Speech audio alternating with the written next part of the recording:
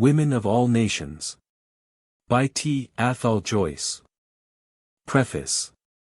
The first edition of this work, published in 1907-8, consisted of 2 large quarto volumes, and contained a comprehensive survey of the position, life, occupations, etc., of woman throughout the world.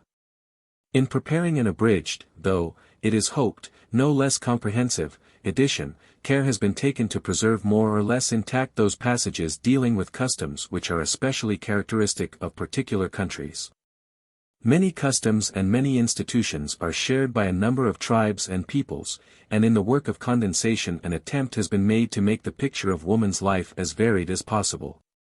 Owing to the wide nature of the subject, this book cannot pretend to give a complete account of the life of women in each country, and those readers who wish for more detailed information may be referred to the original edition. At the same time, it may be claimed that nothing has been omitted which is essential to the main object of the book, namely, the presentment of a general sketch of the life and occupations of the gentler sex throughout the globe. The authors of the various articles which have been abridged to form the present work are as follows. Jesse Ackerman, The Ainu, Korea, A. de Alberti, Spain and Portugal, R. Grant Brown, Burma, A. R. Calhoun, China, Manchuria, Mongolia, Tibet, E. Crawford, Ceylon, E. Drachman, Denmark, Iceland, M. E. Durham, Western Balkans, R. W. Felkin, East Africa, A. Van Gennep, Madagascar, A.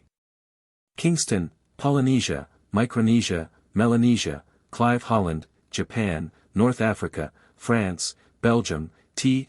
Joyce, New Zealand, T. Koch-Grunberg, South America, G. Krog, Norway, the late Professor Otis Mason and Walter Hoff, North America, A. M. B.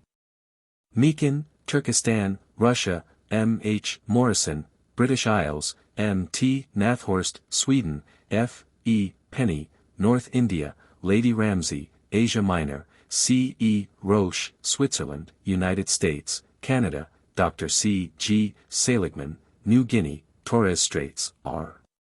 Shelford, Indonesia, W. W. Skeet, Malay Peninsula, Siam, Cambodia, E. C. Sykes, Persia, N. W. Thomas, Australia, Philippines, West Africa, E. Torday, Congo Free State, A. Werner, South and Southwest Africa, Mrs. F. Wild, Assam. The thanks of the editor are due to Mr. T. Heath Joyce for valuable assistance in the reduction of the text. How do you find this book? Any thoughts about the book or the author? Any suggestion for improvement? Please take a moment to share your thoughts in a comment.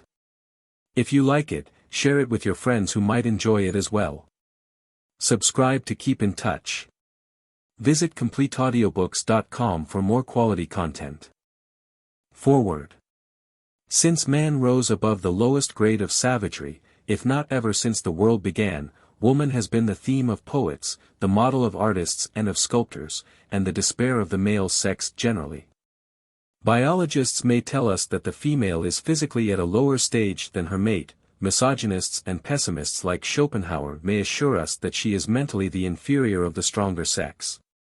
And, going to the opposite extreme, believers in woman's rights may sacrilegiously, if unwittingly, pull woman down from the pedestal on which she has been placed by modern, no less than by medieval, chivalry.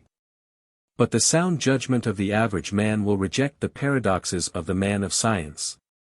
And by a simple process of natural selection eliminate from the character of future generations of the fair sex what is unpleasing in the advanced woman of the present day.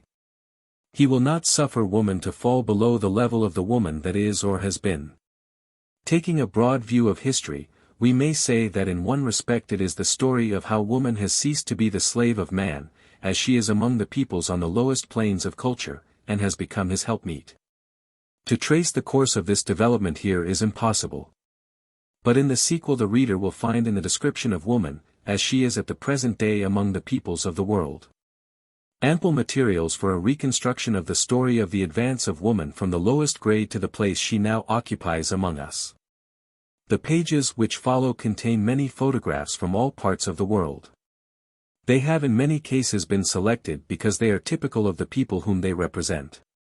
In other cases they may be as little typical of the mass as the photograph of the most beautiful woman in England would be of the average of her sisters who toil for their daily bread. It is a curious and interesting problem how far the judgment of the European, as regards beauty in woman, falls into line with that of the people whose type of beauty is in question. For it by no means follows that our idea of beauty is universally accepted. Quite apart from differences of color, the set of the eyes, the arrangement of the hair, the presence or absence of deformation by ornaments or simple scars, and 1,000 other elements count for much in European and non-European eyes. Oceania, Polynesia, New Zealand, Micronesia. A line drawn in a northeasterly direction from New Zealand, across the Pacific through Fiji to Hawaii, roughly cuts off Polynesia on the east from Micronesia and Melanesia on the west. It includes island clusters studding areas perhaps 1,000 miles in diameter, and lonely islets hundreds of leagues from any neighbor. Some are lofty and volcanic, but the majority are low coral atolls. On some there is a dense population and on others the barren and waterless conditions are incapable of supporting life. The most important of the island groups stretch eastwards from Fiji, just north of the Tropic of Capricorn. These are Tonga, or the Friendly Isles, Samoa, or the Navigator Group, Hervey, or Cook Isles, Society Isles, including Tahiti, and the innumerable islets of the Pomotu, or Low Archipelago, which seldom rise more than 3 feet above the sea. To the north of the Pomotu, and nearing the equator, are the Marquesas, and far away across the equator and lying south of the Tropic of Cancer are the Hawaiian Islands, called by Captain Cook the Sandwich Isles. All these groups of islands are inhabited by one race, the Polynesian, and all their languages belong to the same family, the Oceanic or Malayo-Polynesian. The men are usually tall, with strong, well-made limbs and an erect, graceful carriage. The head form is more or less broad, the hair black or dark brown, straight or wavy, and luxuriant. The skin color is a warm yellow or brownish tint, the nose is straight and prominent. The cheekbones are fairly salient, but the superciliary arches little marked. Travelers and residents alike have pronounced the Polynesians to be one of the finest races of the world, and many do not hesitate to describe the women as perfect types of feminine beauty. Personal beauty is very highly prized among the Polynesians, and its development and enhancement are the main interests of the women. A love of bathing is one of the pronounced characteristics of the race, and this, in spite of the proximity of the sea, is always performed in fresh water. Even if the women have spent nearly all day in the sea, fishing, wading, shellfish collecting, etc., they will invariably bathe in fresh water on their way homeward. Sometimes a red earth, which lathers slightly in the water, is used as soap, or the juice of fresh green oranges answers the same purpose. These frequent bathings, together with the subsequent oiling with fragrant oil and shampooings, make the skin peculiarly soft and supple, with a sheen like that of rich satin. It is noticeable that in Fiji, where the skin is not rubbed with oil, it is much less smooth and sleek. Native taste considers that the two essential factors of feminine loveliness are fairness and fatness, and much care is exercised to shelter the skin from damaging sunburn. So that a girl of high position often has as fair a skin as that of a European. The hair also receives a great deal of attention. It is dressed in various ways, perfumed with scented oil, combed, adjusted and decorated with flowers. So important was the arrangement and adorning of the hair considered in olden times that there was a god of hairdressers, or combers, called Totarapoda, whose aid was invoked at the toilet. On special occasions lime, made from burnt coral, is largely used in hairdressing. The lime is mixed with water, and the head dipped in and then allowed to dry. The process is repeated several times until the hair is thoroughly coated with the mixture. In many of the islands the skulls of babies are artificially deformed by pressure with stones or slabs of soft wood, applied before and behind. More curious is the artificial flattening of the nose, performed on girls alone. The mother presses the plastic nose of the infant so as to spread out the nostrils on either side, and produce a shape in consonance with native ideas of comeliness, unlike the thin, starved nose of the white race, as a woman was heard to say. The most striking type of decorative deformation is seen in the tattooing, a custom prevalent throughout the greater part of Polynesia. The method employed is practically the same throughout the whole area. The instrument consists of a row of fine teeth, usually of bone or of thorns or pins, fastened to a light handle. A heavier stick is used as a mallet to drive the sharp points through the skin. The figure to be traced is generally sketched out with charcoal, but even the most elaborate devices are carried out by the more skilled workers with no other guide than the eye. The coloring matter, into which the instrument is dipped, is made from the kernels of the candle nut, Aulurites trilobata, baked, charred, pulverized and mixed with oil. Soot from the seeds of Calophyllum inophyllum, mixed with oil from the same seeds, is also used as pigment, and occasionally a purple stain is composed from the scraped roots of a tree, mixed with lime. The operator, immersing the points of the sharp bone instrument in the coloring matter, which is a beautiful jet, applies it to the surface of the skin, and, striking it smartly with the elastic stick held in the right hand, punctures the skin and injects the dye at the same time, with as much facility as an adder would bite and deposit her poison. 1.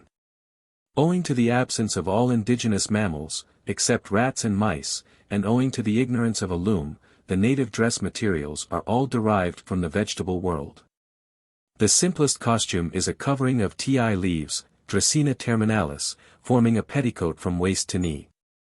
This was the ordinary Samoan garment, mats and native cloth being worn only on special occasions. In Tahiti native cloth was worn by all, and, prince and peasant, warrior and voluptuary, were clad in vestments of the same material. But on coral atolls, where fiber-producing trees and plants are unknown, petticoats are made of split pandanus, or coconut leaves coarsely plaited.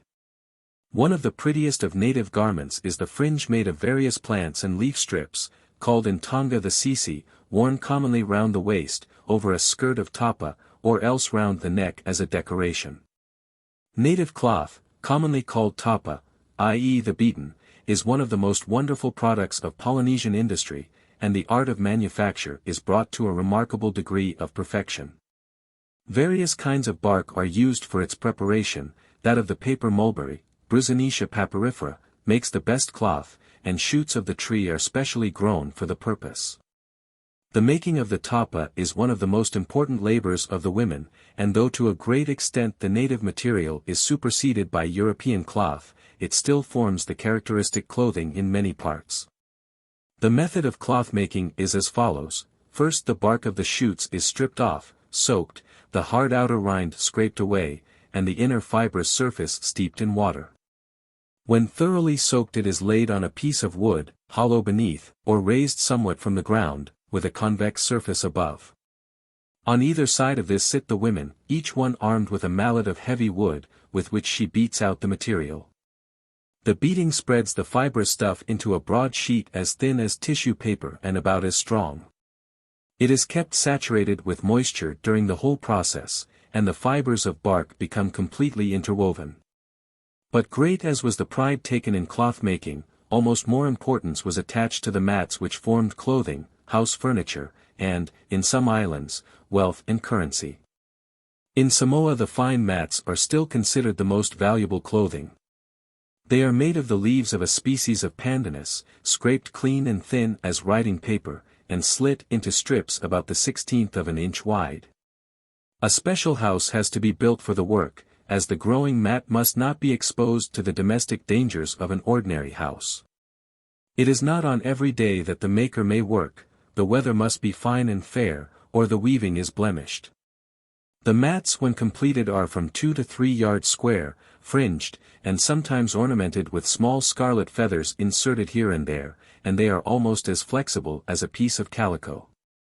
Ornaments are far more sparingly worn in Polynesia than in Melanesia, if we accept the almost universal custom of the people of decking themselves with flowers, which adds a peculiar charm to the already attractive appearance of men, women, and children. A typical Polynesian girl always wears flowers in her hair, and the pure white with the dark center or the rich scarlet of the hibiscus, the pink of the oleander, the yellow of the alamander, or the stars of the jessamine show up well against the dark gloss of the hair. If the ear is perforated, it is to receive a flower, and wreaths of flowers are worn as garlands for the head, as necklaces, and as girdles. Ornaments, except for floral decorations, are mainly confined to necklaces, bracelets, and frontlets of various descriptions. As in Melanesia, and probably indicative of Melanesian influence, one of the most highly prized ornaments is a nearly circular boar's tusk, worn as an armlet, or as a pendant round the neck. The age for betrothal varies in different islands. As a rule, a girl is not betrothed until maturity is reached, at 12 or 13, or later, and an unmarried girl is in most of the islands allowed absolute liberty. Marriage is not a matter of sale or barter, though, as usual, it is an occasion of much present giving on both sides, and the suitor often ingratiates himself with the parents of his beloved by means of well-chosen gifts. Marriages are usually arranged by the parents, especially among the higher classes, and the individuals are passively acquiescent. But among the lower ranks the young man generally chooses for himself, though he selects a friend to conduct negotiations. Women of rank used to have the right to make proposals to men of equal or inferior grades, and in Tahiti, if the wife was of superior rank to her husband, she was at liberty to take as many other husbands as she pleased. Though still nominally regarded as the wife of the man she first married. The wedding ceremony usually included a feast, in which bride and bridegroom ate together, and a giving of presents by the family of the bride to the bridegroom and vice versa. In Samoa the bride's friends would contribute fine mats and native cloth, which were looked upon as the bridal dowry, and the friends of the bridegroom would give canoes, pigs, or trade goods in return. In Hawaii it was generally the parents or friends of the girl who arranged the marriage, and there was practically no wedding ceremony. Sometimes the bridegroom threw a piece of tapa round the bride, and a feast was spread in honor of the occasion. In Tahiti the sanction of the gods was considered necessary for the marriage contract. A temporary altar was erected in the house of the bride, on which were placed the skulls and bones of her ancestors. The bride and bridegroom, arrayed in wedding garments, which were afterwards considered sacred, stood a few yards apart, and the priest asked the man, "Will you not cast away your wife?" To which he answered, "No." Then the bride was asked a similar question, and returned a similar answer. The priest then said to them both, "Happy will it be if thus with you too." Polygamy was a universal custom, limited only by the wealth of the husband, and the fact that in most of the islands the men were numerically in excess of the women. Woman reaches her highest social position in Tonga and Samoa. Samoa possesses all the advantages of climate and soil characteristic of Polynesia. It is healthy, and the means of subsistence are perhaps more easily obtained here than in any other part of the world. It is not subject to the disadvantages of isolation, which retard progress in other groups, and contact with neighboring peoples has prevented stagnation. No account of social life in Samoa is complete without a description of its central features, kava and the tapu. Kava, or ava, as the Samoans call it, is the necessary part of every ceremony. No festival is complete without it, no war may be fought or even determined on if the kava has not been rightly served, and the beginnings of peace are in the kava bowl. A visitor must always carry with him his 3 pieces to present to his host, who, in his turn, never fails to present kava to his guest. The drink is made of the roots of the Piper methysticern, and in old days it was masticated by the pearly teeth of flower-clad maidens, but this practice has been stopped by the missionaries, and is now only to be found in out-of-the-way parts. Near Apia the kava-pounding stones form prominent items in domestic furniture. The institution of the tapu, or official maid of the village, is a prominent feature in Samoa. Each village elects a girl, who must be the daughter of a chief, or occasionally certain great chiefs have the right of appointing some girl of high birth. The tapu has a large house provided for her in the village, and has control of all the women and girls in it. Here she resides more or less, with her court of young girls, and she never goes anywhere unless accompanied by an elderly woman. No man belonging to the village is allowed to enter the house. In all the village festivities, and especially when visits are exchanged between villages, the tapu and her court play an important part. One of her chief duties is to receive strangers, to entertain them, and to make the kava. If a visit is paid to a neighboring village, the orator leads the procession of girls, calling out the name and rank and titles of the official maid. The tapu herself is a sort of village property, and a model of virtue to all the other girls. It is her duty to attract courting parties from other villages, with their many presents. Eventually she will be married to some young chief who presents so many hundred pigs, which are divided amongst the village, and in return her friends contribute so many hundred fine mats for the relations of the bridegroom. Dancing is one of the duties of the tapu. She is instructed in all the poses of the dance by her duenna. Her scanty wardrobe is principally made up of material which shall adorn her for the dance, and the court of attendant girls are carefully trained to accompany her in the shiva. She is not a soloist in these performances, but is the central figure of the group and the leader of the concerted movements of the party. Her dancing is one of the things about which her village boasts, in order to attract suitors. The poets of the village write verses about it, and sing them as they travel by canoe in front of other villages. The shiva is a dance of the upper body, which is performed sitting, and the feet and legs move only slightly to keep time. The number of possible motions of the body and arms is limited only by the flexibility of the muscles of the dancers and their ideas of what is graceful. New Zealand. The natives of New Zealand, or Maori, have been, at any rate, as far as historical times are concerned, Polynesians. And though they have very much in common with the inhabitants of the islands to the northeast, their culture, nevertheless, exhibits important peculiarities. It will be noticed that in speaking of this people the past tense has been employed. This is because the march of civilization, which has proved less fatal to the Maori than the rest of the Polynesians, has practically destroyed all their ancient customs. The position of the Maori woman in the tribe was unusually high for a primitive people, and her influence was correspondingly great. The women took an active part in all the business of life, sharing in the work and the amusements of the men, assisting in the defense of their fortified villages, and accompanying war parties on expeditions. Moreover, their advice was sought on all matters, public as well as domestic. In fact, it was by no means reckoned extraordinary for a woman to take part in the deliberations of the war council.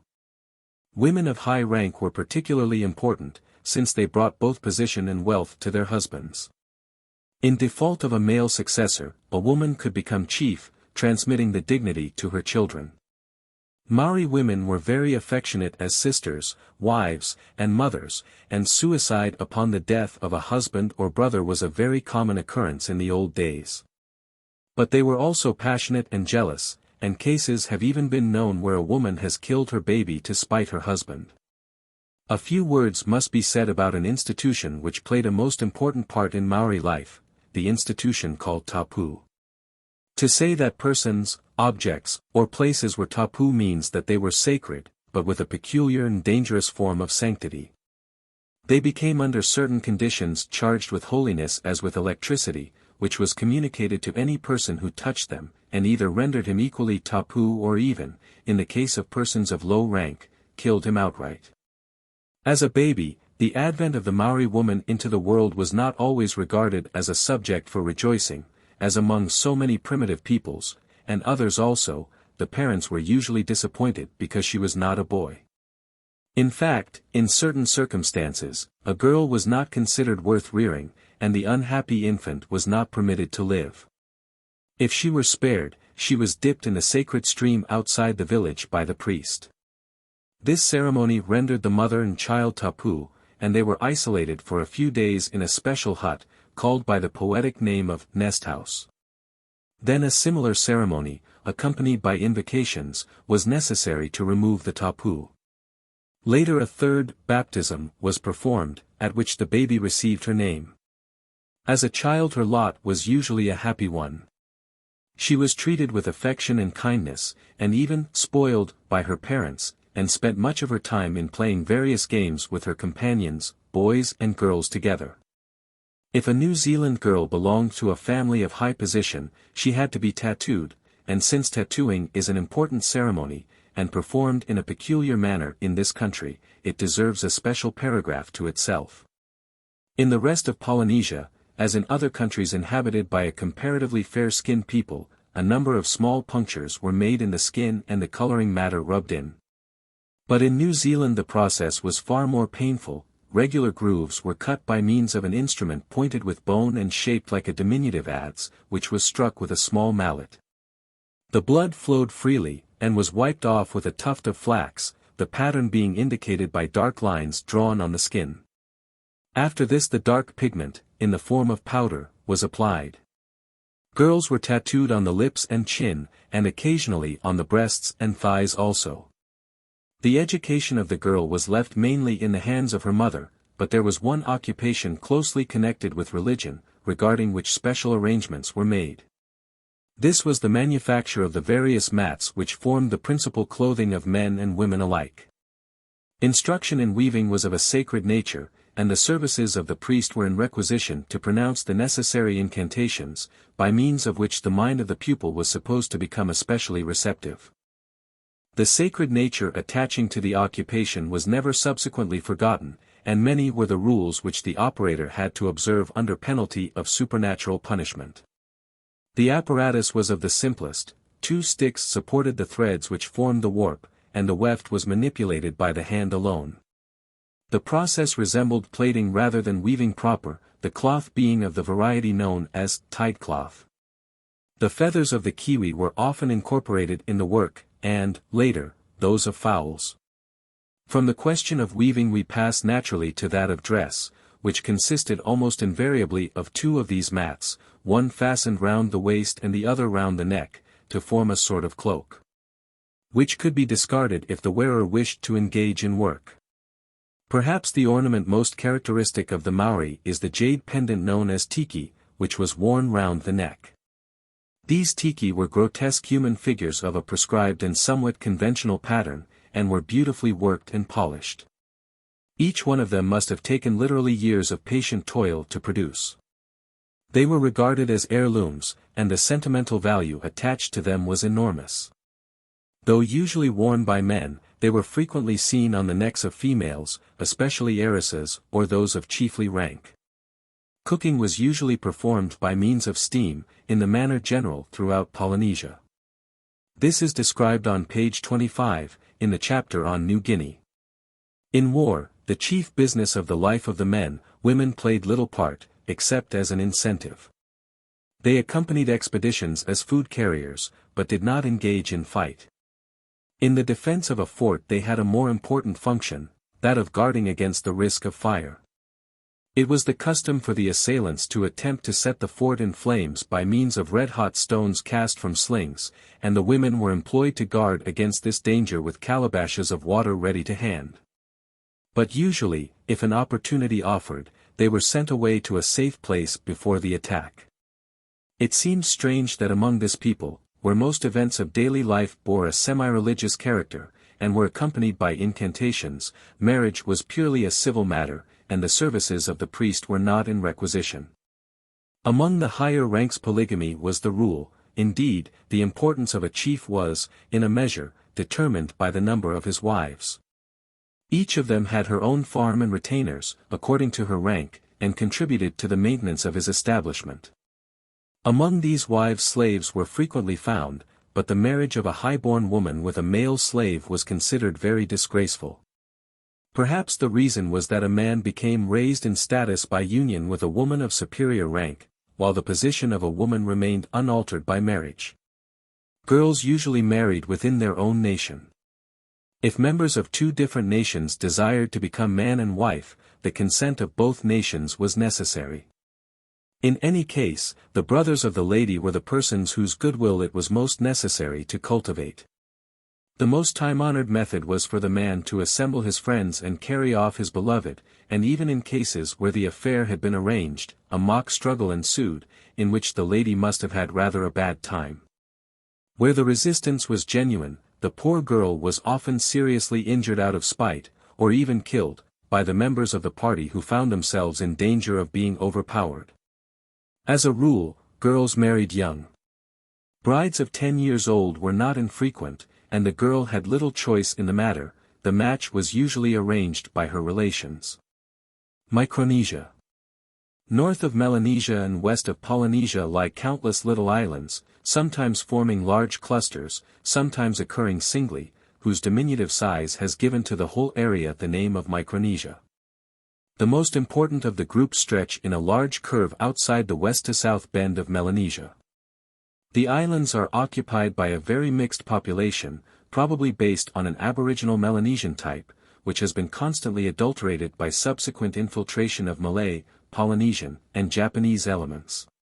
As a rule, the Micronesians resemble the Polynesians very closely, differing from them in being more hairy and shorter in stature, with longer heads, but great varieties are found throughout the area. The Pimlingai tribe probably represent the dark aboriginal population of UAP, Carolines. This type was described by Captain Morel as follows. The women are small in size, and very handsome, with delicate features and a dark, sparkling eye, expressive of tenderness and affection. They have round, luxuriant chests, slender waists, small hands and feet, straight legs, and small ankles. In short, they seem to be in every respect admirably fitted for the tender offices of love. And, setting aside our innate prejudices to certain complexions, their personal charms are of a very superior order. A feast, eating, drinking, and dancing, which may be continued for some weeks, constitute the characteristic features of Micronesian weddings. In Ponape, Carolines, the wedding ceremony is rather peculiar.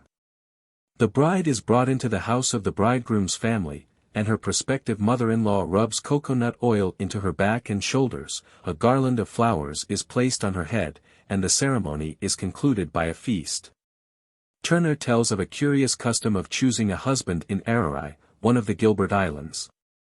The girl sits in the lower room of the house, and over her head are her lovers, who let down coconut leaflets through the chinks in the ceiling. She pulls at one, and asks whose it is. If the reply is not in the voice of the young man she wishes to have, she leaves it and pulls another leaf, and so on, until the right man answers, when she pulls the leaf right down. The happy man then remains, while the rest slink away. The young couple go to their respective homes and prepare for the day of feasting, which is also the day of their marriage.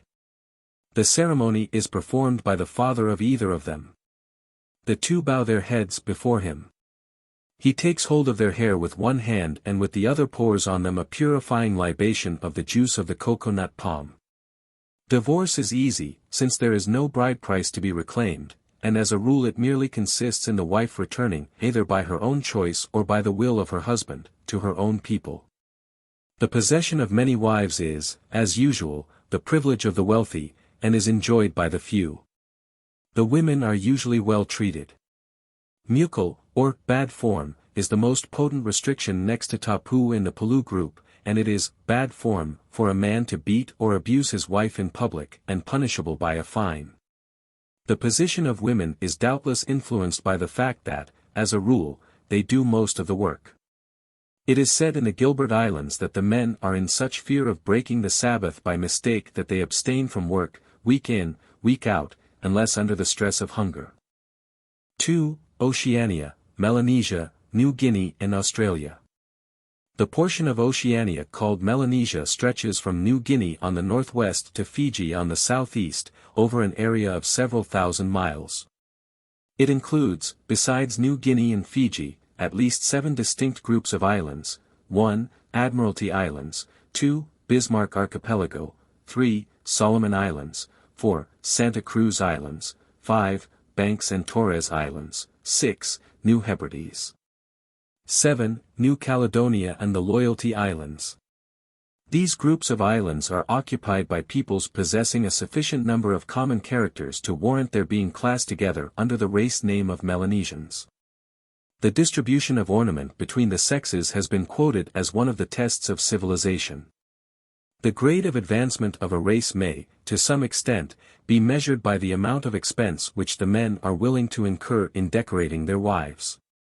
The males in highly civilized communities revert to the savage condition of profuse decoration only as warriors or officials.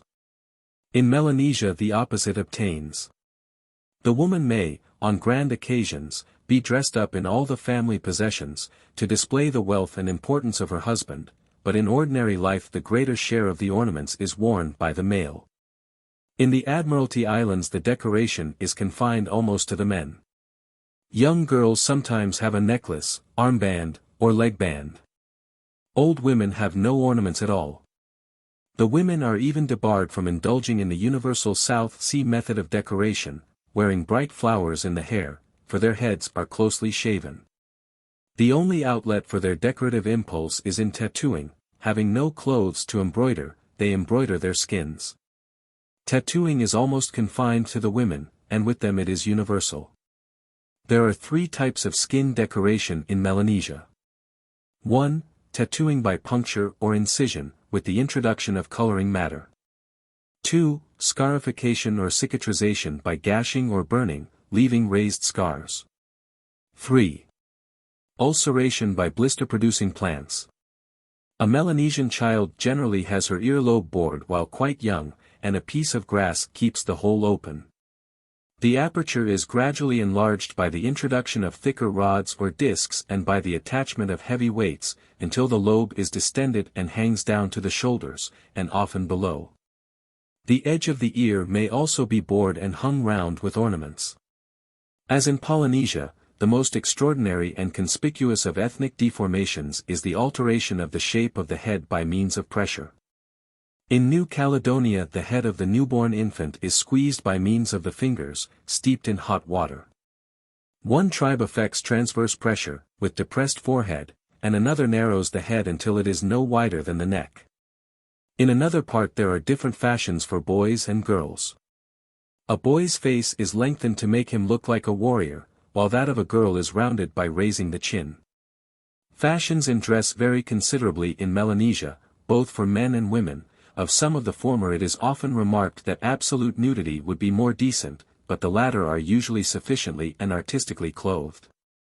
In parts of the Bismarck Archipelago, the Solomon Islands, and the Banks Islands, women may be seen entirely naked, but generally a girdle, fringe, or petticoat is worn, varying in material, width, and ornamentation.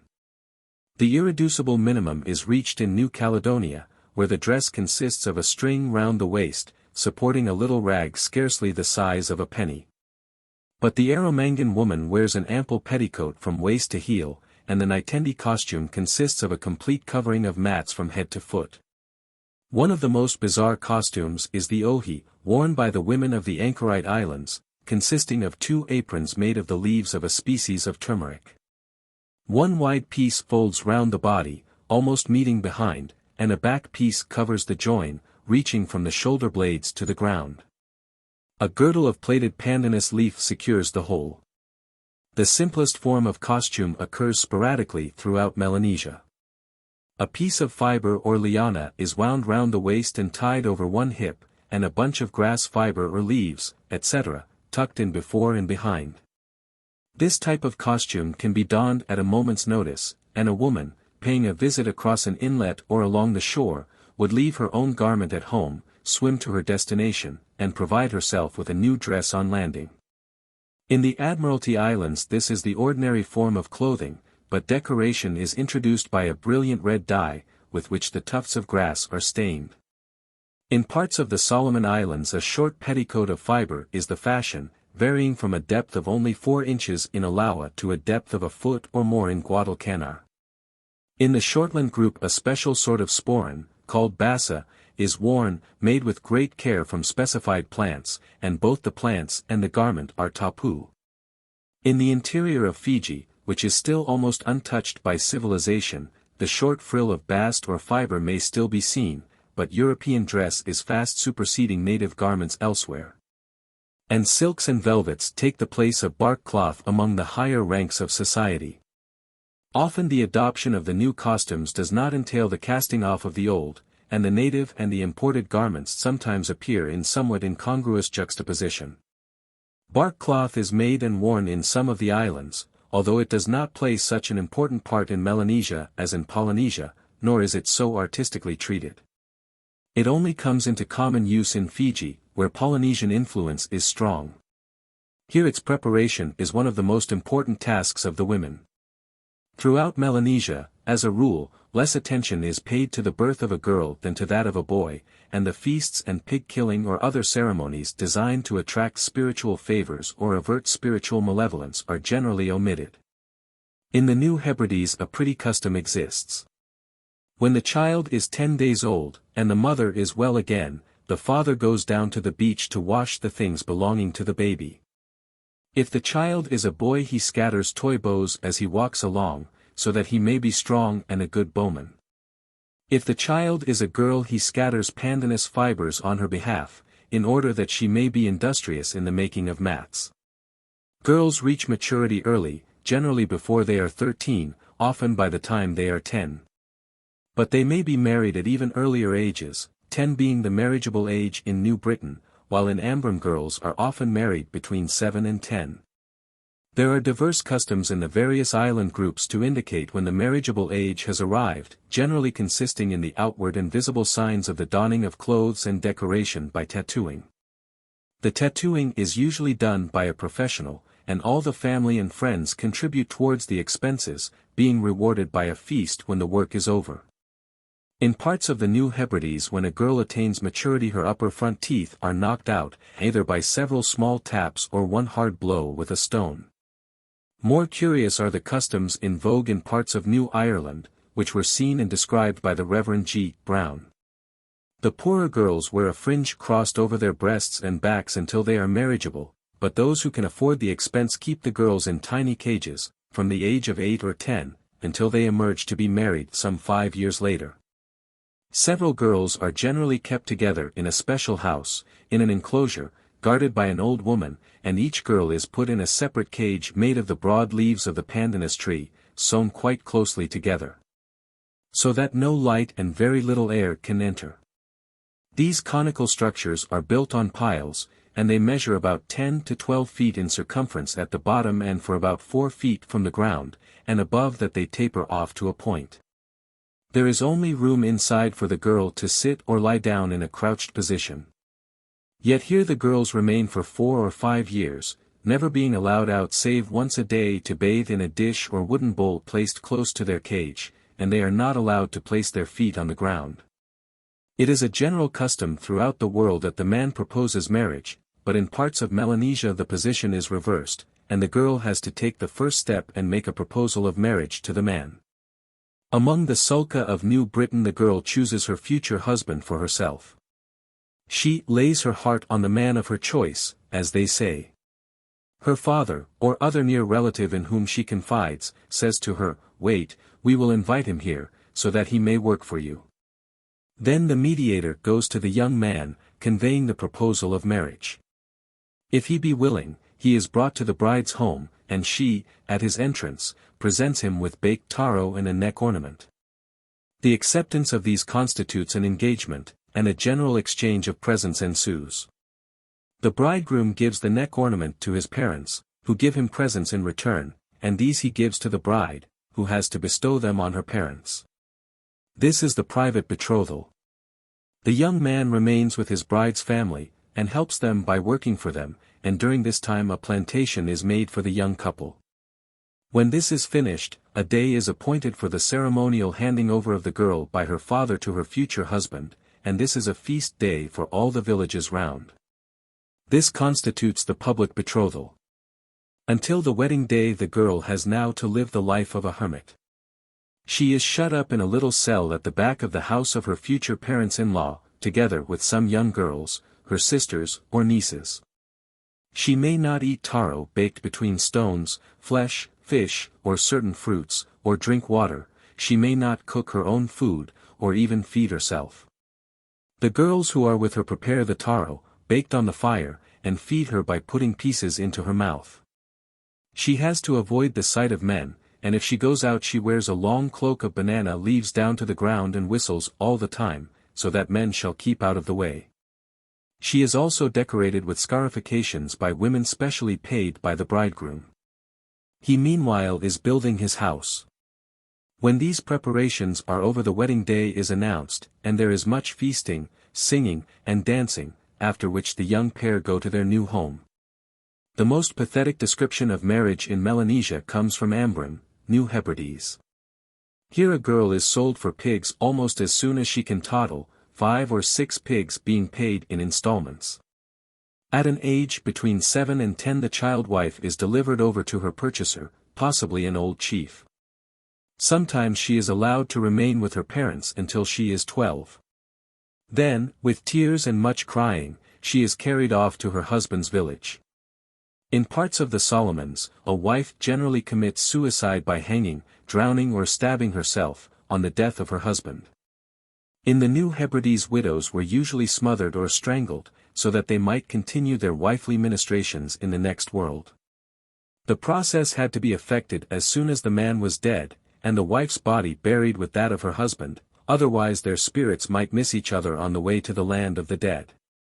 A conical cap, made of spider's web, was used for the smothering process. The women were by no means anxious to escape their fate, even where escape was provided by aid of the missionaries, and the fear of reproach probably restrained any show of natural reluctance. At least 2 characteristic features of Melanesian social organization may be noted as indicating the by no means insignificant position of women. These are the so-called mother right, and descent of property through females. Under the system of mother right, descent is reckoned through the mother instead of the father, and the mother's brother, i.e. the maternal uncle, is considered a closer relation to the children than their own father. In New Ireland conditions of life are specially hard on the women, on whom the field work falls. In most parts they are heavily overworked and entirely in the power of their husbands.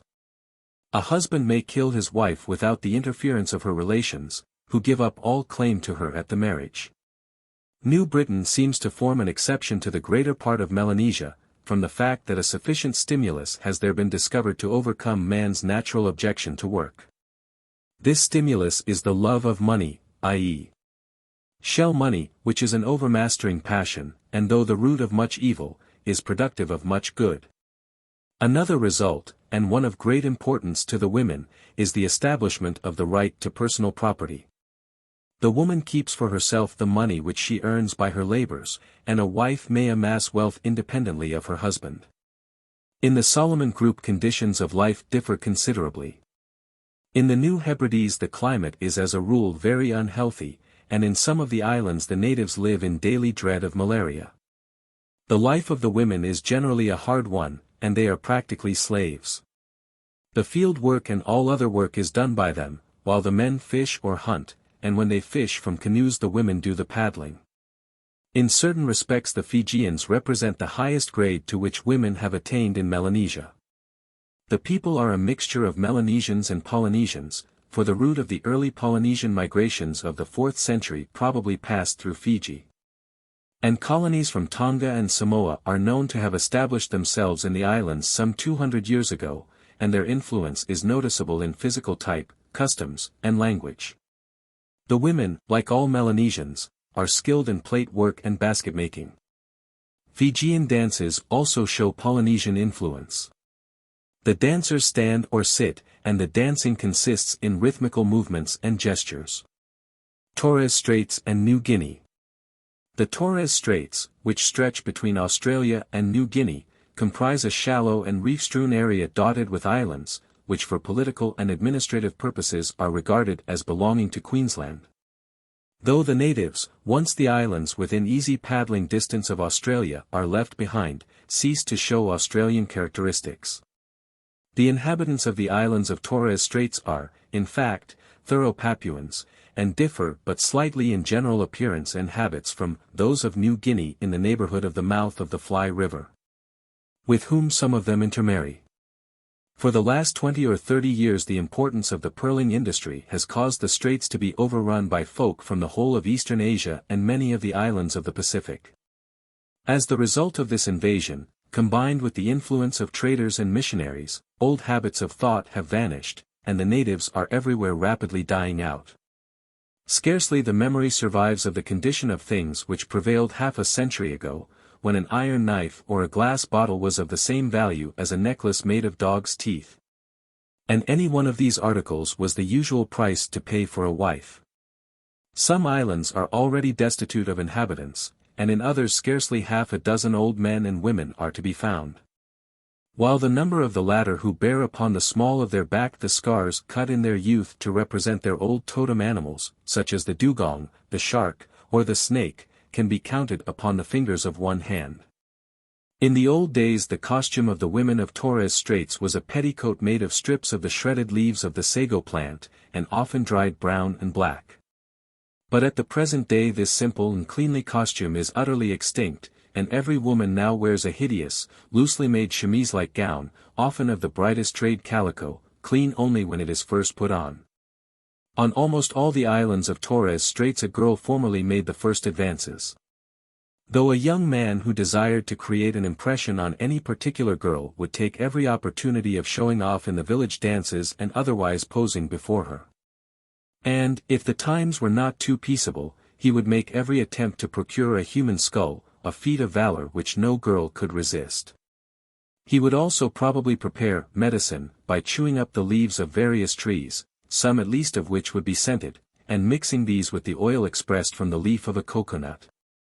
A little of this mixture would then be rubbed over his body in order to fascinate and attract the girl.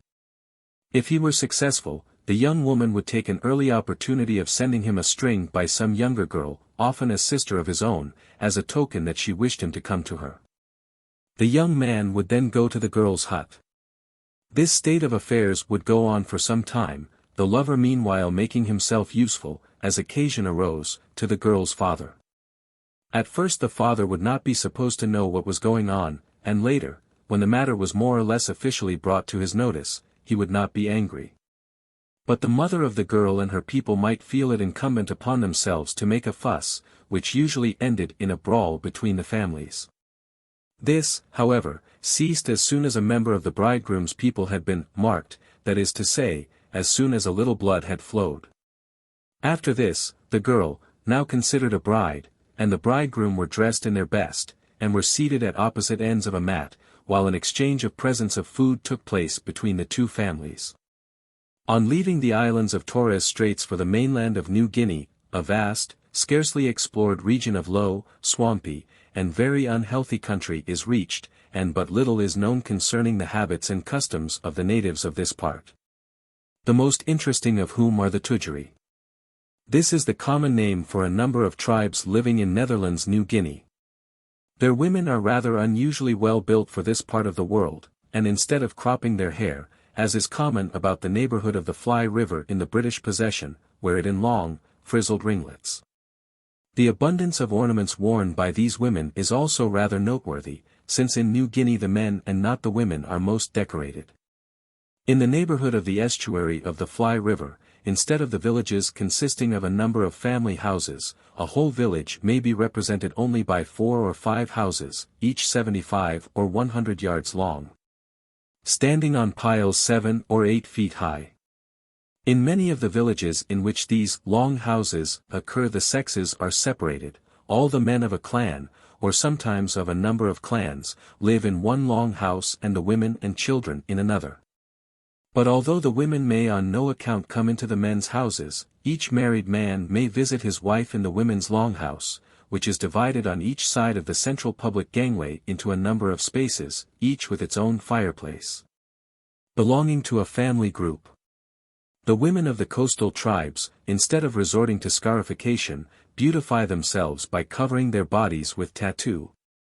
Tattooing is begun at an early age, perhaps as young as 6 or 8, and is continued gradually until shortly before the girl becomes marriageable, when the V-shaped mark, called by the Motu Gado, the point of which is situated between the breasts, is pricked in.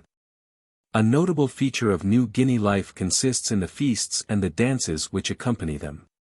Although only unmarried girls take part in the dancing, married women also play an important part in preparing and serving the food consumed. The native ovens, in which, when they are properly arranged, flesh and vegetables are alike cooked to perfection, are prepared as follows. A shallow excavation is made in the ground, and its bottom lined with stones. Upon these a fire is made, which is not raked away until the stones have become not far short of red hot. Damp banana leaves are placed upon the stones, and upon these are put the pieces of meat to be cooked. Vegetables are more usually simply boiled, wrapped in more banana leaves. More stones are piled over the food, and as these are being arranged and in turn covered with leaves, a little water is dropped into the oven, the steam from which is in great part kept in by the stones and banana leaves on top. The result is that the food is only slightly cooked by the direct heat from the stones at the bottom, the greater part of the effect being due to the steam which penetrates the leaf packets in which the food is wrapped. Australia. The charms of the dusky belle of Australia have been sung, if at all, at most by Aboriginal bards. For if the truth must be told, she is very far from being a belle when she frequents the neighborhood of the white man and adopts whiskey drinking and other civilized habits. In her native wilds she is a more presentable person, and Eyre, in his Journals of Travel, goes so far as to say that he had met females in the bloom of youth whose well-proportioned limbs and symmetry of figure might have formed a model for the sculptor's chisel.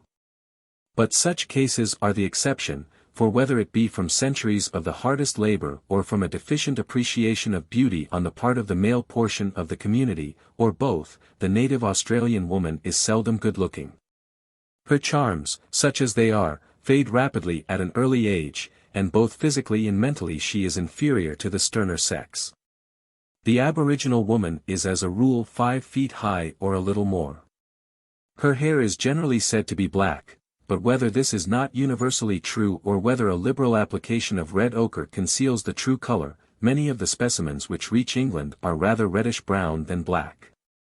The inclement climate of the south compels the women to adopt some covering from the weather, and the opossum or kangaroo skin cloak was an effective one. The substitution of European blankets for it was a fatal error, and helped to extinguish the tribes of the southeast. Further north clothing is worn less for purposes of warmth than for decency, though native requirements in this respect are but slight. The apron or belt, worn in some cases only by unmarried or lately married women, is a fringe of opossum or other hair, depending from a hair girdle. For decorative purposes, armlets and necklaces, head fillets and pendants may be worn.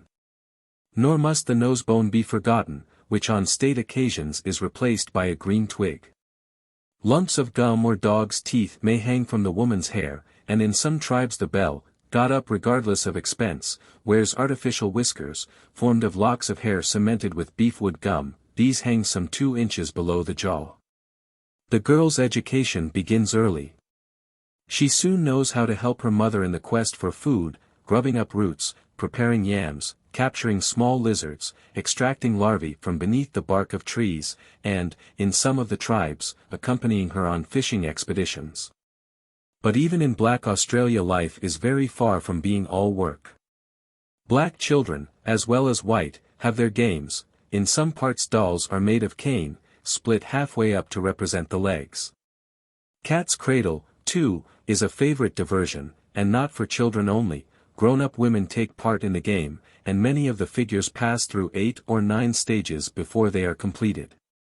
But playtime soon passes away, and the serious business of life, wifehood, the only profession for women, is taken up. The baby girl is sometimes betrothed soon after birth, sometimes a little later. The ceremony may consist in decorating her head with swansdown, taking her to see her future husband, who is perhaps already a grown man, and transferring some of the swansdown to his head. At the same time telling her unconscious ears that he is to be her husband in 14 years' time. But before she is married the girl who aspires to be chic and beautiful has to undergo various initiatory ceremonial mutilations. An old beldam takes the girl away from the camp and, as a preliminary, plasters her with mud. Then she lights a fire of leaves, and makes the girl swallow the smoke, at the same time giving her advice as to her future conduct. The girl meditates on her lessons in private, and at most returns to the main camp once to see her betrothed. He must obstinately turn his back on her, so she throws leaves on his shoulders and shakes him, then turns and runs her hardest to her solitary camp, which she only quits some time later to become his wife. The initiation ceremonies, however, may be more severe, and involve painful mutilations, which are fully described in scientific works. Among the least of them is the production of so-called keloids, raised scars on the body or upper limbs. Betrothal is, of course, not the only way of getting a husband, for a girl may be bartered by her brother against another man's sister, by her father in exchange for another man's daughter, and so on.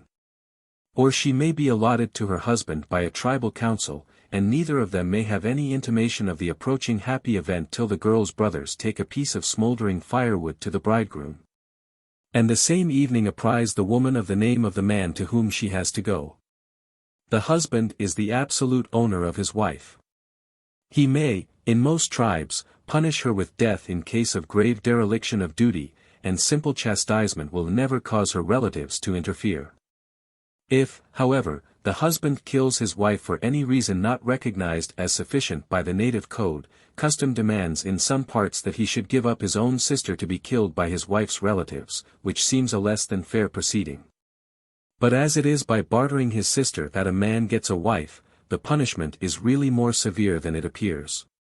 Broadly speaking, the wife has to do all the hard work, while her lord and master occupies himself with the pleasant business of hunting.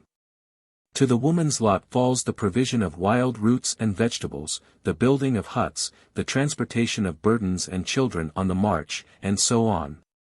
Her load may amount to 100 weight, no light weight for a traveler who has to cover 20 miles. Following at a respectful distance behind the father of the family, she carries in one hand her yam stick, long and fairly thick, which is at once her weapon and her tool. In her bag or on her shoulders is a child or two, and the rest of her load is worthy of particular enumeration. It constituted the worldly wealth of an Australian household in the days when Gray explored West Australia.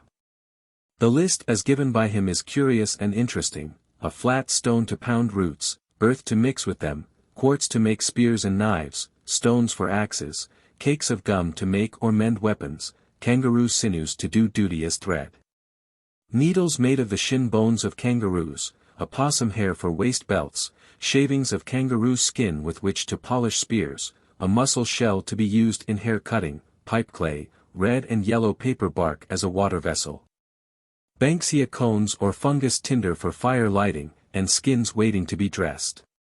She may carry her husband's spare weapons, or the wood from which they are to be made. She has, besides, the roots she collects during the day, for her lord and master must be fed, and there are also knives, axes, grease, etc. If it should chance to rain, the wife, before the journey is at an end, collects suitable sticks. Arrived at the camping ground, she makes with her digging stick 8 or 9 holes in the earth, and plants in them the ends of the poles she has collected, the other ends meet in the center, and keep their places without being tied in any way, thanks to her art in building. Then smaller sticks are laced through the poles, and over them comes a layer of bark or, it may be, grass or leaves entwined. Hard as is the life of the native Australian wife, her troubles are not at an end when she becomes a widow, for in a few months she passes, willy-nilly, to another husband, very often a brother of her, late lamented. In some parts she is required to mourn for her husband for a considerable period. In the central tribes she must cut her head open, and is under a vow of silence till her period of mourning is ended, and 2 full years sometimes elapse before she regains her freedom of speech. Meanwhile all her communications must be by gesture language, which in these tribes has been brought to a high state of perfection. Stranger still, but readily understandable when we remember the passionate love of an Australian mother for her children, is the custom of carrying the body of a dead child for months, and sometimes years. Fortunately, it is often well smoke-dried first. 3. The Asiatic Islands, the non-Malay tribes of the Sunda Islands, Sumatra, Borneo, Java, Bali, Celebes, Philippines. The true Malay appears upon the scene in relatively recent times.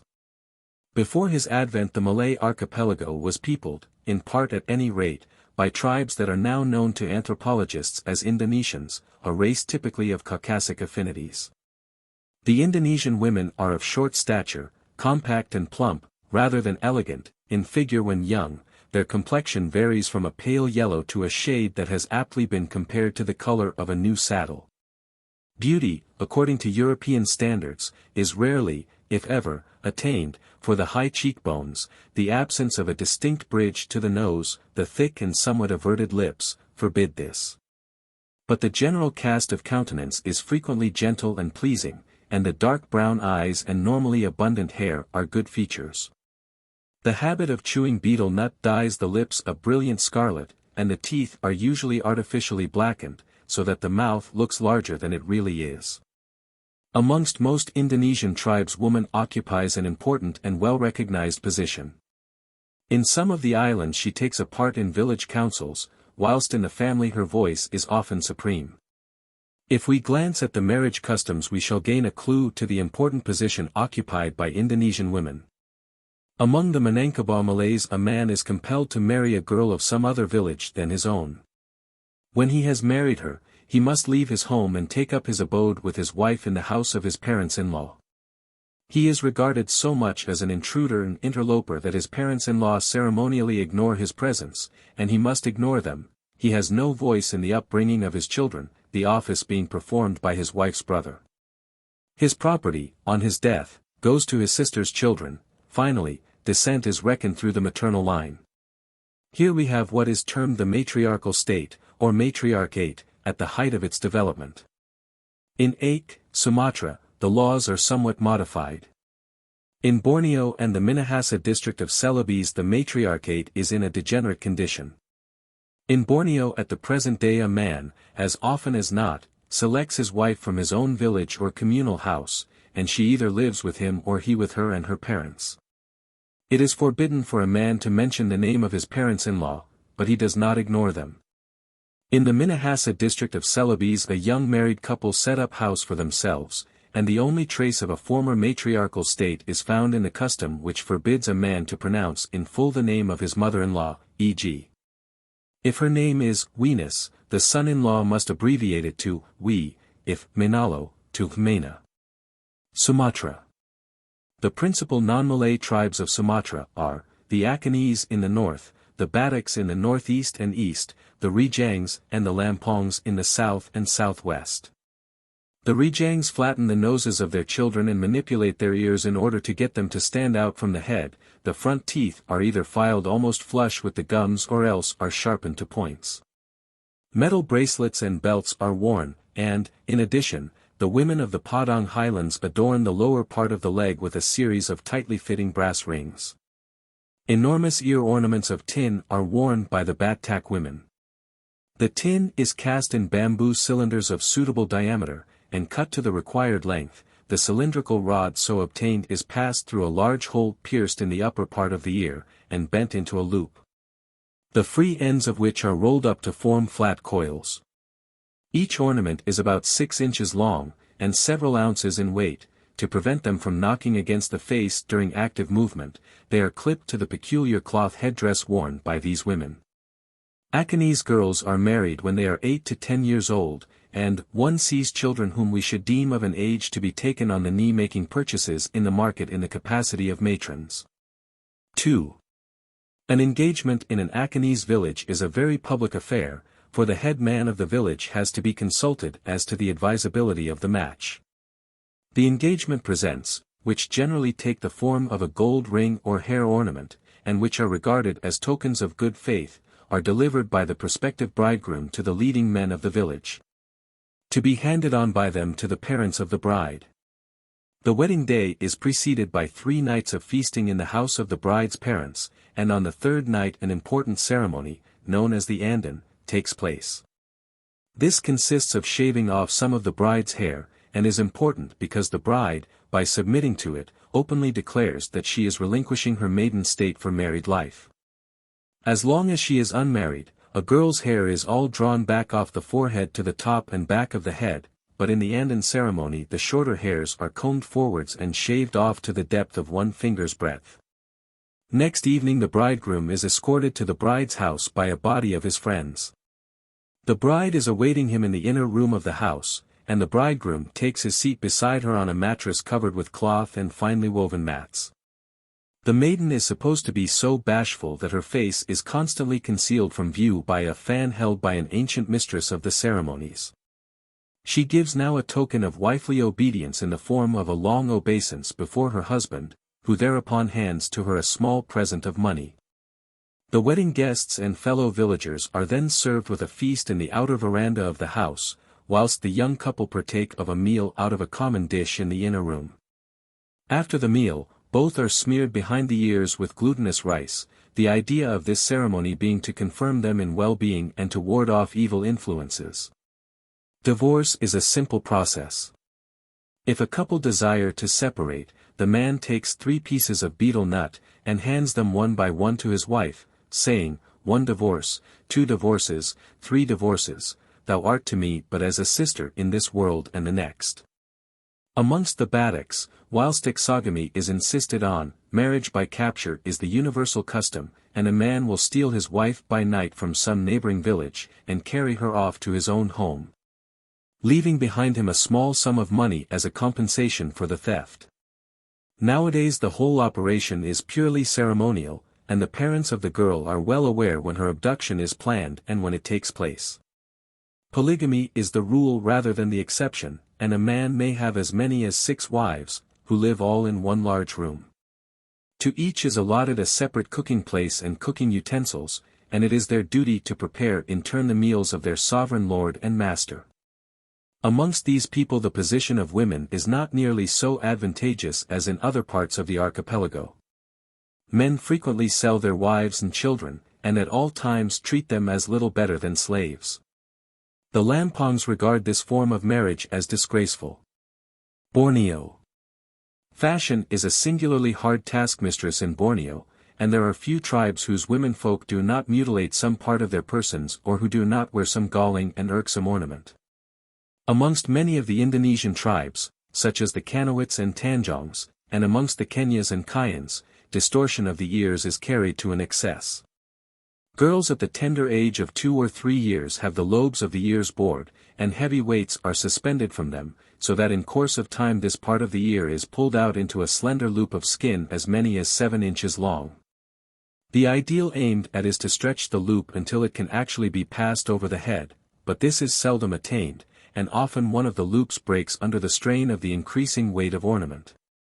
The Sidayak woman, if less of a martyr to fashion in the matter of ear ornaments than her Kayan and Kenya sisters, nevertheless finds it essential to wear on special occasions an ornament that must be, to the tyro at any rate, a veritable instrument of torture.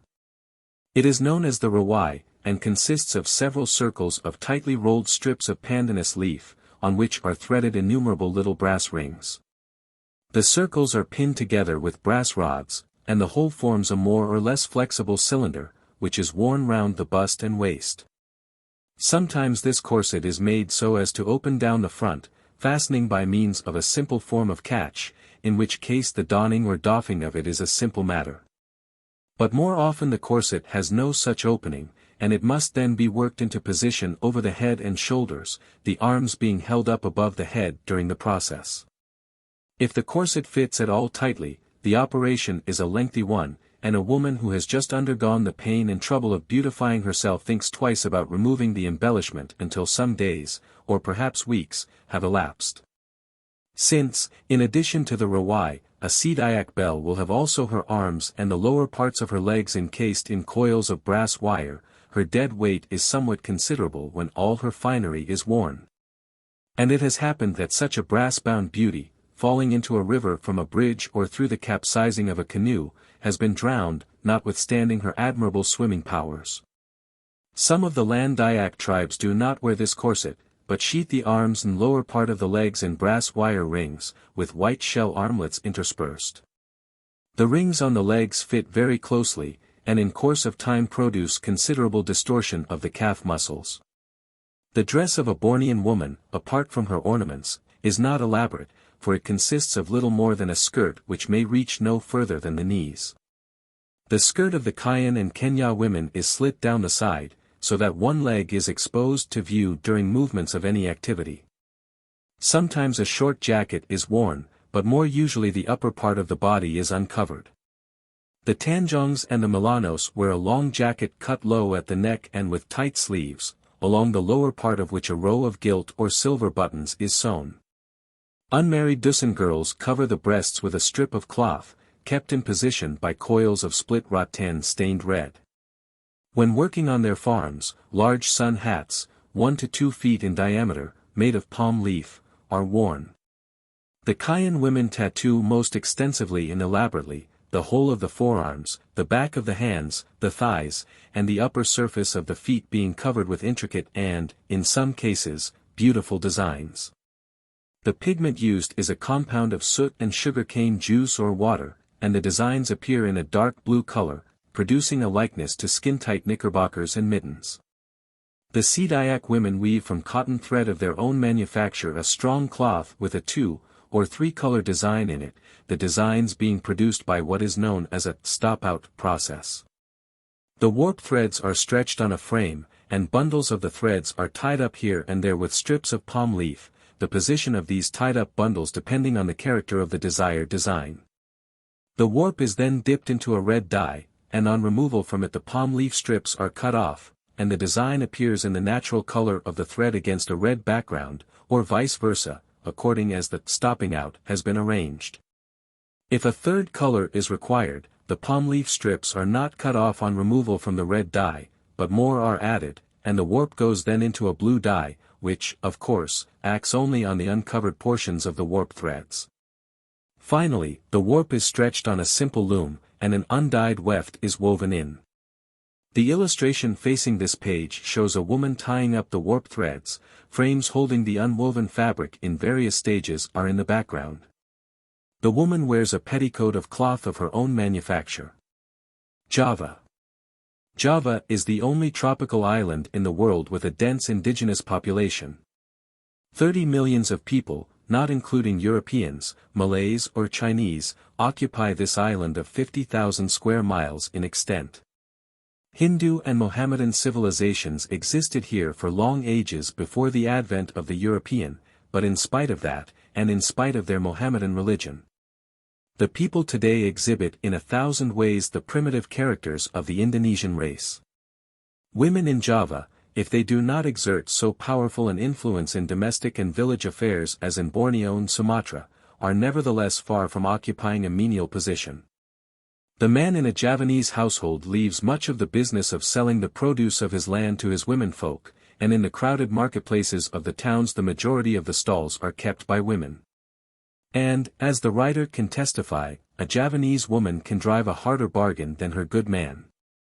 Children of tender years are frequently betrothed, but they are not married until they have reached a suitable age. As elsewhere in Malaya, a Javanese marriage contract is the subject of much discussion between the parents and relations of the contracting parties. If the match is considered suitable, the bridegroom sends to his prospective bride a present, the value of which is dependent on his position in life. If the bridegroom subsequently repudiates his promised word, the disappointed girl is allowed to retain this present, but, on the other hand, it must be returned to the donor if the obstacles to the completion of the marriage originate with her. On the wedding day the bridegroom proceeds with his father and other male relatives to the mosque, and after informing the priest that he is willing to pay the necessary fees, the marriage is sanctified by the priest in words to the following effect: I join you X in marriage with Y with a pledge of 2 reals weight in gold or silver. You take Y to be your wife for this world. You are obliged to pay the pledge of your marriage or to remain debtor for the same. You are responsible for your wife in all things. If you should happen to be absent from her for the space of 7 months on shore, or 1 year at sea, without giving her any subsistence, and are remiss in the performance of the duties which you owe to your sovereign, your marriage shall be dissolved, if your wife requires it, without any further form or process. And you will be, besides, subject to the punishment which the Mohammedan law dictates. 3. The much despised Kalangs are one of the many savage tribes that regard the dog with great veneration. When a young man of this tribe demands the hand of a girl in marriage he must prove his descent from a pure Kalang stock. On the wedding day a buffalo's head, covered with white, red, or black rice powder, is placed on the ground near the place on which the nuptial couch is laid. The wedding guests dance in pairs, at the end of each dance presenting the bride to the bridegroom and making suitable offerings to them. The bridegroom, who is accompanied to the bride's house by his friends, must bring with him as a marriage portion a pair of buffaloes, a plow, harrow, hoe, whip, and a sheaf of rice. The bodies of the bride and bridegroom are rubbed with the ashes of a red dog's bones, and at sunset they both eat rice out of the same dish. On the following night they partake of the buffalo's head, which is previously laid by the place where they sleep. Bali. A young Balinese woman is a physically perfect specimen of humanity, and, by virtue of bearing loads on her head instead of on the back, acquires a carriage and deportment that would have delighted the heart of a Greek sculptor. This method of carrying loads, though common enough in Africa and India, is unusual in the Malay archipelago, and it is interesting to notice that Bali is the only Malayan island in which the Hindu religion persists at the present day. The only garment worn by a Balinese woman of the lower class is a long dark blue skirt. The upper part of the body is uncovered, though occasionally a light scarf is thrown round the neck. In Lombok, where many Balinese are found, a dark blue jacket is worn in addition to the skirt. The ear lobes are pierced, and in the enlarged hole a roll of palm leaf is worn by lower-class women and a gold or silver earplug by the wealthy. Men carry off, or elope with, their brides, leaving behind them a compensation for the parents in the form of a money payment or in kind. Formerly it was customary for a widow to follow her husband's corpse to the funeral pyre, and to seek death in the flames that consumed her dear departed. The death of a Raja entailed the sacrifice not only of his widow, but of many of the women of his household. Crawford IV relates that no fewer than 74 women voluntarily sacrificed themselves at the burning of the corpse of a Raja of Boliling. They were borne to the funeral pyre in litters, were then stabbed, stripped naked, and cast into the flames. Celebes. Much less is known of this island than of those that are collectively termed the Great and the Lesser Sunda Islands. The Minahasa district, in the north, is perhaps the most beautiful. The women nowadays wear the costume affected by Dutch ladies during the heat of the day. It consists of a short white jacket or kabaya, fastened down the front by brooches or pins, and a colored petticoat or sarong, reaching to the ankles. In pre-Christian times descent was traced through the female line, and the husband lived with his wife's people, but now a married couple set up their own establishment. A Minahasa maiden exercises much more freedom in the choice of a husband than is usually the case amongst the non-Malayan folk. The wooing generally begins in the evening of a mapulu or calling together of neighbors to assist in reaping the rice harvest. After the day's work is ended, all repair to the house of the owner of the rice field, and are feasted. Song and dance beguile the hours after the meal, and it is then that the Minahasar finds his opportunity. He steals from the festivities to the couch of his inamorata, and the two lovers converse till nearly daybreak, when the man leaves the house and goes forth to his labor. If the lovers decide to wed, then one morning the young man remains with the girl until all in the village are up and about, and it is understood that the couple are betrothed. Formerly, the price paid by the bridegroom to the bride's parents was so much land, so many saguier trees, and so many head of cattle, but nowadays it is paid in hard cash. The wedding ceremony takes place in the house of the bride's parents. Food is served to the guests, and the walian or officiating priest chews some betel nut and siri, and then hands the quid to the bridegroom, who finally hands it on to the bride for further mastication. The young couple partake of food from the same dish, and the ceremony is at an end. On the following morning there is another wedding feast, after which the walian takes the bride and bridegroom to the boundary line of the district, sticks a piece of bamboo in the ground, and says, "Here is a mouse. May your riches be as numerous as the hairs on the mouse." Many of these inland tribes have no knowledge of weaving, and their fabrics are obtained from the bark of a tree. The bark is softened for a long time in water, and then beaten with wooden hammers into long strips of comparatively thin texture. The strips are cut to required lengths, and stitched together. In Bol, North Celebes, the women are adepts at weaving, and make patterned silk sarongs, which are much prized in all parts of Celebes. They are in various brilliant colors. The Philippines. The inhabitants of the Philippine Islands are a very mixed lot. It is probably safe to say that the oldest element in the population is the Negrito, known under the name of Ida, i.e. black, and found in the interior of Luzon, in North Mindanao and elsewhere. Superposed on this is an older Malay stratum, and on this, again, a younger Malay stratum, which shows strong traces of Hindu influence. The Spanish intermarried with the Aborigines and brought Chinese with them, and there was a small early Japanese settlement on Luzon. It is natural that in such a mixed population there should be a great diversity of appearance, culture, and manners. To take the wild and shy Negrito first, the women, on an average, are about 4 feet high, with a variation of some 6 inches. They are chocolate brown rather than black, with broad flat noses, dark brown eyes, and kinky hair, sometimes burned by the sun to a reddish brown. They beautify their persons by filing their teeth, and explain that it enables them to eat corn with greater ease. They also decorate the breast, shoulders, and back with seers. Necklaces of seeds are worn, and in the hair bamboo combs. The only clothing is a strip of cloth round the waist. We know little about these Itis, but their marriage ceremonies have been described, and it appears that a wife is so invaluable that the whole wealth of the young man and his family is expended on the purchase of one.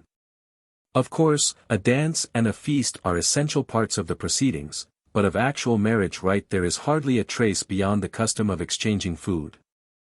The girls are often betrothed while very young to men old enough to be their fathers. The Igorot, mountain people, are mountain agriculturists, and were until recently headhunters. They are spread over a wide area, and the groups differ considerably. The women average 4 feet 9 in height. They wear their hair long, and load their ears with heavy copper earrings.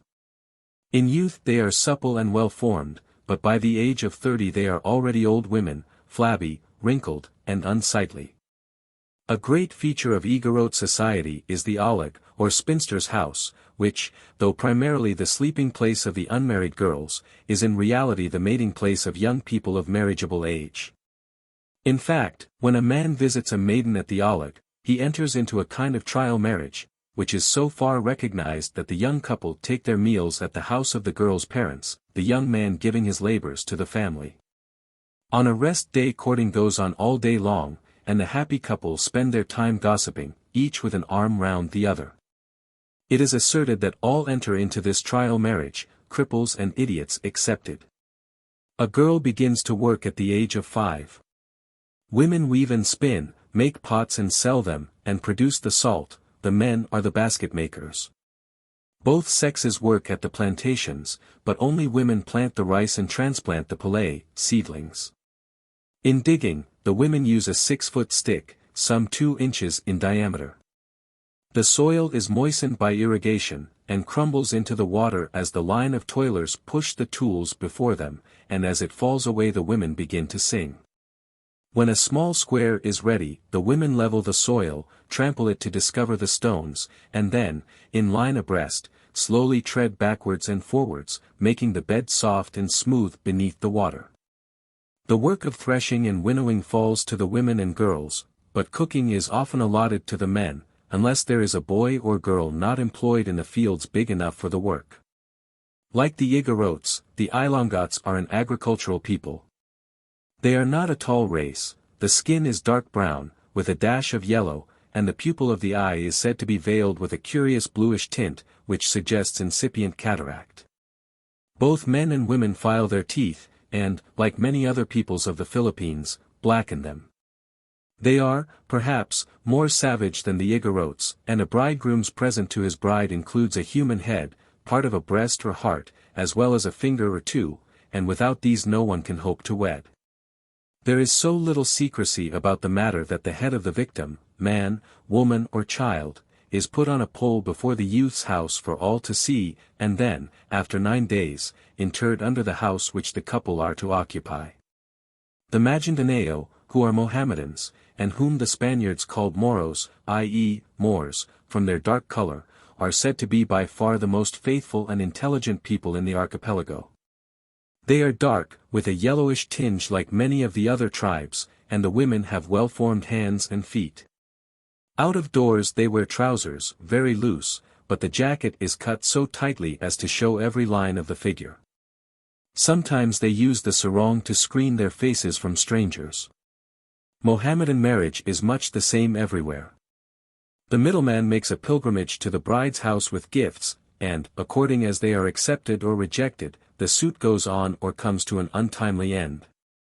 The jealous Mohammedan wife disposes of her husband by means of poison, which is said to be compounded of human hair, poisonous roots, and woman's blood. And the first constituent, which is cut fine, is said to work up after death and show itself on the lips. One of the most noteworthy of the Mindanao tribes is the Bagobo, a handsome people, whose beadwork possesses considerable artistic merit. They are fond of brass ornaments, which they make themselves. They usually file their teeth to a point, and blacken them. Below the knee they wear several strings of beads. Also on Mindanao are the Tirores, a small, well-made folk, with yellow complexions and slanting eyes. The lips are rather prominent, and women are given to adding to their charms by reddening them. Their ears are pierced in 7 holes, which are kept open by the insertion of pieces of wire, and artificially elongated. But their most extraordinary feature is the belt of brass wire, 12 or 15 turns in length. In addition they have numerous tightly wound bracelets, brass coils, with little bells at the end, large and heavy anklets of brass, and shell armlets on the left arm only. But perhaps the most typical female decoration is the neck ornament of strings of glass beads and shells, from which hangs a small case for taral. The women have a curious dance, in which, with a most doleful face, they revolve the hand in a circle, keeping the fingers all the while quite straight. Marriages are secretly arranged, and a curious custom demands that the intended spouse who accidentally hears of the prospective marriage must pretend to commit suicide. The wedding is short and simple. The youth tears from his bride's face the veil which conceals it, and runs away, imitating the call of the waya-waya bird. The mother of the bride chews some betel nut and lime, her daughter continues the process, and finally the bridegroom receives it, then the pair touch each other on the head, and they are married. The long island of Palawan contains more than one interesting tribe. The Batak are a retiring folk, who never even fight among themselves, and if the men carry weapons, it is for sporting purposes only. The marriage ceremony is as brief as it can be. After the bride's price has been paid, the girl gives the man 3 mouthfuls of rice, in the presence of the elders, and he does the same to her. They practice polyandry, but one imagines that it must need an ardent love to submit to the inconveniences entailed, for the second husband becomes the slave of the first. The Tagbanuas, on the other hand, practice plurality of wives, but not of husbands. On the island of Mindoro live the Manguianes. They have flat noses, almond-shaped eyes, straight black hair, and a dark chocolate complexion. Both sexes file their teeth to the gums for some reason unknown. The women are said to be gentle and affectionate, and are noted for their beautiful figures. They are fond of ornament, and often wear a row of Chinese brass bells round the waist, hanging on the right hip. But their most characteristic feature is the rattan belt, buttoned behind, and the band of the same material over the shoulder blades and under the breasts. 4. Asia, the Malay Peninsula, Siam and Cambodia, and Japan. To obtain an idea of the present environment of woman, in the Golden Chersonese, the old and more poetic name of the Malay Peninsula, we may think of what Great Britain must have been in very early days, when the Roman power extended over the greater portion of the country, more especially that part inhabited by the Anglo-Saxon and Norse immigrants of an earlier period. When the Britons were left still undisturbed in the fastnesses of their hills and fens and forests. There are in the Malay Peninsula several distinct social strata, consisting of civilized aliens on the one hand and the semi-civilized and savage inhabitants of the woods and hills on the other. The races of which we are to treat here are, firstly, the civilized Malays, and, secondly, the uncivilized representatives of the 3 jungle races of the peninsula, the Negritos, or Semang, the Sakai, and the jungle Malayans, or Jokhan. In the towns the Chinese greatly preponderate in numbers, and there are also, especially on the European estates, a considerable number of Tamils, whilst in the northern portion of the peninsula the Siamese are dominant. Owing to the prevalence of wild and dangerous beasts, such as the tiger and the elephant, not only do many of the wild men make their huts in trees, and at times even form what may be called a tree village. But they also obtain from the jungle their only supplies of food, raiment, simples for the sick, and, indeed, the entire material of their life. This dense virgin forest is by no means confined to the plains, but extends up to the very skyline of the savage and precipitous hills that form the backbone of the peninsula. In the rock shelters of these uplands the wild Semang make their lair, and thence descend the thousand rock-strewn torrents, which, in the wilder parts of the country, serve as foot tracks for the mountain-dwelling Sakai. The sarong, which is the national Malay dress, is a picturesque cotton or silk skirt, its name implying wrapper or envelope. It is of universal use, and is variously worn as dress either by day or night, for sleeping in, or as a hood or girdle. In technical dressmaking parlance, it might be described as a perfectly straight unshaped skirt, of the same fullness at top and bottom, and reaching down, as a rule, to the ankles. Though in some parts of the peninsula it is worn much shorter, occasionally, indeed but little below the knee. It is fastened by holding out the slack part so as to form a broad pleat on one or both sides, folding the pleated part over the front or over the left hip, and rolling the upper borders of the sarong down upon itself. Sometimes the ends of the slack parts are twisted or crossed, and occasionally a belt is worn to keep the garment in position. Except when in full dress, the women wear either this or a second sarong, or, on the east coast, a sort of broad, scarf-like cloth called kain lapas, crossed and folded over the breasts in front. The hair, which is the chief glory of a Malay woman, is straight, luxuriant, glossy, and of a bluish tinge of black, the hue of the raven's wing.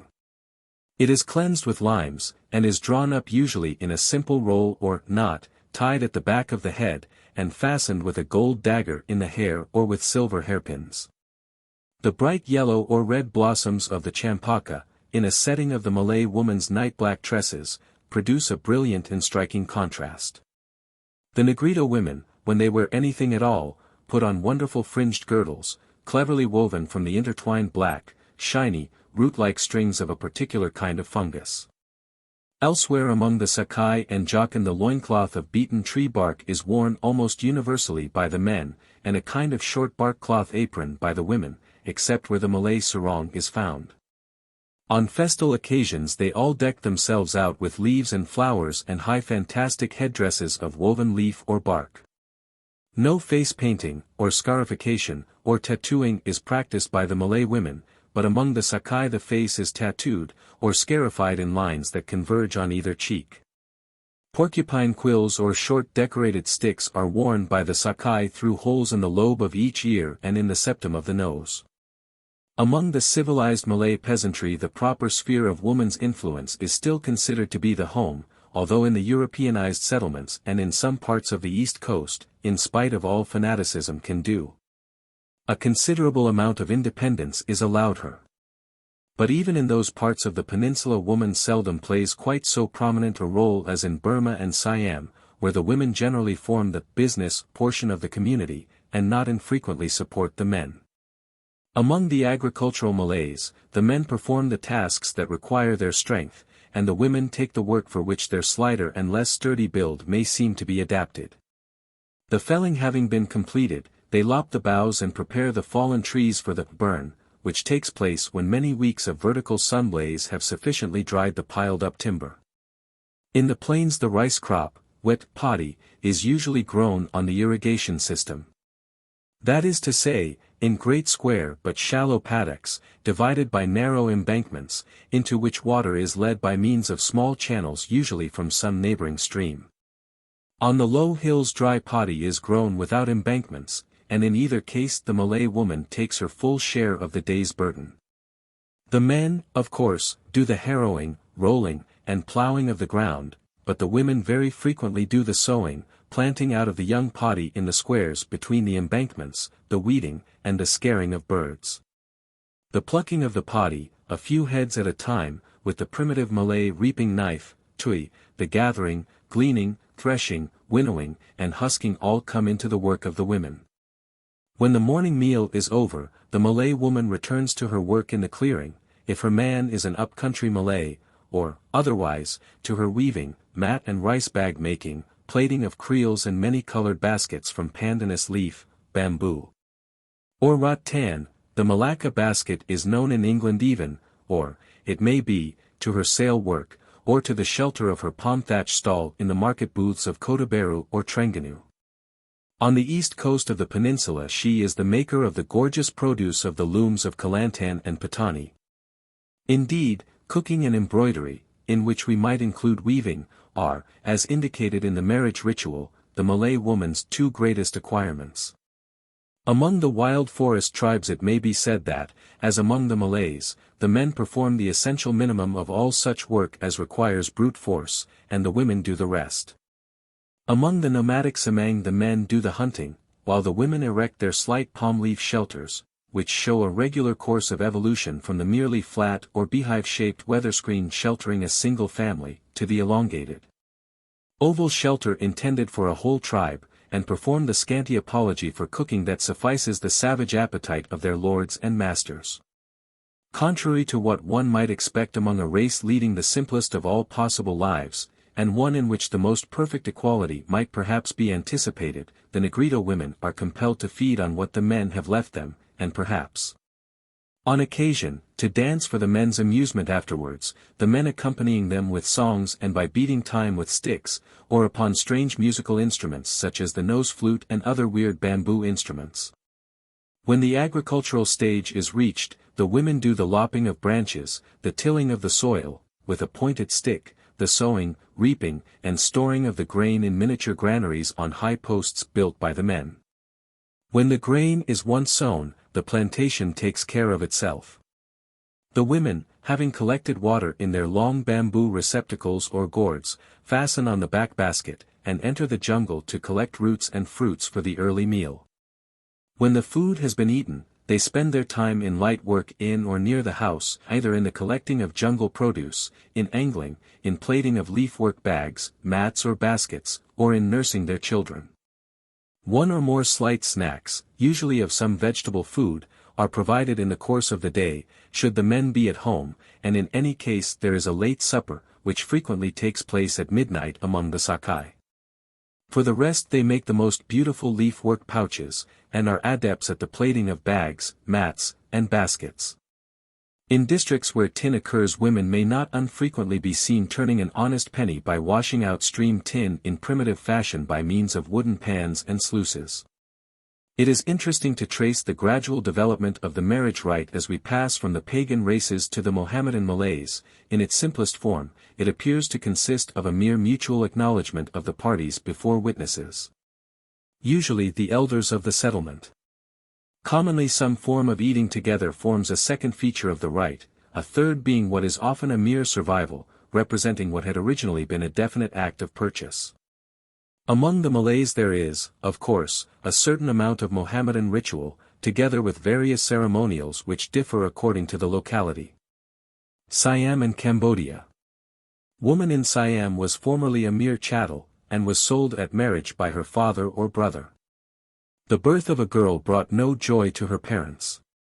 She was endured as a more or less valuable speculation, that might bring its price, the price of the mother's milk, as it is called, at some future period.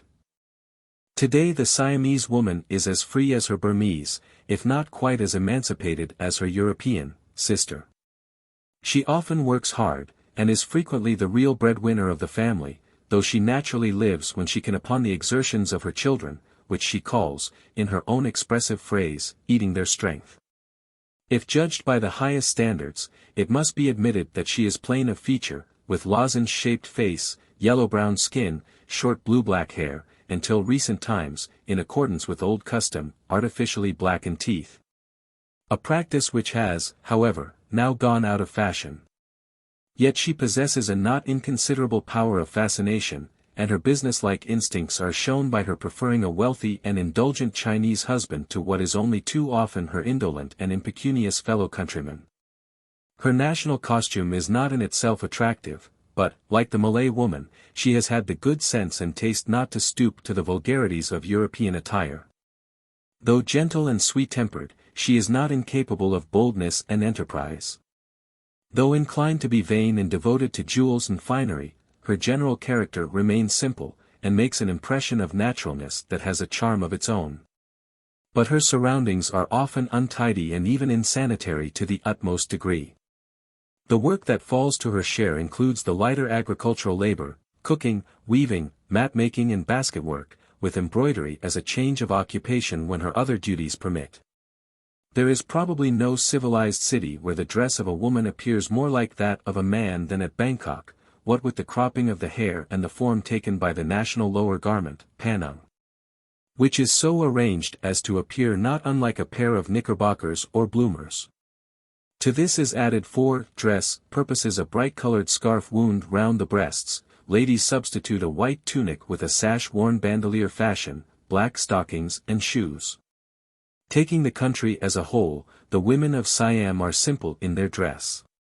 Yet at the same time no people better understand the use of color, the quality of material, or rich embroideries. And the Siamese tonsure ceremony, wedding, or nautch in Bangkok is a veritable feast of rainbow-colored silks, of brilliant jewelry, and gorgeous gold thread work. As soon as a girl is big enough to work, she begins, if in the country districts, by scaring away birds from the rice, and gradually learns the use of the simpler agricultural implements. She is not taught to read or write until she is 12 or 15 years of age, though she learns a few songs, usually love songs, to sing in competition with other young people at the feasts. She also takes up weaving or silkworm keeping, and spins the silk on a country spinning wheel. The cutting off of the girl's top knot, at the age of 11 to 13, is the greatest pageant of her life next to her wedding, and is ushered in by a really splendid and gorgeous spectacle. The poorest classes have their children tonsured gratuitously at the expense of the government during the remarkable swinging festival at the harvest ceremonies. A perennial leap year is the result of the Kampa custom, according to which it is the rule for the intending wife to ask her future husband's hand in marriage. Among the Siamese it is arranged by an intermediary on more ordinary lines. In the capital the old customs are being continually modified, but a strange feature of the rite in the up-country districts is the offering of tubes of fermented fish mixed with pounded rice, sometimes exceeding 100 in number. With presents of betel leaf and chewing bark, cotton stuffs and silk. A buffalo and pigs are slaughtered for the feast, and the young girls deluge the youths with syringes filled with a corrosive and stinking liquid, to which the latter have to submit without retaliation, their retreat being barred by thorny stems. And from which they can only escape by paying ransom in kind, sometimes as much as a buffalo or a bar of silver, or so many tubes of fermented fish. A jar of wine, 2 eggs, and a chicken are set on brass plates between the bride and bridegroom. A sorcerer offers the right egg to the bridegroom on his left, and the left one to the bride, as a symbol of union. The same is done with the legs of the chicken. The wine is then drunk through 2 crossed pipes, while the priest utters good wishes. The bridegroom is introduced to the family spirit and a feast follows. Among the very poor a man sometimes binds himself to serve his parents-in-law till their death. Japan. The chief physical characteristics of the Japanese woman of today are a rather accentuated flatness of the forehead. A small but frequently well-formed nose, with slightly raised nostrils, well-shaped ears, black eyes of below the average size, and slightly less oblique than those of the Chinese, eyebrows further apart than is usual with most other peoples. Rather coarse, black hair, legs inclining to shortness, and low stature. Their skin is less sallow than that of the Japanese men, and this is more especially the case with the women of the upper class. Many Japanese women and girls, indeed, possess skins scarcely more olive than those of southern Europeans. One curious circumstance distinguishes the race: whilst the complexion of the face is olive, and sometimes even sallow or yellowish, the skin of the body is frequently even whiter than that of the average Englishwoman. This is not the case with the Chinese, who are yellow all over. Art enters very largely into the life of the Japanese, into that of Japanese women more especially. It is the art instinct of the race which is seen in the national love of flowers, in the fact that all girls of the upper and middle classes are taught flower arrangement, and in the costume and elaborate coiffures of the women. The native dress of girls and women of the better classes ranks not only amongst the most beautiful, but amongst the most truly artistic of the world. Beauty of color and design of a high order is wedded to an artistic simplicity of form.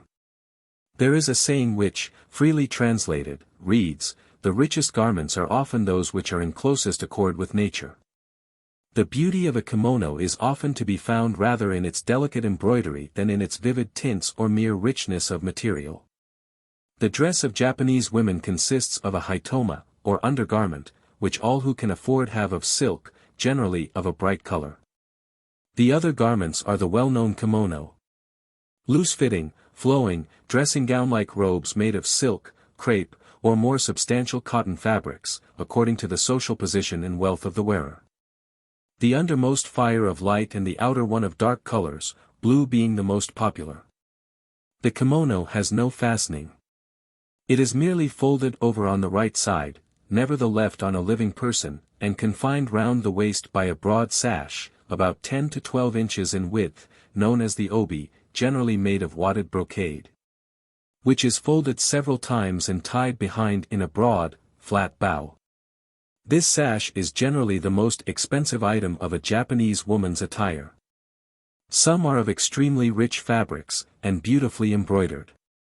£50 is by no means an unheard of sum for an obi, and many are handed down from generation to generation as heirlooms. The tying of the obi is an elaborate ceremony, and to tie one well is by no means an easy matter. Tabi, or digitate hose of white cotton, are worn in the house in the place of shoes or gaita, high wooden clogs, which are always taken off before entering a temple or house. But out of doors the feet are always protected by the gaita, secured to the feet by straps passing between the big and second toes, or waraji, sandals of straw, used chiefly when traveling, according to the time of year. The dress of little girls is distinguishable from that of the boys from babyhood. A very young baby, whether boy or girl, wears gay colors, such as yellow, bright blue, green, and red, but as soon as it can run alone, or sooner, to the boy are relegated the soberer tints. While the girl continues to be adorned with the gayest of colors, which she only gives up on marriage. From babyhood onward the life which comes to her proves a very bright and happy one as a general rule. It is, however, hedged around in all grades of society, save the lowest, with much etiquette and many rules of conduct. One thing a girl has soon to learn is the fact that from her earliest years until she passes away to the land of shadows, she is destined to be under the rule of someone or other of the opposite sex.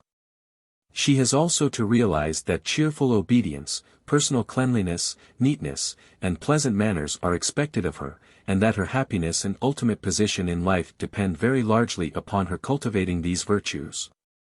The Japanese girl is not permitted to grow up without the opportunities to acquire the knowledge which will fit her to meet the trials and perform the duties which will ultimately devolve upon her. She must, and does, generally learn all the details of household management, the washing, the mending, and making of garments, the ordering of food, and care of children, which fall to the lot of the mistress of a house, as well as acquire a working knowledge of mathematics, history, geography, and other subjects, which of recent times have become more and more common. From the day when she emerged from childhood she has been trained to take her share in the household duties, and to entertain and minister to the comfort and enjoyment of guests. And she must wait upon the latter herself unless she be a member of one of the highest families. A male go-between almost always arranges the preliminaries and terms of a Japanese marriage, and it is he who takes the bridegroom-elect's betrothal gift to the bride-to-be. The acceptance of this complimentary gift is held to seal the contract, from which the bride or her relatives cannot in honor draw back. The bridegroom's presents to the bride are always numerous, and the prescribed gifts number 60, consisting of silk, silken girdles, sweetmeats, garments, wine, and other things. In addition to these many gifts, the bride of any position always receives from her future husband the white silk for her wedding gown, and a length of gold embroidery, out of which is fashioned the wedding girdle. Until the wedding day the bride makes her future husband no presents of any value, but on the day itself she sends symbolic, carefully chosen gifts, as costly as her means permit or station in life demands. The actual wedding ceremony is somewhat long drawn out. It is not until sunset or twilight that the bride leaves her old home for the new. Then she enters her kaga, or carrying hammock, clad in white and wearing a veil of the same color, and followed by gift-bearers, many or few, according to circumstances. The most important of these latter is he who bears the bamboo or lacquer bucket of clams which every bride, with a handsome ceremonial dress, is expected to bring her husband, whatever else may be omitted. The gift of these unromantic shellfish is made so that the bride and bridegroom may partake of clam broth together, which is believed to ensure that they will long dwell in happiness. Whilst the taking of such a gift to her husband is believed to ensure dutiful as well as beautiful children. The other numerous gifts, including usually a fine sword, a fan, 2 silken robes sewn together, and no fewer than 7 pocketbooks, which a bride of any position is expected to make her husband, are carried on trays by coolies. When this procession arrives, 2 fires or torches are found blazing on either side of the threshold, each tended by a man and a woman pounding rice. New matting leads up to the door, and as the bride, after alighting from her kaga, passes along it and enters her new home, the rice from the pile at the left-hand side of the portal is mixed with that on the right. And at the same moment that she crosses the threshold, 2 great candles are tied together by their wicks by one of the bridegroom's near relatives, to symbolize the union of the souls and bodies of the contracting parties. Then follows a touching little ceremony. The joined wicks are lighted, allowed to burn for a short time, and then blown out, thus symbolizing the wish that the bride and bridegroom may not only live in unity, but may, when the time comes, die together. At the marriage feast which follows, much sake is consumed. The wine, which is hot and perfumed, is poured from beautiful little satsuma kettles, to each of which are fastened 3 or more paper butterflies, so exquisitely and carefully painted that they often deceive the unwary into believing them to be real. These signify that the marriage shall be blessed with children, not only well-favored, but highly endowed mentally. 1 kettle of the number, furnished with 2 spouts, is especially beautiful, and from this the bride and bridegroom drink in company, indicative of their intention to take the good or bad things of life together. After the feast is done and the bride and bridegroom have changed their other garments for the ceremonial attire, which they have given one to the other, the bride goes to the apartments of her husband's parents to pay them homage. After which both bride and bridegroom pay like homage to the ancestral tablets of each other. And with this ceremony, which is perhaps the nearest approach to anything of a religious nature that enters into the marriage rites of the Japanese, the long drawn-out ordeal for the newly married pair is practically at an end. The highest rank of Japanese women of the towns, represented by the ladies of the court, lead lives of comparative ease and luxury, but by no means of idleness. A lady of the court has a number of complicated duties to perform. The etiquette is extremely strict and intricate. In a measure as regards charm, intellectual attainments, refinement, and beauty, the women of the nobility are only typical of the women of the upper middle classes. The samurai, which was anciently the class coming midway between the nobles and those engaged in business, art, or agriculture, and was a distinctly military type, have always been fearless and brave. And the women have in a large degree inherited these qualities. Japanese history and legend are full of the gallant and heroic deeds of men and women of this class. Not a few women belonging to samurai families have of recent times risen to positions of importance in the court. They are almost certain from their ancestry and upbringing to be possessed of high intellectual character, steadfastness of purpose, and unswerving loyalty. Perhaps no greater contrast could be presented to women of the samurai class than by the geisha, of whom so much has been written in modern times. It is not easy to overstate the charms of these, but it is possible to over-exaggerate their importance in Japanese social life. And, although they do not loom so large in the eyes of the Japanese themselves as in those of foreigners, these little, butterfly, charming creatures add much to the color of everyday existence.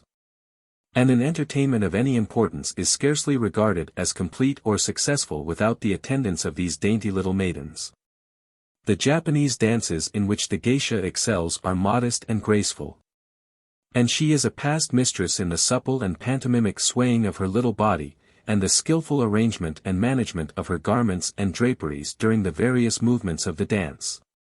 The dances most favored are those which depict some picture or incident of a dramatic or artistic character, such as the story of the plum or cherry trees from the time they were planted until the blossoms burst into flower. Or some legend, or a dramatic event, or stirring, warlike incident. Every movement of a geisha is perfection. The natural ease and grace has been acquired only by long months and even years of training. The women of the lower class in the towns follow chiefly the occupations most closely identified with indoor and domestic work.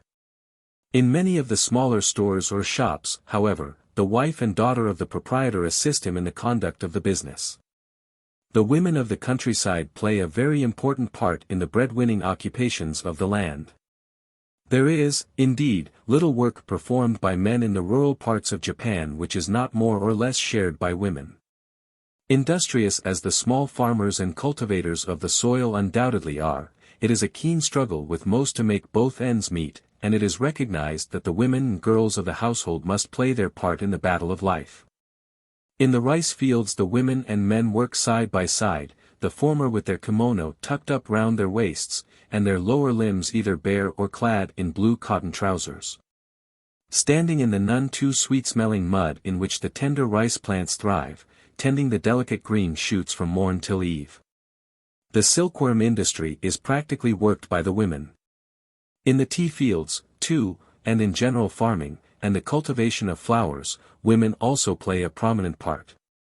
Many of the women gardeners have won considerable fame quite outside the particular village or town where they happen to reside. It is amongst the peasant classes of Japan that women enjoy the fullest independence and freedom. It is in the peasant woman, in consequence, that one often finds the happiest nature and the smiling face. The Ainu. In common with all the Oriental races, an Ainu girl is the most unwelcome creature ever thrust into being. She is but another burden-bearer among a peculiar people, doomed to a life of hardship and toil. A curious custom of tattooing the lips of a girl in infancy has always obtained among them. No one seems to have any idea of either its origin or meaning. It is probably as ancient as foot-binding in China, and its purpose, beyond that of a tribal badge, is completely lost in the dim ages of the past. When a girl is about 2 years old, the mother begins the painful process of tattooing the lips, without which mark she could never hope to win a husband. The work, being very painful, is done a little at a time, and a period of 2 years is covered before it is completed. The result being a large diamond-shaped patch of dark blue completely surrounding the mouth and extending in points well towards the ears. In height the women about average their sisters of Japan, although they are greatly superior in physical strength, and can endure no end of hardship, a lot to which they are born. They are most abject slaves to men. If a woman meets one on the highway, she at once turns aside and covers her mouth with her hand, so that the air may not be polluted for a man by a woman's breath. The cloth headgear is instantly removed, and, bowed in the attitude of humility, she stands until the man has fully passed. When a woman marries she is not honored by bearing the name of the man of her choice, but is designated by her maiden name, or as the wife of so-and-so. If widowed, she takes the name of her son, if she has one. It is considered a great disgrace for a woman to remain childless, a fact which forms sufficient ground for a man to refuse to live with his wife. In such a case it is supposed that the gods are punishing the woman for some of her evil deeds, and, without trial by judge or jury, she is declared an unfit companion for any man, there being no court higher than the will of her husband. Everything is most primitive. The manufacture of cloth is a household matter, and every married woman is expected to produce the family supply. After she has helped in the field, and the scanty supply has been gathered in, she hurries off to the woods to gather nuts and bark. The nuts are stored for winter, and the fiber of the bark is twisted into thread, used both for weaving and for sewing. Roots are gathered, and indigo grown for dyeing purposes.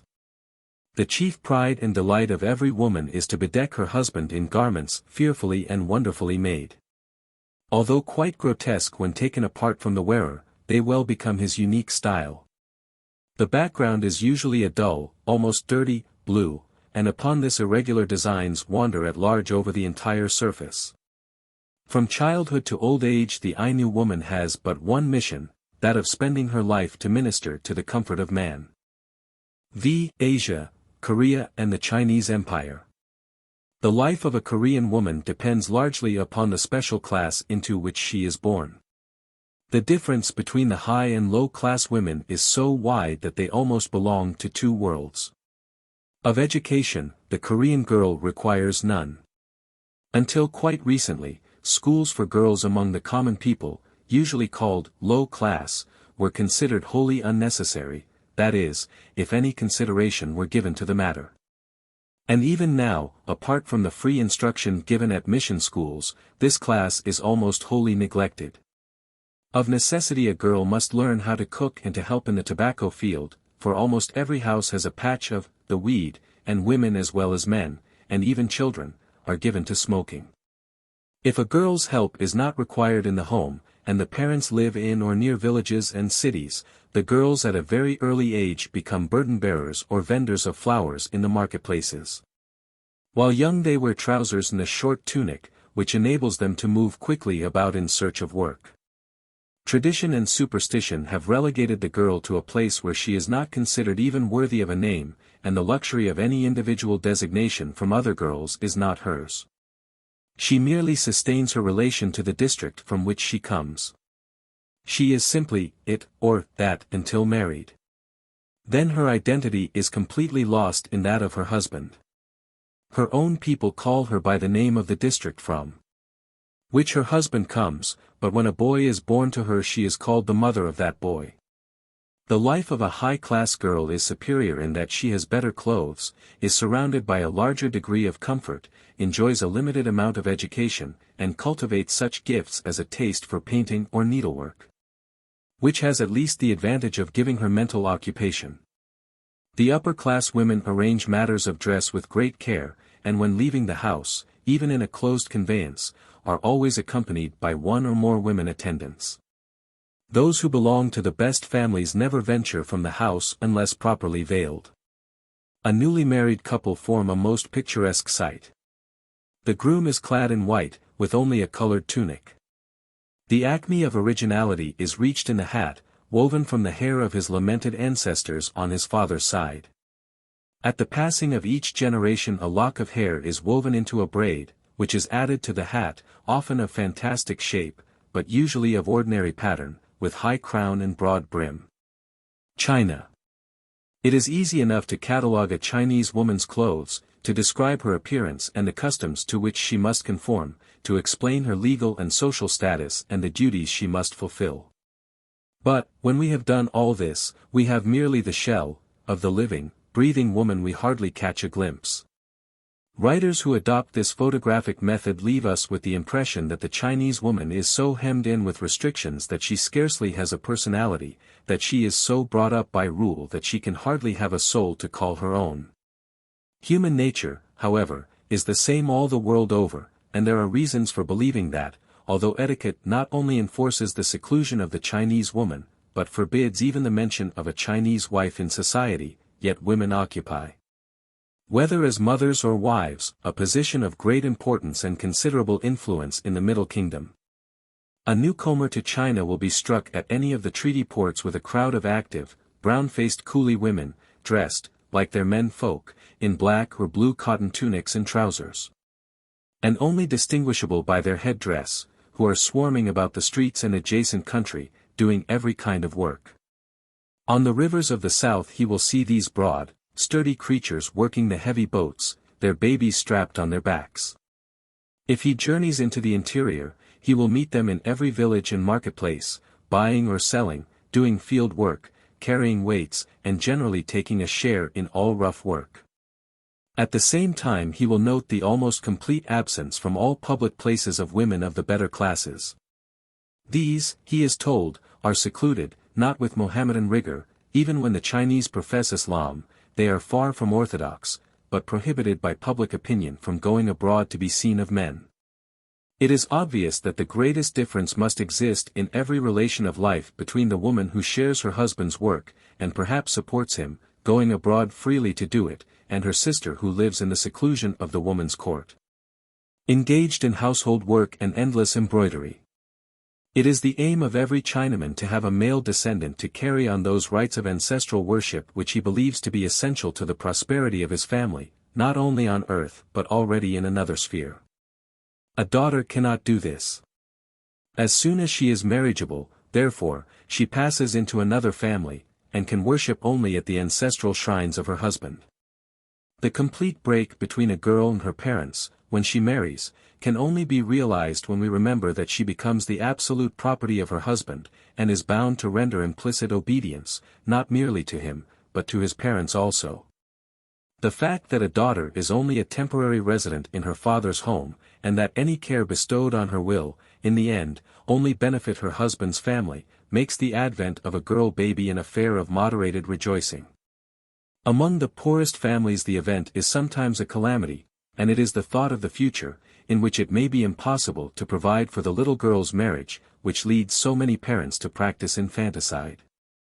There is no reason to suppose that the Chinese are callous to their offspring.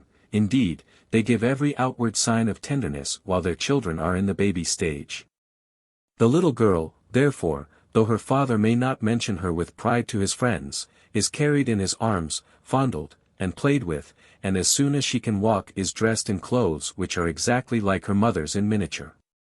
On the great feast of the New Year she will be decked in garments of red and yellow, her little face painted, and her chubby wrists and ankles hung with beads. She will enjoy a certain amount of liberty while still a child, and will not be pestered with many attempts at education. At the age of 7 or 8 she will be separated from the boys, who then go to school. If she is the daughter of a well-to-do family, she will learn to read and write and to do fine embroidery. But among the working classes she will run about wild, or help her mother in the housework and, among the peasantry, in the fields, until she arrives at an age when her marriage must be thought of. It is not etiquette, even in the poorest classes, that the future husband or his relations should see the prospective bride, and therefore the moment she is betrothed she is obliged to stay closely at home. To avoid a possible breach of propriety, the custom is to choose a fiancé from another town or village. Marriage customs vary greatly in different parts of China, but there are some which are invariable, and the chief of these is the employment of the inevitable go-between, who arranges every detail. This important intermediary settles the principal conditions before the heads of the two families actually meet, advises concerning the respective circumstances of the families, and reports on the characters of the mothers-in-law. The essential part of the Chinese wedding ceremony is the arrival of the bride at her husband's home, when she is carried across the threshold over a charcoal brazier, or red-hot coulter. The journey to her new home is made by a Chinese bride in the red sedan chair which she can only occupy once in her life. She is dressed in her best clothes, covered with a red silk veil, and then bundled into this close, red chair. Brides have been suffocated, or, in bad weather, even frozen to death, during this bridal journey, so that the experience must be one which few girls would wish to repeat. The Chinese bride does not, like the European, expect to have a good time while she is young. She simply looks forward to the day when she herself will be a mother-in-law. The first few years of her marriage are the most trying of her whole life. The husband is her master. Her duty is to be merely a shadow and an echo. Even the affection of her husband cannot protect her against his parents, and she may be scolded, punished and beaten without hope of redress. From the time the Chinese girl, herself almost a child, becomes the mother of a son she is a much more important person, but as long as her husband's parents live she will be subject to them, and in many cases will continue to reside with them. The patriarchal custom, whereby several sons and their wives and families may be all quartered under the parental roof, is by no means conducive to a peaceful and well-ordered home, nor are the family habits sociable. Wives and husbands do not eat together, nor, in the poorer classes, are there any set meals. Rice and millet are boiled by the women and eaten by the menfolk. Sitting outside in the sun or squatting on the keong, a sort of divan of bricks heated by flues, which forms the family seat and bed, and the women eat afterwards with the same lack of formality. Among the better-to-do the women eat in their own court, and the men in theirs, and any guests are entertained separately. But, at the same time, outside the house the wife can claim a certain amount of consideration. The man must harness the horse or donkey, and must walk alongside while she rides. We have already spoken of the boat women in the south of China, who seem to do the hard work while their menfolk sit and watch them. To our ideas, however, even a life of hard labor is more tolerable, if spent in the open air and amid changing scenes, than the monotonous confinement which is the lot of the better-class women. Many of these never leave, what we should call, their backyards, save to go to the parks once a year on New Year's Day or to pay a visit to their maternal home. The clearest evidence of the opinion of the Chinese themselves as to the comparative happiness of the free coolie wife and the secluded middle-class one is found in the custom known as foot-binding. By a system of binding the feet and ankles tightly in extreme youth, the former are converted into little more than pegs, the toes being tucked under the foot. The girl, thus crippled, is incapable of any work which involves standing or walking, and this is exactly what is aimed at. To have a lily-footed daughter, that is, one brought up to a life of comparative ease, is a mark of social distinction. And until quite recent times no girl could expect to marry into a family of good social position or to become the wife of one of the literati without possessing this trademark of gentility. The practice is the more curious because the ruling race has never conformed to the custom, and Manchu women have ever been large-footed. Perhaps in no respect are the women of China more to be pitied by their sisters of the West than in the great matter of clothes. Not for them is that perennial source of amusement, the changing fashion. Should they happen to belong to one of the two classes of women who alone wear headgear of any kind, they cannot let their imagination play round fresh creations, for the form, and even the material, are rigidly prescribed by custom. The lady of the court must wear a round hat, like her husband's. It must be lined with dark satin or cloth, and surmounted by a tassel of red silk.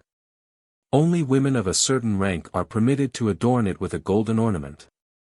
The coolie woman, at the other end of the social scale, has a hat of straw or bamboo, like a mushroom.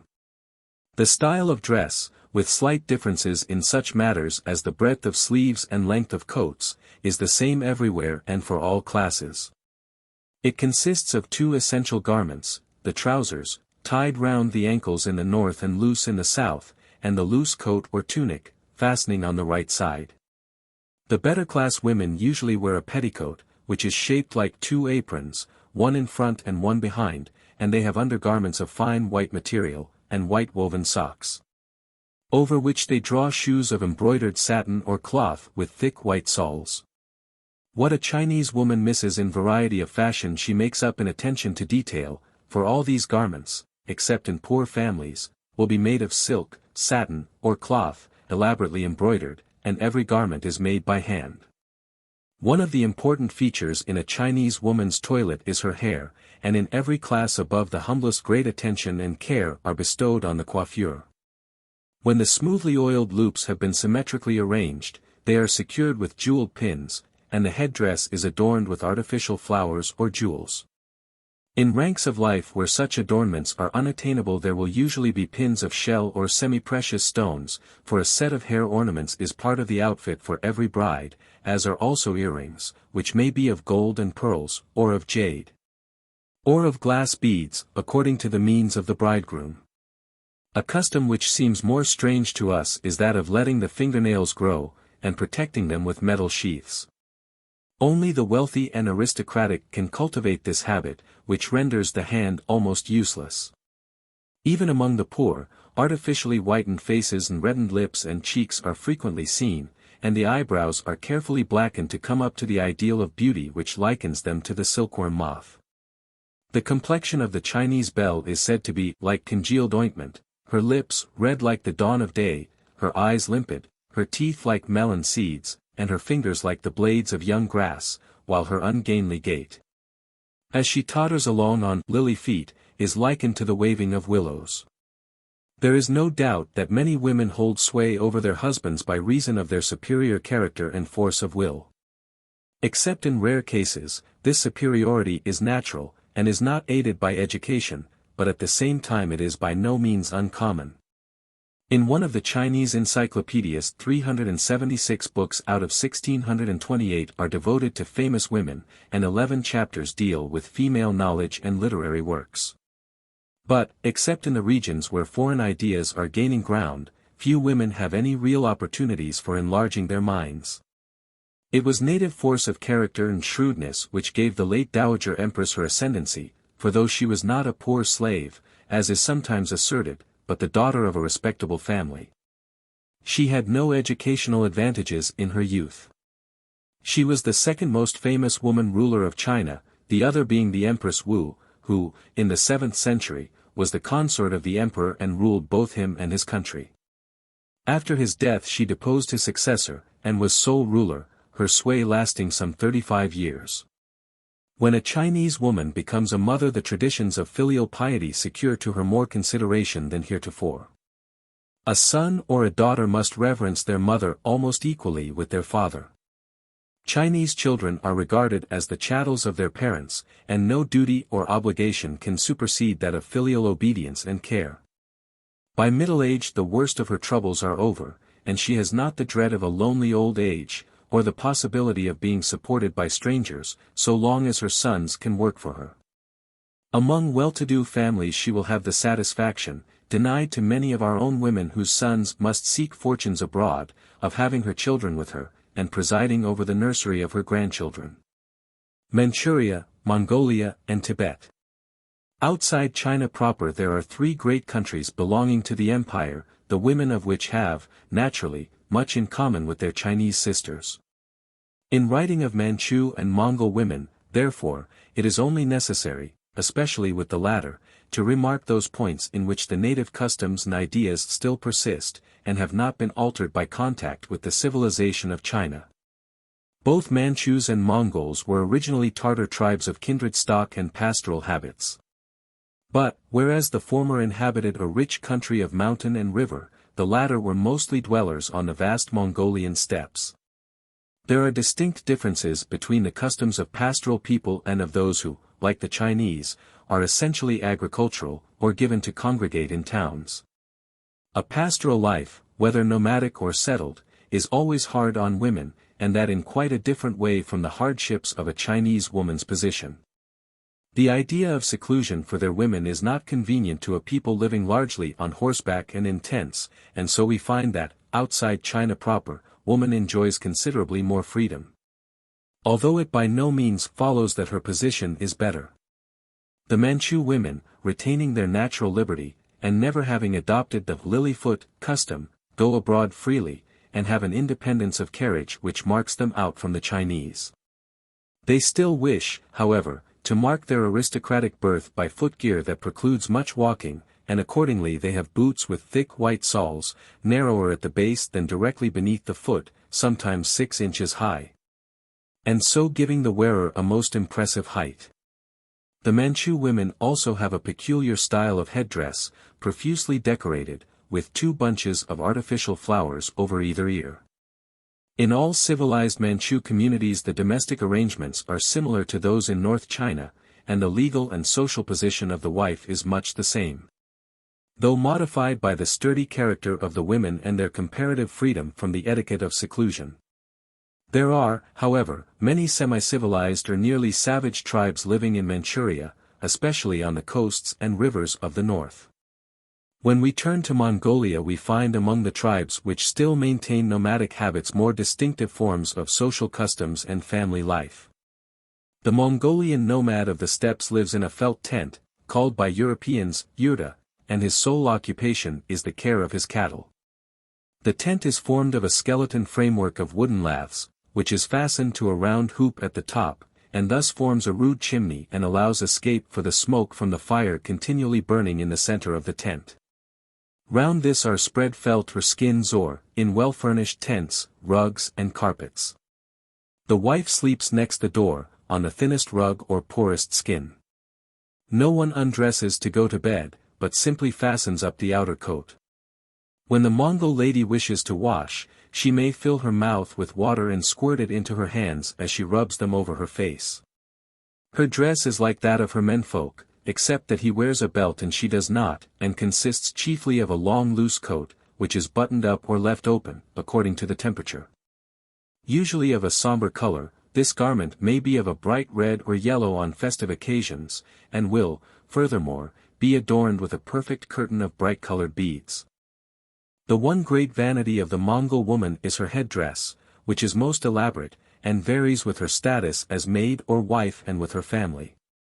The hair is frequently smeared with glue to keep it in order, and from it depends an array of silver ornaments, coins, and beads. No description of her equipment would be complete without mention of the snuff bottle, often a flat stone, without much holding capacity, and frequently empty, but carried, nevertheless, with dignity in emulation of the sterner sex. And offered in politeness to all guests. Once married, the Mongol bride becomes the household drudge. The Mongol can have but one lawful wife, but he can divorce her without much difficulty if he is not satisfied with her. The Mongols have proverbs similar to those in Russian: love your wife as your soul, and beat her like your fur, it is my wife, my thing. Woman's work is all that is hardest and most monotonous. Their industry collects all the argol, dried dung, which serves as fuel, they herd the cattle, and milk them, make the felt rugs from camel's hair. Drive and ride barebacked over the steppes, and do the same work as men in addition to their domestic duties. When we turn to Tibet, whose people are closely akin in race to the Mongols and Manchus, we find a domestic and social structure of a rather different character. Tibet borders India, and derived a great deal of her civilization, as well as her religion, from Indian sources. The influence of religion has been the paramount factor in this most priest-ridden state, for here, alone among the countries of the world, the supreme ruler is a spiritual, and not a temporal, monarch. The power and influence of the Dalai Lama are far in excess of those enjoyed in the 19th century by any spiritual pontiff. It is, therefore, of peculiar interest to find that in this priest-ridden country women enjoy a freedom and independence only equaled, among Asiatic women, in Burma. They not only trade freely, carry on businesses, and take a full share of all commercial enterprises, but are allowed to manage them. In religious life they play a most important part. One of the most sacred personages is the abbess of a nunnery, who is believed to be the reincarnation of one of the goddesses of the corrupt pseudo-Buddhist pantheon of the Tibetans. She is treated with veneration by men and women alike. Women mix freely with men, receive them in their rooms, and join in their parties of pleasure, and even take part in their ceremonial dances. As for marriage customs, it is notorious that Tibet carries the emancipation of women so far as to permit of polyandry. A woman may have more than one husband, the most usual form being that the sons of one mother share a wife between them. The eldest brother retaining ultimate rights over her, and all children being regarded as his. It is interesting to find that a Tibetan woman, even when she loves finery, does not lose her practical spirit, for an account is given of one who, wearing a headdress covered with pearls, which was estimated to be worth as much as £225. Yet superintended personally an inn and restaurant, and, although the daughter of a noble family, did not think the work beneath her. Another Tibetan wife complained that although her husband's family, she was wife to 2 brothers, was rich, they all worked like ploughmen, and she particularly was the victim of a mother-in-law who thought she was made of iron. 6. Asia, Burma, Assam, India, and Ceylon. A good many girls, even in the Burmese king's time, learnt to read and write. But, as girls are excluded from the monastery schools, they do not share with their brothers the benefit of a universal system of free education, and special arrangements have to be made for them. It is true that there are convents of nuns, who undertake the teaching of little girls, but they are very few. The census returns show 6 in every 100 of the female population of all ages as able to read and write, while the proportion of males is 49. But their capacity for mental arithmetic must needs be considerable, seeing that nearly all the petty trade of the country is carried on by women. The writer has seen a little girl, who could not have been more than 8 years old, sitting by herself at a stall on which quite 20 different kinds of goods were displayed. She had to remember the price of each one, and to calculate the amounts due in payment, without any assistance from her elders. While her brother is at the monastery school, the little girl makes herself useful at home. She minds the baby, learns to cook and to weave, accompanies her mother to market, and perhaps even does the marketing herself. In the country she may tend the cattle or help in the fields. As soon as she is strong enough, she is taught to fetch water for the house, balancing a round pot on her head. And this is a pleasant duty, for it is at the well or the river side that the village girls meet for gossip and their daily bath, and exchange chaff with the young men. She is now approaching the marriageable age. The young men treat her with respect, not perhaps in their language, for delicacy of language is not a strong point with the Burmese, but none other than a favored suitor would dare touch her hand. And for even him to do so in public would be esteemed an insult. This strict propriety of behavior between the sexes seems to contrast strangely with the looseness of the marriage tie. The fact that it is often difficult to say at what precise point a couple are married does not appear improper in a Burman's eyes. No ceremony is necessary. All that is needed is that the couple should live together. It is usual, however, for the bridegroom, or someone on his behalf, formally to demand the girl's hand from her parents, and the old people meet together and invite a few friends, whom they regale, if they follow the old custom, with pickled tea. If they can afford to pay a company of actors and give an open-air play in front of the bride's house, so much the better. This somewhat casual way of entering on the marriage contract is often thought to imply a laxity in morals, which by no means exists. There is probably no country in the world where married women are given so much freedom, and yet are so faithful to their husbands. The fact that a man has taken a second wife does not in itself give his first wife a legal right to divorce him, although polygamy is not looked upon with favor. Divorce, for which mutual consent is sufficient, is also a simple matter, but is often more formal, as a division of property may be necessary. The doctrines of Buddhism, which are Indian in their origin, teach that every man is a potential Buddha, while a woman, though she may attain nirvana in the next existence, cannot become a Buddha without first existing on earth as a man. In everyday life, too, she is in some respects made to feel her inferiority. She ought not to walk about upstairs when there is a man below, though this rule is frequently neglected. She may not bathe in water from the same jar as her lord, and at public feasts the women wait till the men have eaten, though in the house the members of the family eat together. On the other hand, not only do sons and daughters inherit equally from their parents, but a married woman has an absolute right to dispose as she pleases of property acquired or inherited by her either before or after marriage. She is usually a partner in her husband's business, and as such has just as much right to sign for the firm as he, but she may have a business of her own, with the proceeds of which he cannot interfere.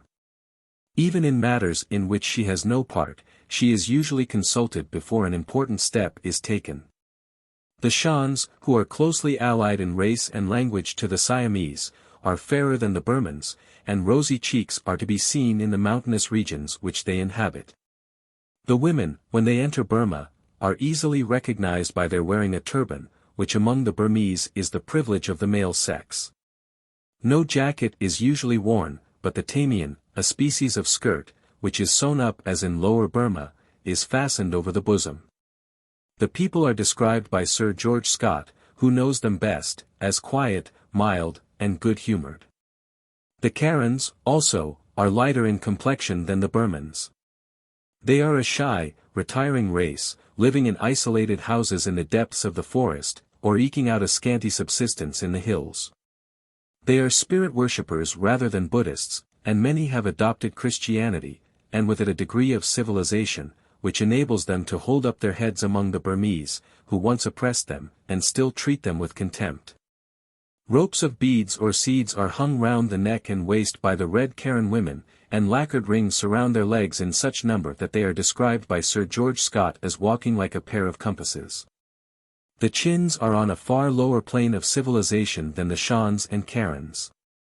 They are, in fact, savages, and are described by Messrs. Carey and Tuck as all liars and thieves, cruel and cowardly, without respect for age, and debauches from childhood, but they have a great reverence for birth, and in this they differ from the races surrounding them. The women are little better than slaves. They are priced according to their capacity for work or their pedigree, and sold to the highest bidder. The sole garment of the women is usually a strip of cotton cloth, so short that, to make the most of it before strangers, it is hung below the hips.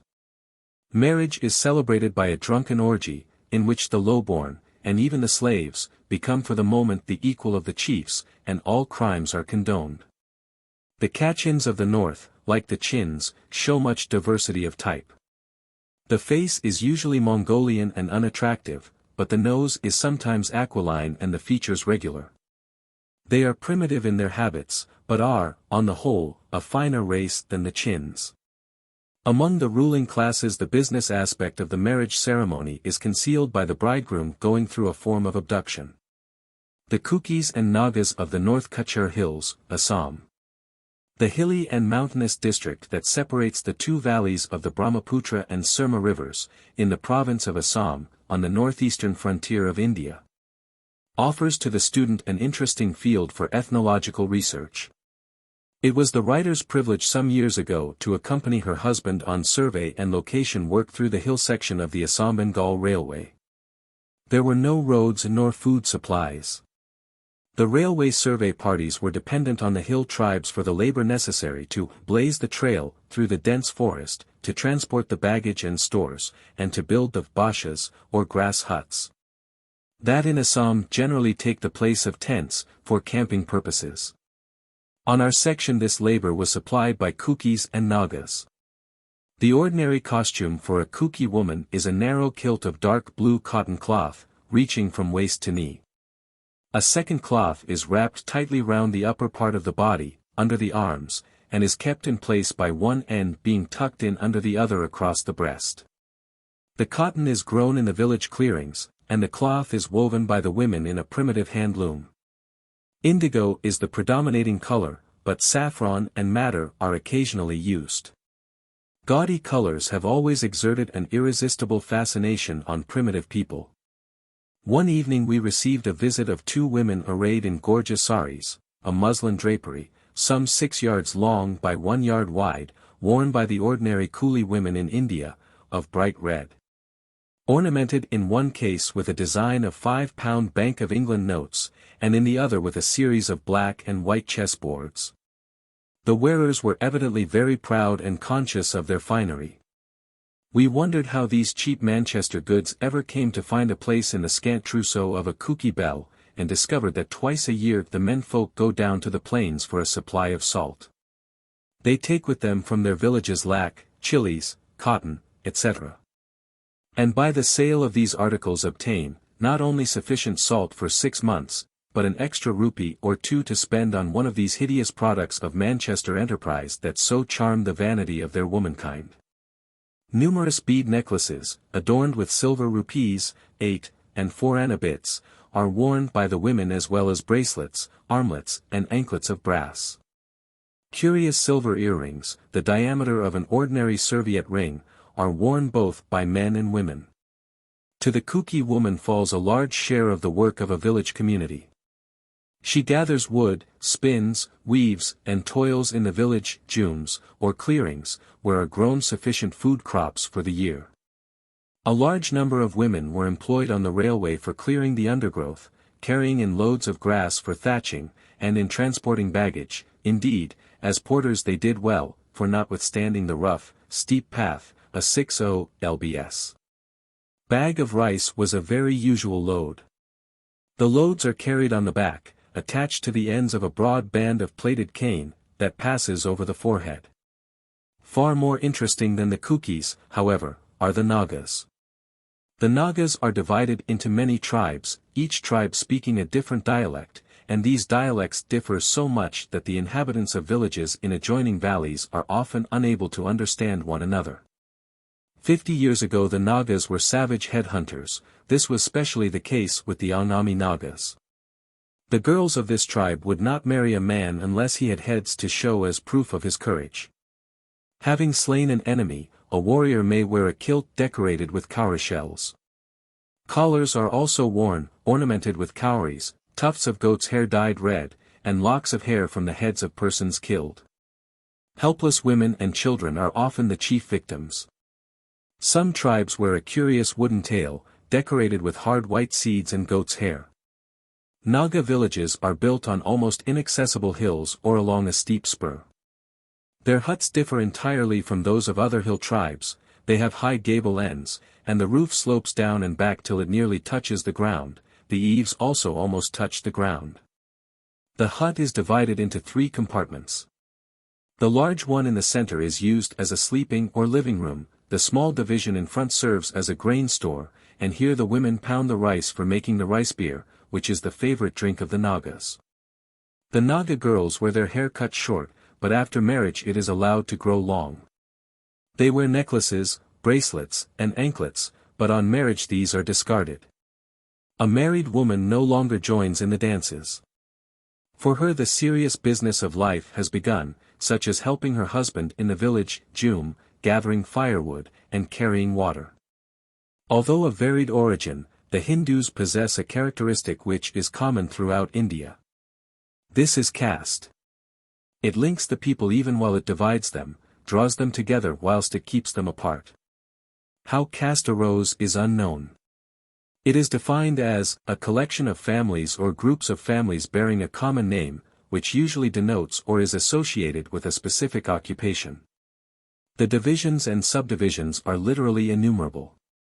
In the census of 1901 it was shown that there were 2,378 main castes and 43 races or nationalities. In the hill tracts, however, the home of the most primitive races of India, the people are divided into tribes. On the slopes of the Himalayas they are of a Mongolian type, and though some of them have shown a tendency to merge into castes, they retain many of their savage customs. This is especially the case with their marriage ceremonies. The girls are wedded by capture, purchase, and the servitude of the bridegroom. The women of all the tribes wear uncouth jewelry. Their necklaces are formed of carved wooden beads, carnelians, and fragments of turquoise. All Hindu women, whether they belong to castes or to tribes, have to work, unless they are wealthy. In addition to their duties in the kitchen, a great number give assistance to their husbands in their various trades. Others labor in the fields and look after the cattle, or they may spin and weave whilst the men of the family are occupied with their trade. They are clever at basket and mat making and in dyeing cotton cloth. In agricultural districts they gather opium and cotton, and they help to plant out the grain, harvesting it, cleaning and husking it ready for the market. Although the Hindu woman is intensely interested in all matters of religion, she is not allowed to take any active part in public worship at the temples, but it is she who prompts the pilgrimage and who puts together the offering. It is she who relates the legendary histories of the sacred books to the children. In these days, when many Indian women of the larger towns are educated, they are able to read the Puranas to the younger and less well-informed girls. The wonderful stories of the deeds of the gods have a strange fascination for them, and they will sit for hours to listen, storing up the tales in their memories that they may pass them on in course of time to the succeeding generation. Whether she is of high caste or low, it is part of the duty of the woman to see that the rules of her caste are kept by the various members of her family. If the rules have been broken, she informs the guru, the religious advisor and domestic chaplain of the family, of the fact on his periodical visit. He orders the necessary ceremonies for restitution, naming the sum of money which must be paid. And the woman sees that his directions are carried out.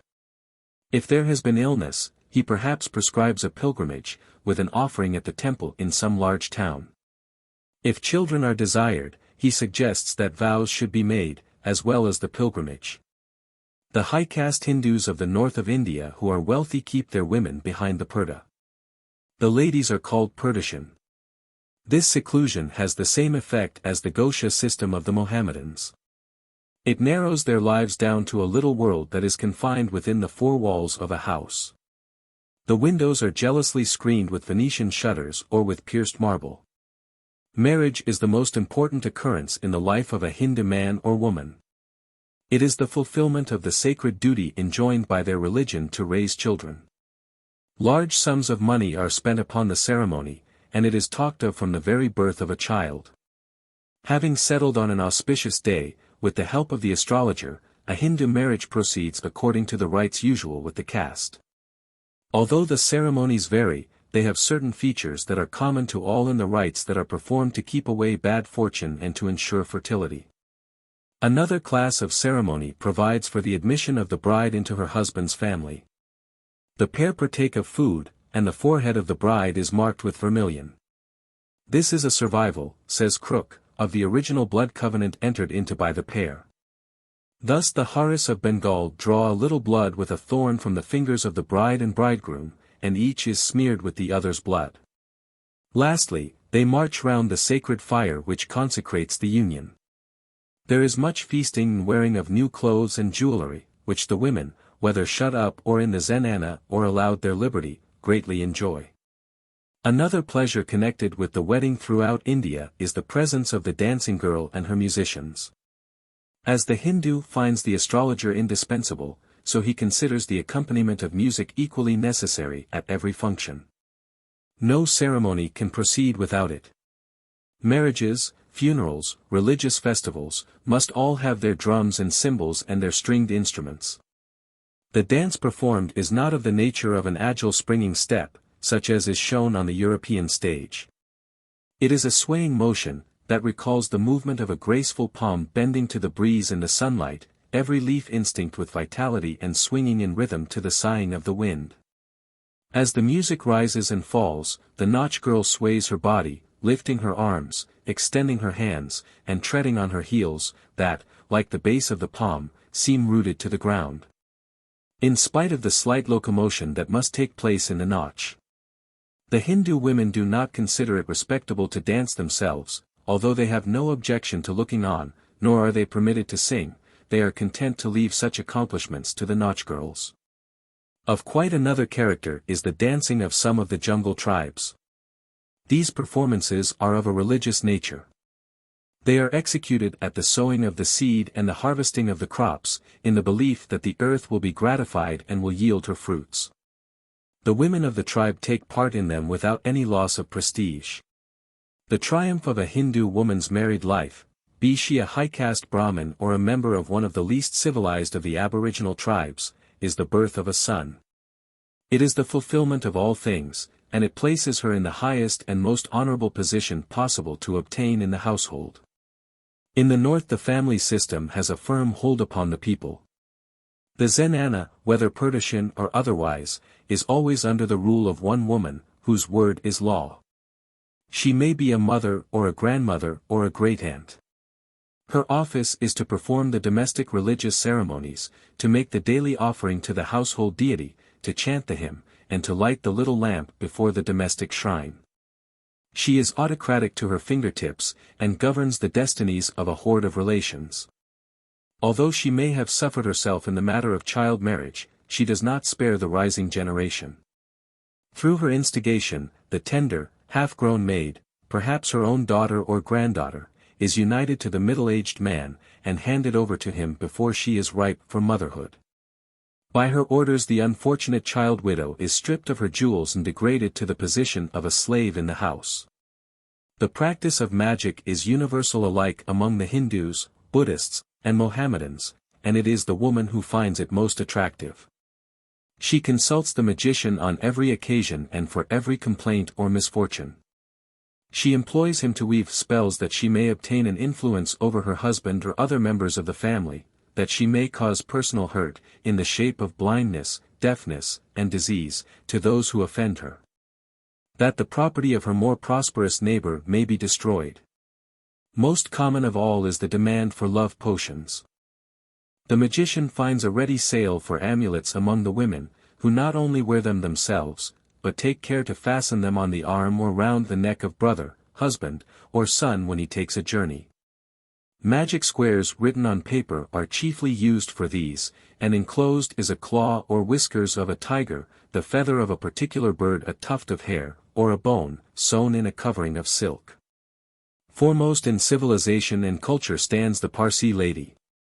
In primitive days the Iranian wife held a position that was not inferior to that of her husband.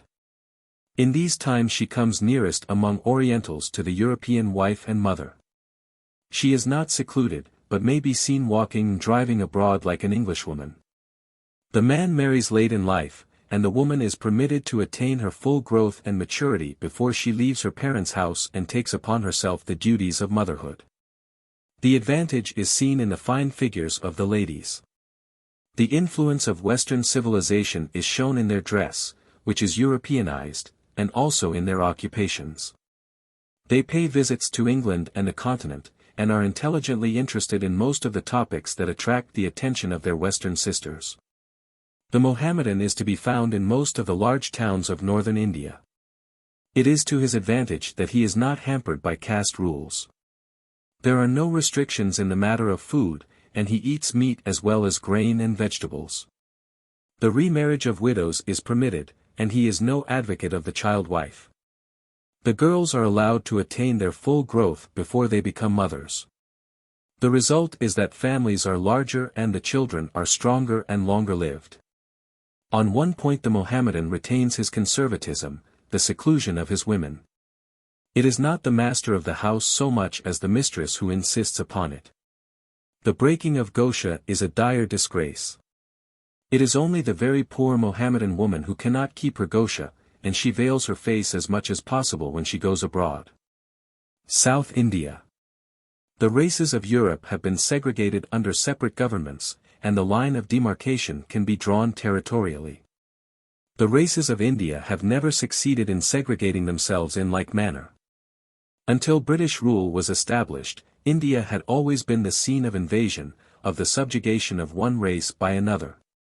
The Aboriginal was overcome by the Dravidian, in turn the Dravidian was conquered by the Aryan. And in course of time the Aryan had to submit to the Semitic race. The Aborigines, the only savage people of India, sought an asylum in the impenetrable recesses of the hills and forests, where they may still be found under the name of hill tribes. The Dravidians exist in the south, classed collectively, under the name of Hindus, with their Aryan conquerors. The Semitic Muslims formed colonies in every district that was accessible, and are to be seen in every large town. In the north the Hindu confines the ladies of his family to the zenana. This rigid seclusion is not practiced in the south. The Hindu ladies observe a certain amount of retirement, and shrink from publicity, but they are not disgraced should the eye of man fall upon them. The wife of the late Maharaja of Mysore and the late Princess of Tanjore did not go abroad unveiled or receive visits from gentlemen, but both ladies were willing to be present at social functions, behind a semi-transparent purdah. The light behind the curtain was shaded, so that their forms were not distinguishable. Their vision through the curtain was unimpeded, they could see all that was transpiring in the Durbar hall. The Princess of Tanjore was a Maratha by birth. The Mysore Maharani was a Hindu of the Deccan. Marriage with the Hindu woman comes early in life. The higher the caste, the younger the bride. The pariahs and some of the lower castes are content to allow their daughters to wait until they are fully grown. The higher castes believe that their rebirth in a future life is imperiled by neglecting to marry their children before they attain maturity. The law has been brought to bear upon this subject, and of late years there have been fewer child marriages. The marriage rites vary in detail with the different castes. The dowering of the bride and the tying on of the thali are common to all. The dower is generally in the form of jewels and clothes, unless the parent's property consists of cattle, sheep, or pigs, then it is given in the form of animals. The marriage badge, the thali, corresponds with the wedding ring of the European. If possible, it is made of gold, even if the people are very poor. It is in the form of a circular or oval pendant, on which figures are engraved or worked in relief. In Christian marriages among converts the use of the thali has been retained.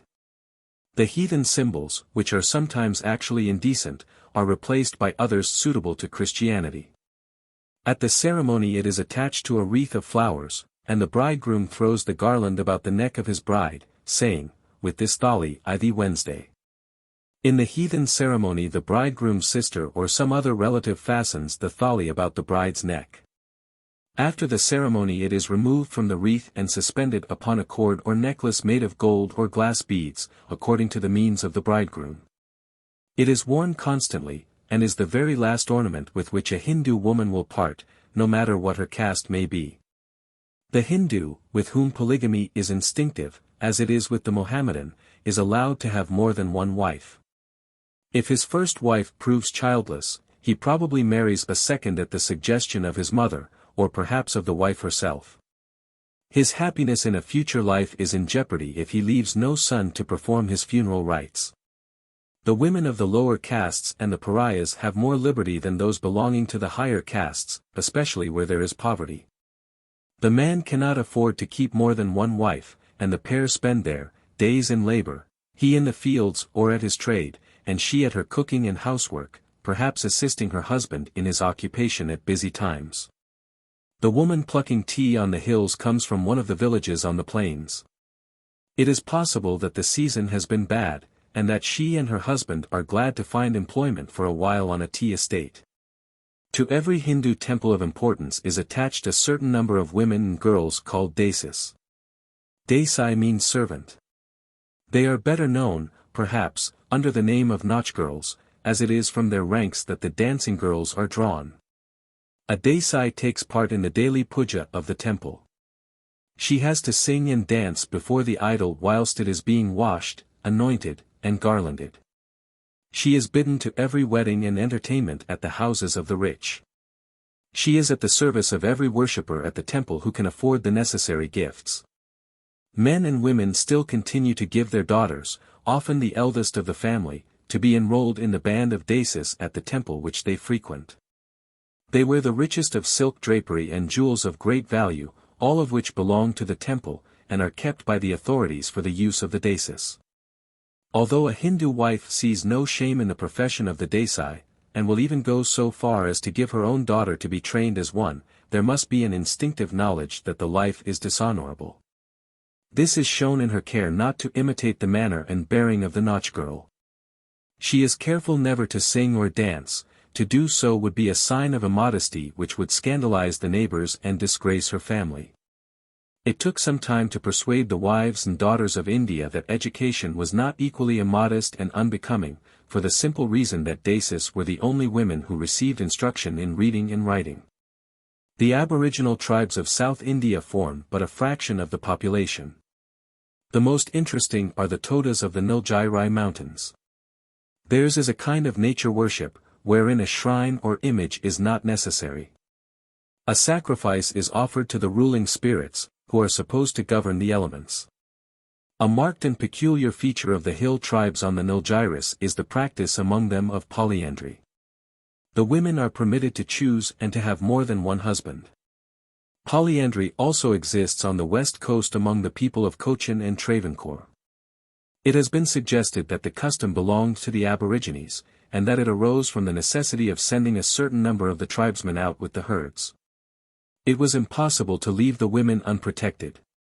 They were therefore married to 2 or 3 men, who took it in turn to attend the herds and to stay at home. There is a strange custom still preserved among the women. Its origin, like that of polyandry, is shrouded in mystery.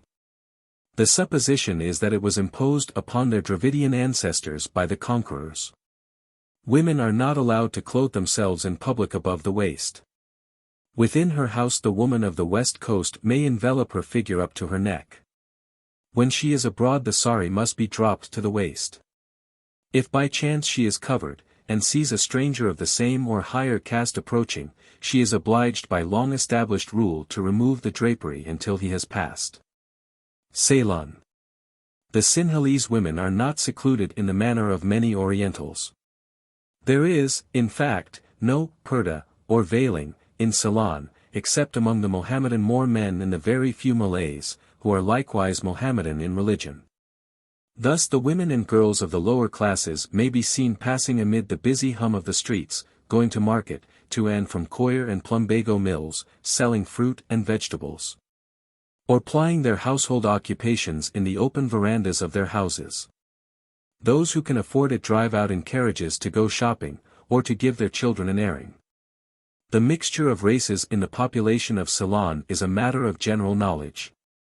There is a sharp dividing line in type, dress, customs, and religion between Sinhalese and Tamils, Moors, and Burghers, Eurasians of Dutch descent, and their daily contact does not really merge them. These are the principal races inhabiting Ceylon. Mention, however, must be made of the Vedas. The aborigines of Ceylon, isolated in the forests of the interior, have remained for ages untouched by civilization. This diminutive people subsist on wild fruits and honey, and the spoil of their bows and arrows. Nomadic in their habits, they dwell now in caves, now in trees or rude huts of leaves. Their dress consists of aprons of leaves thickly strung together. They are strictly monogamous, and their women are remarkable for conjugal fidelity and devotion to their children.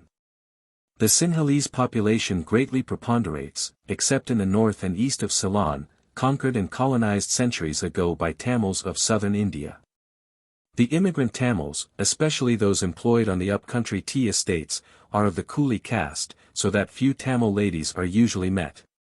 There are, however, some who in good looks, charm of manner, and education, need not fear comparison with their European sisters.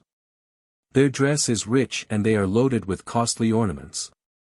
The women of that mysterious Mohammedan race called the Moors of Ceylon are, like their co-religionists all over the East, kept in strict seclusion. The purdah falls for the little girl when she is 8 or 10 years of age. Thenceforward her life is quite uneventful till her marriage day, when, amid endless ceremonial and prolonged feasting on the part of the male members of the household, the girl bride, tottering under the weight of all the family jewels, is borne, half insensible with drugs, to her husband's house. There she spends her days in much the same monotony as before, unless she has children to occupy time and thoughts. The Burghers are intelligent and enterprising, and while their men have been specially distinguished for long past in the departments of law and medicine, and are the backbone of the clerical service, their women are not behindhand in cultivation, and may boast of attainment both in arts and letters. Many of them are admirable as school teachers, and others devote themselves to music or painting with a great measure of success. The Sinhalese, or lion race, are interesting people. Proud, capable, and artistic, but with a full measure of Oriental indolence, accentuated by the passiveness accompanying, though not inculcated by, Buddhism. The Sinhalese are now practically monogamous, so that the status of women is good, in fact, best among Oriental nations except the Burmese. Polyandry used to prevail, mostly in the form of one wife between two brothers. It is still practiced to a small extent in the Kandyan districts, though gradually dying out under government discountenance. Marriage is of two kinds, 1, Digha, 2, Bina. In a Digha marriage the husband takes the wife to live with him. In a Bina marriage the husband goes to live in the wife's house, and is dependent on her or her relations. His case is not without its anxieties, however, as the wife may turn him out of doors at her goodwill and pleasure. The Sinhalese girl is not married very young, but she changes her state as a rule before she has left her teens. 7. Asia, Persia, Turkestan and Asia Minor. In a well-to-do Persian household, before the birth of a child, 2 cradles, one of common material and the other gaily bedizened, stand in the prospective mother's room, while 2 little suits of clothes, the exact replica of those worn by adults, are in readiness. One suit is only of cotton, while the other is of silk or satin, usually handsomely embroidered. The cradle and clothes of rich material are for the baby if it happens to be a boy, while the cheap ones are to be used if it be only a girl. The father of a Persian girl will in all probability ignore her, unless he happens to be the proud possessor of sons, in which case he may not object to a daughter, and may even play with her in the seclusion of the andirun, or women's apartments.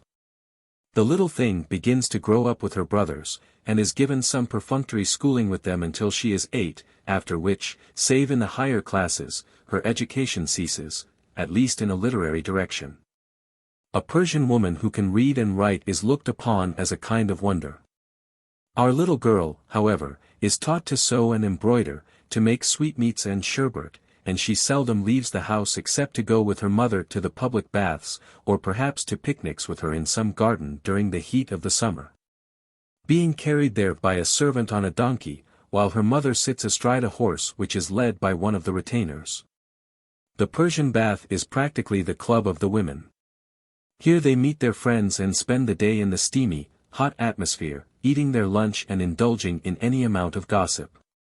They are very particular to bring handsome cushions on which to repose, and elegant cases in which to carry their toilet requisites, as they have usually all too few opportunities of social intercourse.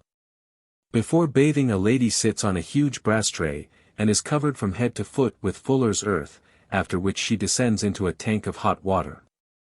A cold plunge in an adjoining room finishes the bath proper, and she is then rubbed dry and massaged.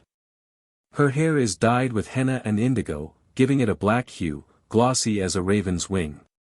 Her eyes and eyebrows are decorated with antimony, and her fingertips and nails painted with henna. Indoors the ladies wear loose-sleeved jackets of gauze or velvet, and have short, much stiffened-out trousers, which do not reach to the knees, the toilette being finished off with coarse white stockings or socks. A square of stiff, white muslin is bound round the head, a corner hanging down to hide the hair, which is either worn loose or in long plaits. Out of doors all women of position are concealed from head to foot in a shapeless black chadar, their faces are covered with a white silk veil, with only a strip of lacework before the eyes. While purple or green trousers ending in stockings complete the costume. As they shuffle along in heelless slippers they are unrecognizable, and it would be very bad form for a Persian to salute his wife or mother did he happen to know that she was some particular waddling bundle of clothes. If any man dare to lift a woman's veil, the penalty by Mohammedan law is death. When a girl reaches the early marriageable age of Persia, her parents begin to look out for a husband for her, her own inclinations being hardly ever taken into account. There is much marrying between cousins in Persia, but often the betrothals are planned by a professional go-between. The formal betrothal by the priest is a solemn ceremony. A lighted candle, the Quran, and a mirror, together with a tray on which are tapers, perfumes, dried seeds and dates, are placed close to the girl, and a green covering thrown over her. She may not speak to anyone. A lighted lamp is then put beneath a large brass bowl, turned upside down, and on this latter a saddle and pillow are placed. The girl sits on this pile, which proceeding is supposed to symbolize the mastery of her future husband over her. The same green covering used at this ceremony also conceals her later on during the marriage ceremony, and when wedded she is given a piece of gold for luck, and carries bread and salt into her husband's house to ensure plenty. Kissing the hearthstone of her old home as she leaves it. From early youth a Persian is taught by the priests to pay no attention to the counsel of a woman, indeed, he is admonished to act in every way contrary to the advice of that inferior being. He also believes that women have practically no souls, and that he will never meet in the other world those whom he has known on earth. When he attains to the material paradise of the Mussulman, he will be tended by fair houris, who sing entrancingly as he sits beside the river of milk. Or stretches his hand towards the delicious foods with which the boughs of a certain wondrous tree are laden. She, on the contrary, may be writhing in hell, as the Prophet told his followers that when he was permitted a glimpse of the infernal regions, the vast majority of the victims there were women. Only by constant effort, and by the making of pilgrimages, can a woman be admitted into the paradise reserved for her sex, which is a place of residence very inferior to that which her male relatives will inhabit. With apparently but little trouble on their part. Persian women frequently give parties, and on these occasions wear their best dresses and jewelry, a man being looked upon as a good husband according to his capacity to provide finery for his wife. There is an elaborate etiquette observed at these parties, each lady exchanging the most polite salutations with her hostess, who advances to meet her just the distance which her rank demands. Your place has long been empty, may your shadow never grow less, may your nose be fat, are a few of such greetings, and then the guest takes a place on the carpet of honor. She will, however, alertly make way and kneel upon a spot further removed from the giver of the entertainment should a lady of superior position make her appearance, while any poor child bride is usually treated with scant ceremony. Tea, sweetmeats, and the inevitable water pipe are handed round by servants. The tea is served in small glasses without milk, but so many lumps of sugar are put into the drink of a favored guest that a little island of sweetness stands up out of the thick, syrupy mixture. Almond paste, sugar pulled into thread fine as silk, toffee and candy are among the eatables, while the passing of the kalian or water pipe is fraught with much tedious ceremony. At Tehran, the capital of Persia, a lady will pay a large sum at the European shops for a piece of brocade, and will wear it ostentatiously in order to excite the envy of her guests. Retribution may, however, overtake her, for one of her visitors will perhaps buy more of the same material, and have it made up for her slave girl. She will then invite all her acquaintances, and tea and the water pipe will be handed round by the servant dressed in the rich silk in which the quondam hostess is probably arrayed, and later on the same girl will dance before the assembled guests, to the intense mortification of the one and the keen amusement of all the others. The dancing at these entertainments is accompanied by singing and playing, and is unlike anything to which English people are accustomed. The performers posture and come forward with bent legs, progressing by pushing their feet from side to side in most ungraceful fashion. They will also stand and bend backwards until their heads touch the ground, and then slowly raise themselves, becoming scarlet in the face from their extraordinary exertions. Though Persians are allowed 4 legal wives by Mohammedan law, yet they do not avail themselves largely of the permission, and the country is gradually becoming monogamous. Persians themselves say that it is unfashionable and provincial to have more than one wife, but it is probably the poverty of the country which is chiefly answerable for this change in Mohammedan custom. When a Persian woman is advanced in years she often thinks of that inferior paradise to which she can so hardly attain, and she will sell her valuables and persuade her husband to let her go on a pilgrimage.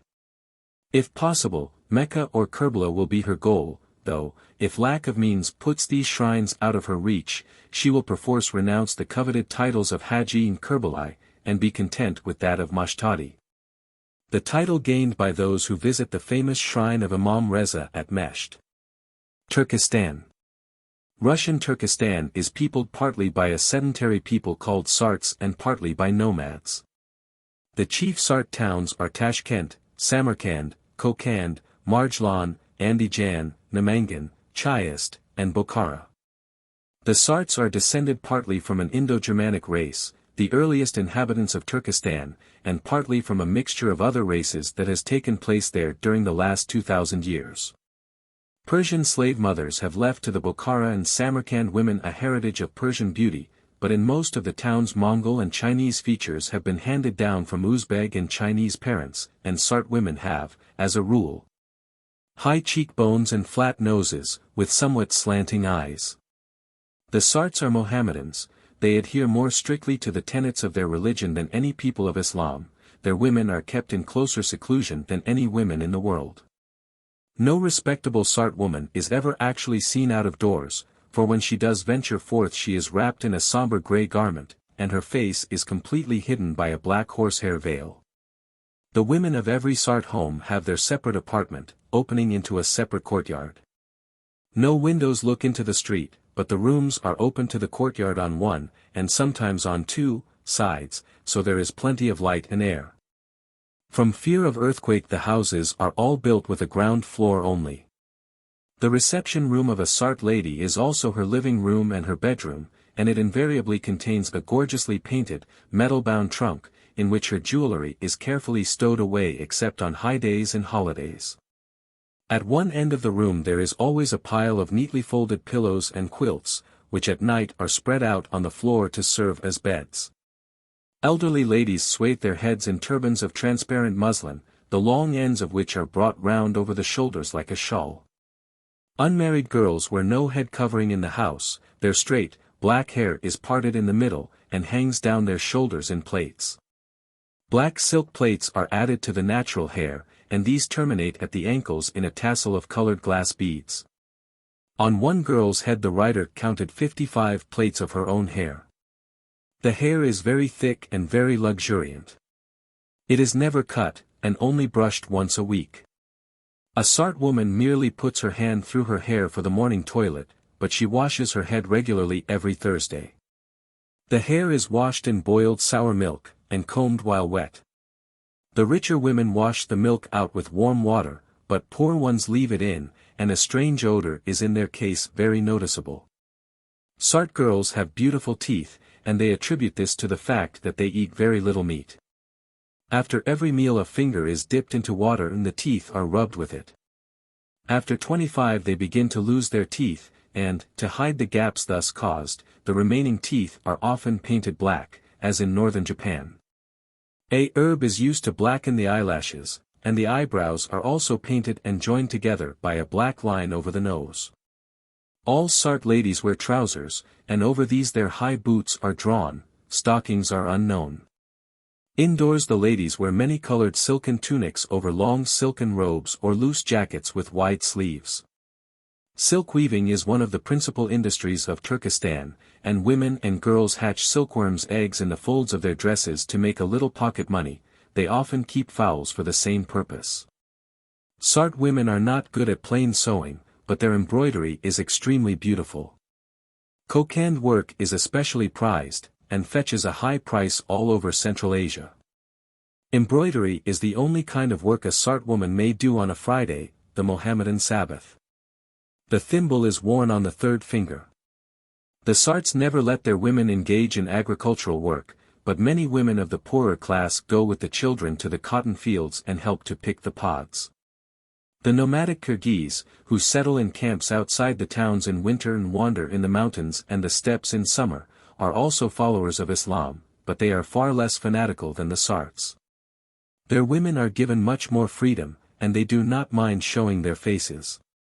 All the hard work in a Kyrgyz household is done by the women. They put up the yurtas, or tents, and they make the felt with which they are covered. Hard work makes these women very strong, and they look like sturdy men when they come riding straddleback to the Sart bazaars. Between Bokhara and the Caspian Sea there stretches the wide and sandy steppe of Transcaspia, which is inhabited by another race of nomads, the Teka Turkomans. These people live in felt-covered kibitkas, or round tents. A rich man generally has a tent for himself and one for each wife. Turkoman women may go where they like, they are unveiled, and mix freely with the other sex from their earliest years. They are not beautiful, and the purer their blood the flatter their noses and the higher their cheekbones. Asia Minor. There is no country in the world of similar extent where greater diversity of race prevails than Asia Minor. It has now been for more than 4 centuries under the dominion of the Ottoman or Osmanli Turks. The people are the descendants partly of the foreign conquerors, partly of more peaceable invaders pressing in from all directions, and partly of the races who inhabited the country before the time when history begins. They are classified politically according to their religion: Mohammedans, Christians, and Jews.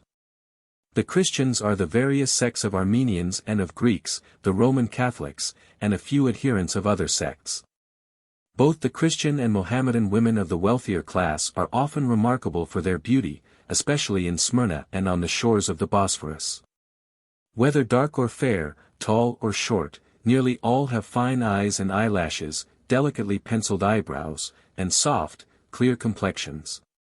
The Osmanli women show greater variety of type on account of their mixture of race, and are, on the whole, more elegant and graceful.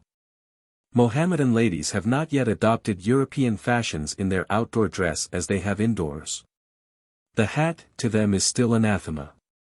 The veil retains its place and power, but the shapeless perigee, a sort of full double skirt drawn round the waist, the under half reaching to the feet, the upper turned up over the head, has been modified into a fashionably cut skirt and a dainty cape covering the head and pinned at the waist behind, the material being usually a rich brocade of some dark color or combination of colors. A small square of stiff, but fine, black buckram is worn as a veil. This sedate costume is worn when shopping or visiting in the town. At picnics and other open-air parties, in which Turkish women of all classes, and, indeed, Oriental women generally, delight, it gives place to a long coat, not unlike a dressing gown, of silk or alpaca or other like material. And of pale color, blue, pink, gray, green, or white. The stiff black veil is replaced by one of transparent white muslin, which, worn over the head, enhances rather than conceals the effect of the elaborately dressed hair, with its jeweled combs and pins. And by no means conceals the charming face of the wearer. Judged by the same standard as the Mohammedan and Christian women, native Jewish women have small pretensions to good looks, even when young, but the national costume worn by those of the lower order in Smyrna might make even a beauty look plain. Besides the usual Turkish trousers, it consists of as many voluminous coats of different material and color, and generally dirty, as can possibly be put on at one time. The headdress of the married women is a solid-looking bag of black silk or cloth, which entirely conceals what hair they have, and hangs down the back, surmounted by a ridiculous little cap that looks like a caricature of a Scotch Glengarry. The Jews are, in fact, the most abject and degraded race in Asia Minor. At the same time, Jewish women have, among their own people, a higher status comparatively than Christian women have among theirs. Education has in recent years made considerable advance, although generally it is still in a very backward condition. Many daughters of wealthy Mohammedans have the advantage of resident foreign governesses, and speak, read, and write one or more European languages. Considering their circumstances, the number of Osmanli women who have produced literary works is by no means insignificant. Among the native Mohammedan peasants the woman does the greater part of the work.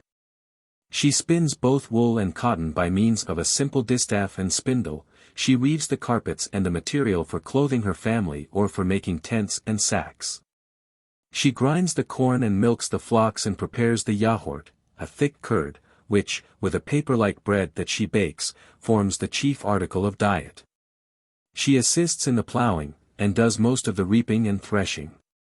She sometimes helps to build the houses of sun-dried mud bricks, the commonest building material in Asia Minor. Of course, the women cover their heads, but as a protection from the sun and weather, the face remains unveiled. There are, however, many districts in which even the poorest peasant women are closely veiled. In the towns of the interior, where the Mohammedan element predominates, both Christian and Jewish women often veil in public as a protection from possible molestation.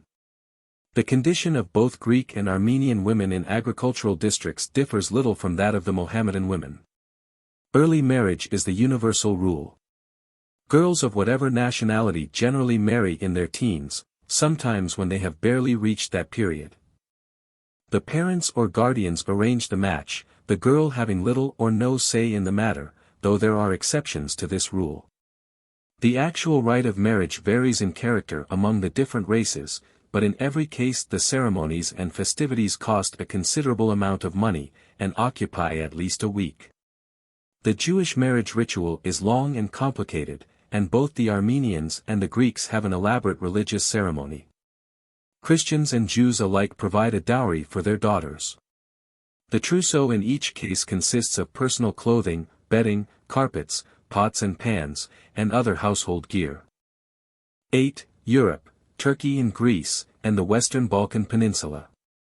Among the women of Turkey and Greece may be found representatives of no fewer than 13 different races.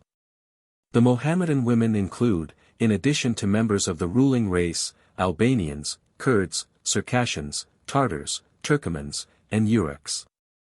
Although the law of Islam allows a man to marry 4 wives, and to be the owner of an unlimited number of slaves, as a matter of fact, at the present day, among the working classes of European Turkey 1 wife is the rule. And among the wealthy more than 1 the exception. For, in addition to the various other considerations which make a plurality of wives undesirable, there is also the grave question of expense. The legal position of a free Mohammedan woman compares favorably with that of her Christian neighbor. As a daughter she is entitled on her father's death to inherit his property, in common with her brothers, in a proportion determined by law, according to the number of inheritors. As a wife she has uncontrolled possession and disposal both of the wealth which was hers before marriage and of any subsequent inheritance. A husband, on his side, is bound to support his wife and her slaves according to his wealth and rank, and though great facilities may appear to be given to a man in the matter of divorce, wives are, on the other hand, safeguarded from a too arbitrary exercise of this privilege by legal enactments, which, in practice, largely modify this facility. Marriage with a free maiden is an expensive matter in any rank of life, owing to the lavish outlay in gifts and entertainments, made obligatory by custom on such occasions. All Turks marry young, and consequently if a father cannot afford to take a wife for his son in his own class, he purchases a slave who has been brought up with that end in view in some great lady's harem. And no expense is incurred beyond the purchase money. There is, too, the consideration that a slave, having no position of her own, is submissive and obedient to her lord, and has no interfering relations. Should a slave bear a child to her master she cannot be resold, but has the right to bring up her offspring in its father's house. It is also considered legitimate, and inherits equally with the child of a free wife. In all probability the father will set his child's mother free and marry her, and thus bestow upon her the status of a free-born woman. Ladies of high rank often carry on a traffic in female slaves, purchasing children born chiefly in the tents of the nomad Circassians, and bringing them up in their own households. A Turkish dwelling, however humble, is invariably divided into haremlik and salamlik. The latter, in an average house, consists of a couple of rooms on the ground floor, in which the master transacts official business and exercises general hospitality. The haremlik, which has its separate entrance, courtyard and garden, constitutes the sanctum sanctorum of the women, the place, secure from all intrusion, into which not even the master may enter should a pair of overshows at the door announce that his wife has a visitor. Paying calls, attending wedding, birth, and other family ceremonies, promenading and driving, form the chief amusements of all ranks, and going to the public baths is made an occasion of great festivity in ceremony. Osmanli women are also passionately fond of country excursions, and the number of charming resorts within easy reach of every considerable town, as well as of the capital, added to a magnificent climate, offer every facility for the indulgence of this taste. Curiously carved and gilded springless carts, drawn by a pair of oxen decorated with multicolored tassels and fringes, are the favorite mode of conveyance for these picnics. The Christians of European Turkey belong to 5 different nationalities: Greek, Wallachian, Bulgarian, Servian, and Armenian. Social life among the wealthy class in the large towns is very similar to that of Greeks of the same position. And the Bulgarian and Armenian ladies of the same standing, though less highly cultured, perhaps, are not as a rule deficient in manners and attainments. Women of the middle and the lower classes of all nationalities lead, in the provincial towns, somewhat secluded lives, as it is considered an impropriety for girls and young women to be seen much out of doors, and their lives are passed, for the most part, in a dull enough routine. Occupation in shops is not open to girls, nor, unless compelled by sheer necessity, will they become domestic servants, who are drawn mostly from the peasant class, and from the islands of the Aegean. The majority of girls occupy themselves with needlework, lace-making, and other home industries. Peasant life differs little in Greece and Turkey. In Macedonia the Greek women, though not employed in field work to such an extent as are their Bulgarian sisters, take an active part in much of the labor connected with the farm and vineyard. To the Greek peasant girl is also committed the care of her father's flock of sheep and goats, which she leads every day to the pasturage and secures at night in the stania, or sheepfold. The Voskapula, or shepherdess, is one of the most prominent figures in rural folk song, and many a charming idyll has been composed in her honor. Little time, however, is at her disposal for sylvan dallying, for, in addition to milking, and cheese and butter making, it falls also to her share to bleach, dye, and spin the wool, and to weave this, as well as the produce of the flax and cotton fields, into stuffs for clothing the family, or for sale in the market of the nearest town. In some districts the silk industry keeps the women fully occupied during the spring months. In Crete, for instance, this constitutes the chief domestic industry, for each family cultivates its own little crop. Cyprus is also famous for its industries in linen, cotton, silk and wool, and the Cypriot women of today maintain their renown for cunning needlework which pertained of old to the island.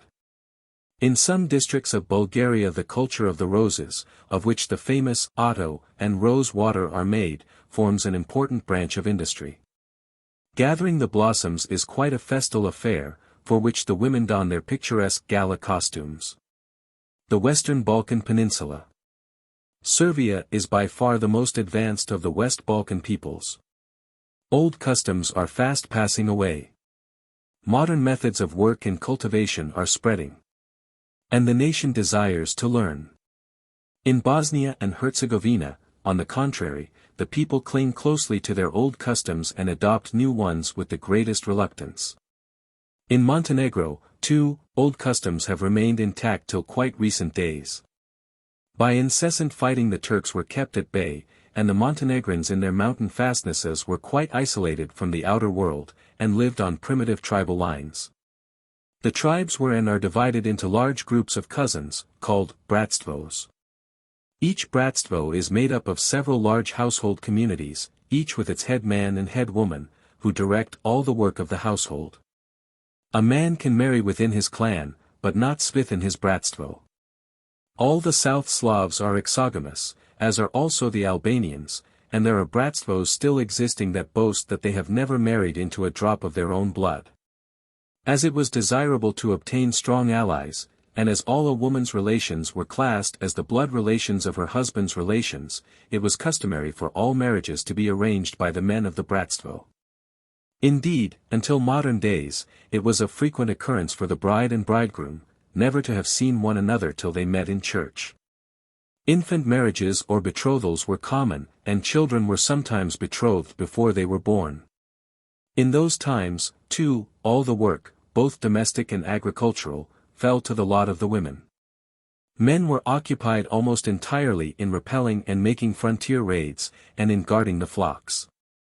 Custom in this respect changes very slowly, and all the heavy work of carrying wood and water and luggage is still performed by women. Nor will they often accept help from a man, for they consider that such work would degrade him. Even now, women sitting by the roadside, however tired, will scramble to their feet and stand respectfully when a man passes. Nor do the women in the up-country parts ever think of sitting down to table with the men. The women of the household eat up what is left after the men have finished. It is not etiquette for a man to speak to his wife before strangers. If he is obliged to do so, he speaks over his shoulder, with his back to her. Husband and wife in many parts never call one another by name, but address one another as he and she. All tribal business is strictly masculine. No woman is supposed to give an opinion on any but domestic affairs, nor, indeed, to offer an opinion on anything at all unless she is asked. It has frequently happened to the writer, when asking a woman a question, that the master of the house has roared at her, "Hold your tongue, woman. I will tell it." Long hair, short wits, a woman's head, is a very favorite proverb. Until recent years every family group throughout the South Slavonic peoples made practically everything at home.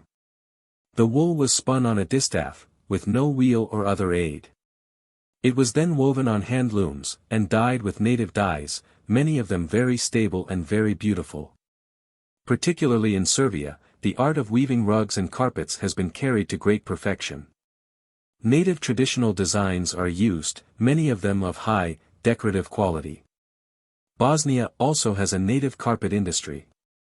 For ordinary garments the wool is woven undyed, and taken to a fulling mill and beaten into a hard felt by wooden hammers worked by water power. This felt, or thick flannel, still forms the chief wear of the peasants of the larger part of the Balkan Peninsula. The garments are often very beautifully embroidered. Every district has its own patterns. The dress of most South Slavonic women consists of the long shirt, which is worn both by day and night, and an embroidered waistcoat, with or without sleeves, and a long sleeveless coat, the koret, which is open in front. In Bosnia and parts of Herzegovina, many women, both Orthodox and Moslem, wear the large Turkish bloomers, but with these they do not as a rule wear the koret. The Balkan woman, whether she be Servian, Bosniak, Montenegrin, or Macedonian, has plenty to do. But it must not be supposed that she regards herself as a slave, or that she has no privileges. Women, for example, were exempt from blood vengeance, and in parts where the vendetta still prevails it is considered very wrong to kill a woman. Thus it may happen that most of the marketing is done by women, as they can pass freely to the bazaar when the man of the family would run the risk of being waylaid and shot. Women throughout the South Slavonic lands are not without holidays and amusements. On the principal feast days large gatherings of peasants take place, when the women appear gorgeous in their best clothes, gay with embroidery and glittering with coins and ornaments. Many of these dresses are immensely heavy and very hot, but this does not deter the sturdy Balkan maiden from dancing the national dance, the kolo. The dancers, men and women, form a long chain by holding each other's hands or belts, and serpentine and circle round with great energy, singing lustily the while. Each district has its own kolo song. Women play an important part at funerals, as it falls to them to sing the death songs that celebrate the virtues of the deceased. The women who thus sing are called pakajnitsa. When, as is the case with the funeral of a celebrated man, there is a very large assembly, the wailing all takes place out of doors.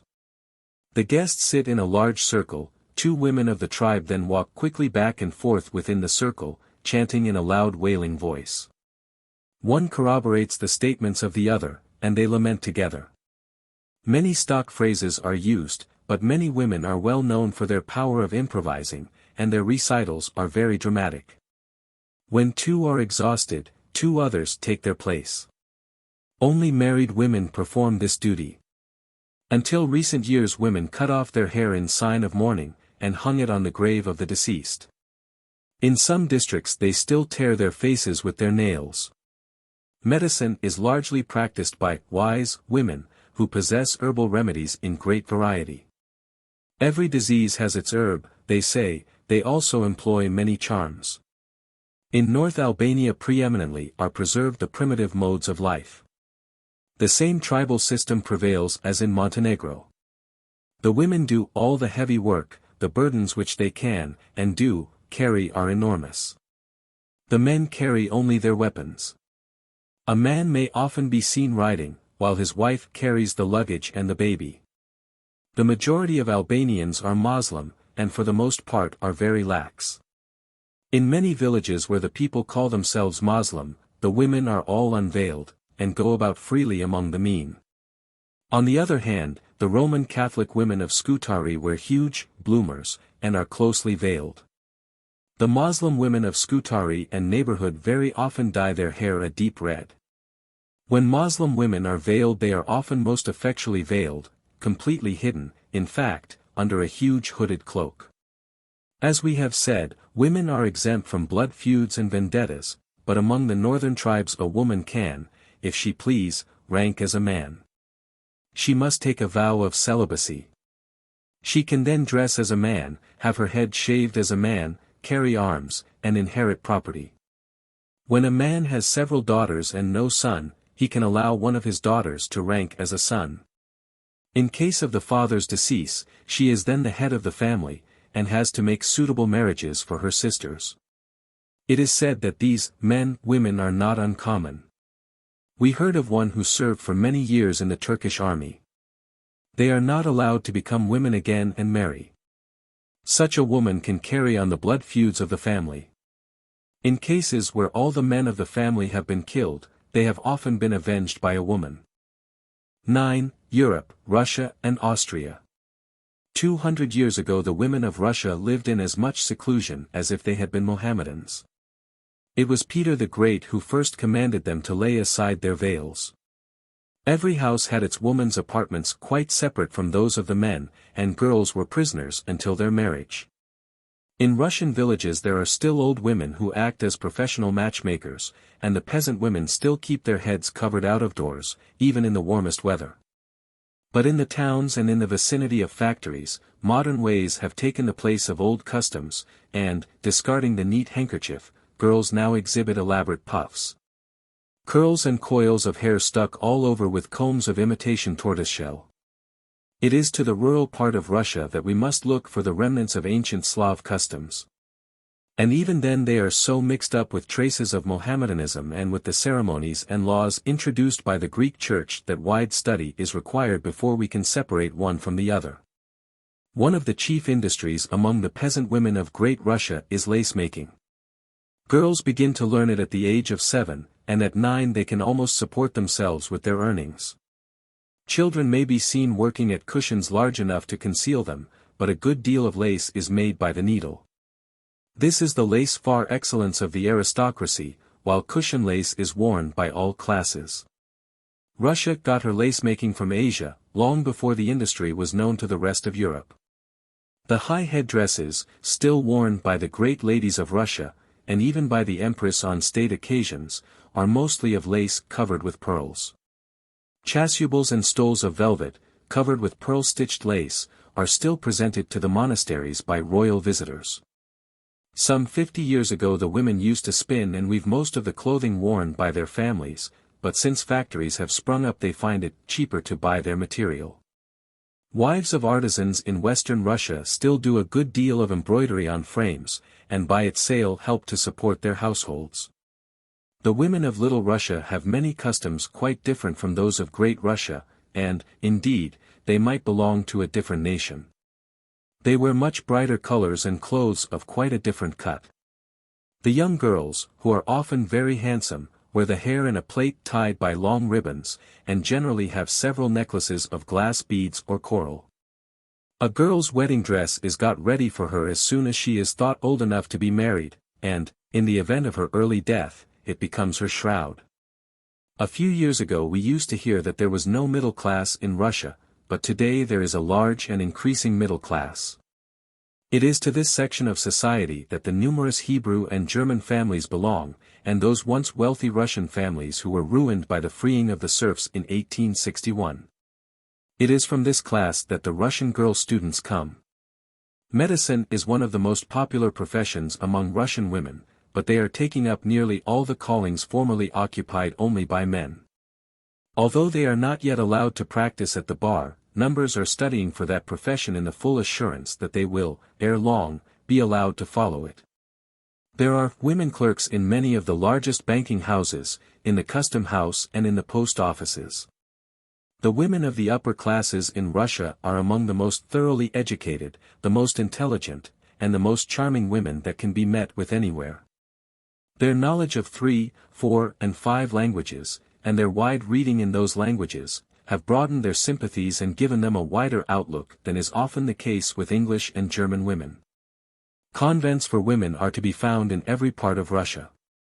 The nuns engage in some kind of useful work, such as embroidering military in naval uniforms with gold thread, lace-making, painting icons, candle-making, embroidering linen, gardening, cooking, and so on.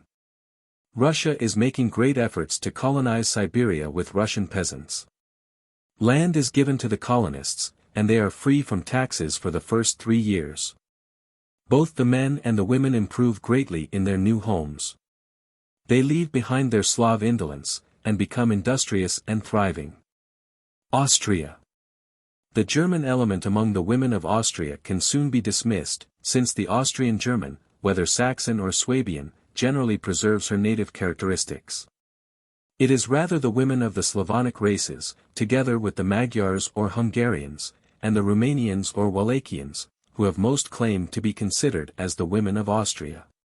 Varieties of custom, individual taste and character exist among the numerous subdivisions of the Slavonic race, but on the whole the main characteristics are the same. "Let us sing and dance," says one of the popular songs of the women, "as long as we have no husbands, for as soon as we have one we must forget our songs and only mend his shirts and trousers." Indeed, the fate of the woman in Slavland is to work and suffer and obey in silence. The Slavs of southern Austria regard the birth of a girl as a punishment from heaven. Needless to say, a daughter has no part in the paternal inheritance. The most she has is the dowry of a cow on her marriage, and the cow, of course, goes to the husband, who probably would not marry her without it. As for the marriage itself, the whole ceremony is symbolical. The would-be bridegroom presents the girl with a bunch of flowers as she comes out from Mass on Sunday, and if she accepts it he calls a few days afterwards at her home with a friend, has food and drink, makes sure that the girl is healthy. And a month afterwards the wedding takes place. On the wedding day the bridegroom comes to the house, with friends and musicians, to fetch his bride, who is supposed to come out of the house alone and walk last in the train of friends around the bridegroom. Even at the wedding feast she begins her submission and service, since it is her part to serve the guests. When a girl is married she is called Sneha, when she has a child Gina, when she is 40 Baba, i.e. grandmother, and when she is over 50 Star Ababa, i.e. old decrepit one. It is suggestive to turn from the Slav proverb, that household is threatened with ruin in which the distaff rules and the sword obeys, to the Magyar saying, it is the Sinyan that must rule, for though both are exaggerated, and the truth lies between the two, the note of contrast is struck between the position of the Slav and the Hungarian woman. The Hungarian is the companion of her husband, not the servant or slave, and she retains much of her gaiety in her married life. The Hungarian peasant who would wooing go, comes at night to the house of his beloved, and knocks at the door until the girl's mother says, he has knocked so long, open the door to him. The girl obeys, and the young man then enters the kitchen wrapped in his long cloak, which envelopes them both. On the wedding day the bride walks to the church accompanied by 2 of her friends, already married, and 6 young girls in white carrying crowns. The bride's crown sparkles with spangles, and is ornamented in the middle with a little mirror in the national colors, red, white and green. At the wedding feast each guest dances with the bride, giving her a few kreutzers in exchange for a kiss, and a present in kind, a fowl, pigeon, or some fruit. The Hungarian women of all classes are generally brunettes, with slender, supple figures, and are strong, healthy and graceful, and noted for their physical beauty. Unlike the Slav women, who are content to wear one garment, the Hungarian peasant who wears less than 3 petticoats imagines herself half naked. The chief garment of the national costume is the rekli, or jacket embroidered with braid and silver buttons, and ornamented with flowers and lined with sheepskin, with its warm soft wool. In summer the rekli is often packed away, and replaced by a chemisette, with short embroidered sleeves, which leave the arms bare. One word of the gypsies of Hungary, those lazy kings and queens of solitude whom the Hungarians alone welcomed when in the rest of Austria they were reckoned among Turks and infidels. Free and wayward as the wind, the women of the gypsies keep their splendid vices, and are untouched by the manners and customs of the Hungarians. They are the fortune-tellers, the jugglers, the dancing girls of the country, and are full of the language which the Hungarians have caught from them, the language of music. Hated by the Hungarians as a lower and despised race, the Romanians of Transylvania are an Italic people, dark-skinned, black-haired, black-eyed, indolent in temperament, and thriftless. Among the aristocracy the women are said to pass their time dressing and adorning themselves, or driving in the public promenades. The peasant women are the chief workers on the hells, and are far more industrious than the men. They are commonly employed as navvies and road menders, and often a gang of women can be seen working on excavations, etc., on equal terms with the men. Like the women of the Slav races they are beautiful in their youth, but are worn out before middle age comes by the overstrain of being both childbearers and field workers. X. Europe, Italy, Spain and Portugal.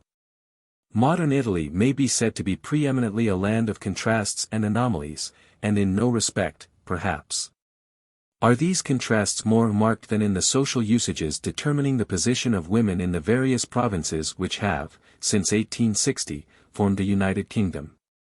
The legal code is now, of course, uniform for the whole country. But as each province still tenaciously adheres to its own ancient customary law in all matters connected with domestic and social economy, the status of women, determined by these customary laws, in the industrial and progressive provinces of the north may be said to differ almost as much from that obtaining in Sicily and Sardinia as the status of English women differs from that of Chinese.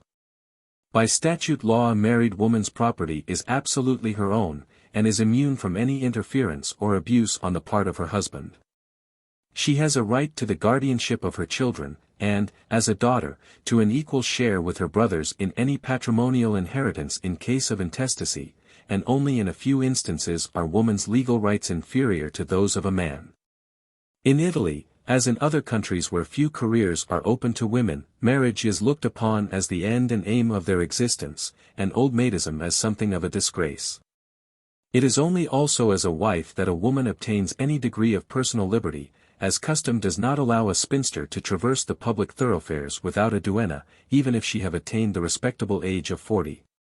In southern Italy, and especially in Sicily, even married women are subjected to many restrictions, and, indeed, to a quite oriental seclusion from intercourse with the other sex. For in some districts of this island a man may have lived for 20 years on intimate terms with a neighbor without even having exchanged a word with his wife or daughter. In these localities when a husband goes abroad, he leaves his wife, should she be young, under lock and key, and the women appear to be gratified by this exceeding care for their safety, as its neglect would imply want of regard. In the great industrial centers of the north, however, and generally in localities frequented by foreigners, native customs in this respect have been considerably modified, and girls and young women are allowed greater freedom. Such changes in manners are the natural concomitants not only of changed social conditions, but also of higher education, and facilities for this in Italy are not inconsiderable. The classical and technical courses in all the state-provided institutions are open to women, as are also the universities. The number who avail themselves of these advantages is as yet, however, but small, and in the universities the faculties most frequented are those of literature, natural science, and medicine. The women graduates comprise several lady doctors in good practice, and a certain number of professors and lecturers on literature and science. As actresses, Italian women have attained a high level of excellence, while in the domain of opera it need hardly be said that they stand in the foremost rank. The intellectual attainments of middle-class women generally are, however, by no means on a level with those of men of the same social standing, while the vast mass of the female population of Italy may be said to be wholly illiterate. The manifold favors bestowed by nature upon Italy have made of her an essentially agricultural country. Even the industrial towns and cities of the north, in which life now presents many features common to other countries, are mere isolated spots surrounded by great pastoral or agricultural regions. It is in these vast rural districts that the Italian woman can best be studied. A peasant family often continues to occupy the same farm for centuries, the married sons living with the house father, and, with their wives and children, assisting in the farm work. In addition to spinning and weaving, many rural home industries are carried on in which the women have often the most considerable share. The silkworm culture, for instance, is undertaken almost entirely by the women and children. It occupies less than 2 months before the beginning of harvest, and forms one of Italy's most lucrative exports. Where the system of mixed crops is followed, and each crop is small, the grain harvest is reaped by hand in primitive fashion. The women and girls follow the men and bind up the golden sheaves, singing meanwhile their strange plaintive stornelli or ripetti. Probably the very day after the corn has been carried, the stubbles will be turned for a new crop, for as much is got out of the land by these thrifty peasants as it can be made to yield. While the husbandman and his sons guide the plough drawn by a yoke of long-horned white oxen, the women and children follow, collecting into little heaps for burning the weeds and roots turned up. Next comes the fruit harvest.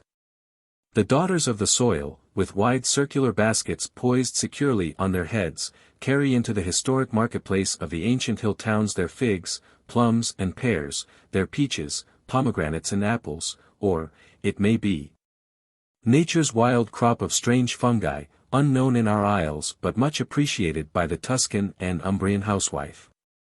In September comes the vintage, and then the gathering of the olives, which is essentially a winter industry, and which lasts from November to February. The ripe olives are picked either directly from the branches into a deep basket strung round the waist of the picker, or beaten from the trees with long switches.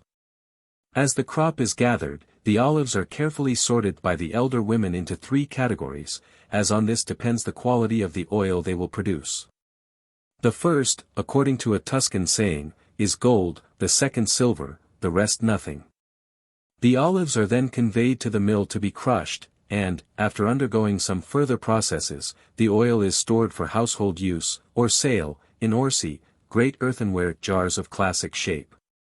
On the Italian Riviera the large flower farms afford occupation in winter and spring to considerable numbers of women and girls, but the chief female industry of these regions is lace-making. In certain localities embroidery, artistic bookbinding and leatherwork, as also the manufacture of beads, mosaics, etc., afford employment to women and girls either at home or in workshops.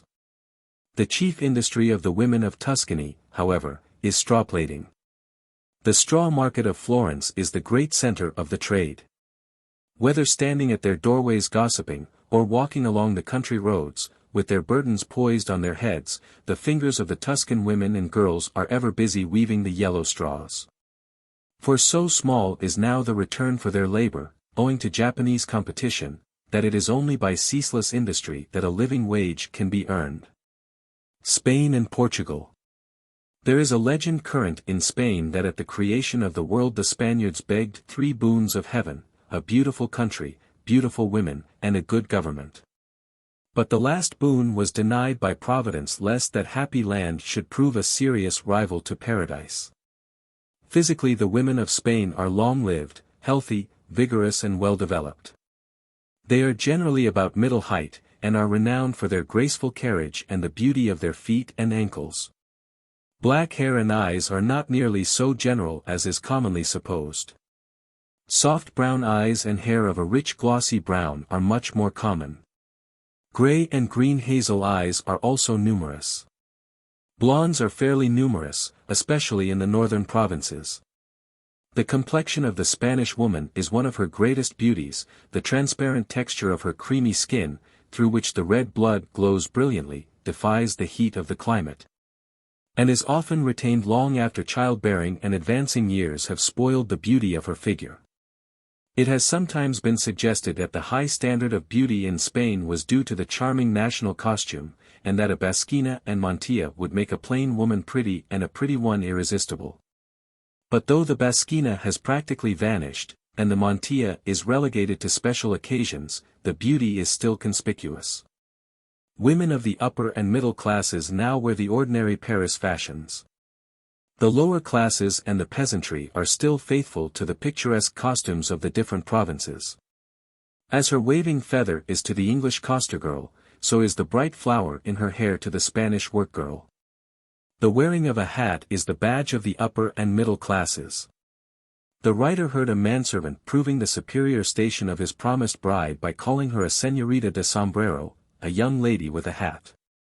The Spanish girl develops early, and escapes the awkward age. The English high school girl, with her hockey stick or tennis racket, scorning sentiment, adopting her brother's slang, and eager to shine in some impending examination, has no prototype in Spain. We have instead a little woman ripe for marriage, but of an engaging innocence, who begins to attend social functions in her early teens, and displays a keen interest in her own possible novios and those of her friends. No frank good fellowship is possible between the young people, owing to the disastrous notion that a girl cannot be alone with a man, however old a friend or near relation, without being compromised. Even an engaged couple, though they may whisper in corners or dance together all the evening, are never allowed out of sight of their elders. After marriage the Spanish young woman is generally quite content with domestic cares, and makes an exemplary wife and mother. Marriages are generally love matches. The young people are allowed to choose for themselves, and the idea of allowing commercial considerations to weigh in such a matter would be abhorrent to the average Spaniard, who is generally free from the snobbishness of valuing his friends according to their fortunes. Though the field of woman's labor is more restricted than in other countries, she has still many ways of earning an honest livelihood. Women are largely employed in agricultural labors. Many are employed in factories, notably in the celebrated cigarette factory of Seville and in the lace and other factories of Barcelona. Many women, too, earn a living as street vendors of fruit, flowers, etc. And the aguadoras, with their cry of agua, agua fresca, quien quiere agua, sell cool drinking water in the streets and railway stations. There is also the resource of sewing and laundry work. The Spanish needlewoman is a mistress of her craft, and the laundresses are unsurpassed in any country. Domestic service is not unpopular in Spain, for it can be undertaken without loss of personal dignity. No undue servility is shown or expected. The servants treat their mistresses as even Christians, speak their minds freely, and identify themselves with the family interests. That a woman of gentle birth should make the least effort to earn a penny is considered quite out of the question. She may be as poor as she likes, and still retain her social standing, but let her grow weary of existing on a miserable pittance, and use her brains and energy to increase her income, and she will lose caste at once. Inconceivable as it may appear, the Spaniard considers it preferable for intelligent and able-bodied young women to live upon the charity of relations or friends than that they should endeavor to provide for themselves even by intellectual or artistic pursuits. Strangely enough, in a country where difference of station is so sharply defined, Spain has achieved liberté, égalité et fraternité in human intercourse in a greater degree than any other civilized country. Difference of rank is admitted, but personal superiority not at all. The noblest gentleman in the land will doff his hat to his charwoman as though she were a duchess. Beggars in the streets demand alms with, "Brother, for the love of God," and expect a "Pardon, brother," in return. If this courtesy, at least, is not forthcoming, the Christian brother or sister is liable to burst into quaint and original invective. "May you have swollen feet, and be made a postman," was the inhuman wish hurled by an old gypsy woman after some such offender. The Portuguese, especially in the central and southern parts, are of a very mixed race. There is a strong Semitic element, and a strain of Negro blood that has not tended to beauty. The standard of female beauty is not nearly so high as in Spain. The women are vigorous and well developed, coarse black hair and black eyes are the most common. The healthy open-air life of the peasant women gives them a brown and ruddy comeliness of complexion, but their sisters of the upper and middle classes, who take no exercise and lounge their lives away in vapid idleness, are far behind them in good looks. It would hardly be too much to say that all the beauties in Portugal are to be found among the lower classes. Some of the Ovarinas, the barefooted women from the port of Ovar, who sell fish in the streets of Lisbon, are strikingly handsome. These are almost a race apart, and are said to be of Phoenician origin. The costume of the peasant women varies slightly in the different districts. They generally go barefoot, their heavy skirts drawn up through a girdle below the hips for better convenience in walking.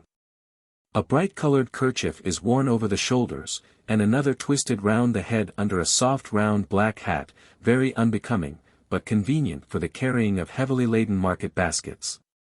Nearly all the peasant women possess chains and pendants of fine gold, which are handed down from generation to generation. There is comparatively little distinction among the Portuguese peasantry between the work of men and women. The climate is so beautiful, the necessities of life so cheap, and the women so thrifty and industrious, that dire poverty is hardly ever to be seen.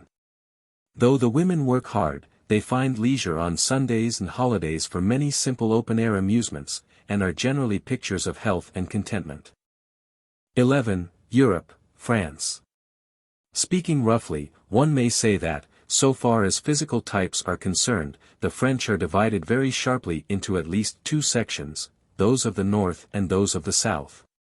French women, say, of Brittany and Provence, differ fully as much as those of two distinct nations, just as the Channel climate and that of the Mediterranean are entirely dissimilar. The Bretons are taller of stature, generally light-haired, with blue or grey eyes, and an oval-shaped head. They possess a finer physique and are more Teutonic or stolid in disposition, less susceptible to outside influences, retaining even in this 20th century their ancient dress and customs in a marked degree, with less refinement and beauty of feature. Whilst south of the Loire, in Provence, there is a race of women of smaller build, less height, possessing softer contours, rounder heads, and generally both dark hair and dark eyes. The Provençal women are, indeed, not only smaller, but are more often pretty, and have not fair but dark and rich complexions. There are, of course, several modifications of these two types in different parts of France, but on the whole the differences are well marked and serve the purpose of division. The Frenchwoman of today is the product of many influences, some of which have been antagonistic, and by reason of this she has many contradictions of character as well as not a few excellences. Thus are his countrywomen summed up by a modern French writer of some distinction. One characteristic which cannot, however, fail to impress itself upon the mind of even a casual observer is the vivacity and mercurial nature of the Frenchwoman's intellect. She is quick-witted, possessed of the gift of repartee, and in conversation brilliant rather than solid. But withal as a housekeeper, rather than as a homemaker, she shines, and as a business woman she has probably, take her all in all, few feminine equals and scarcely a superior.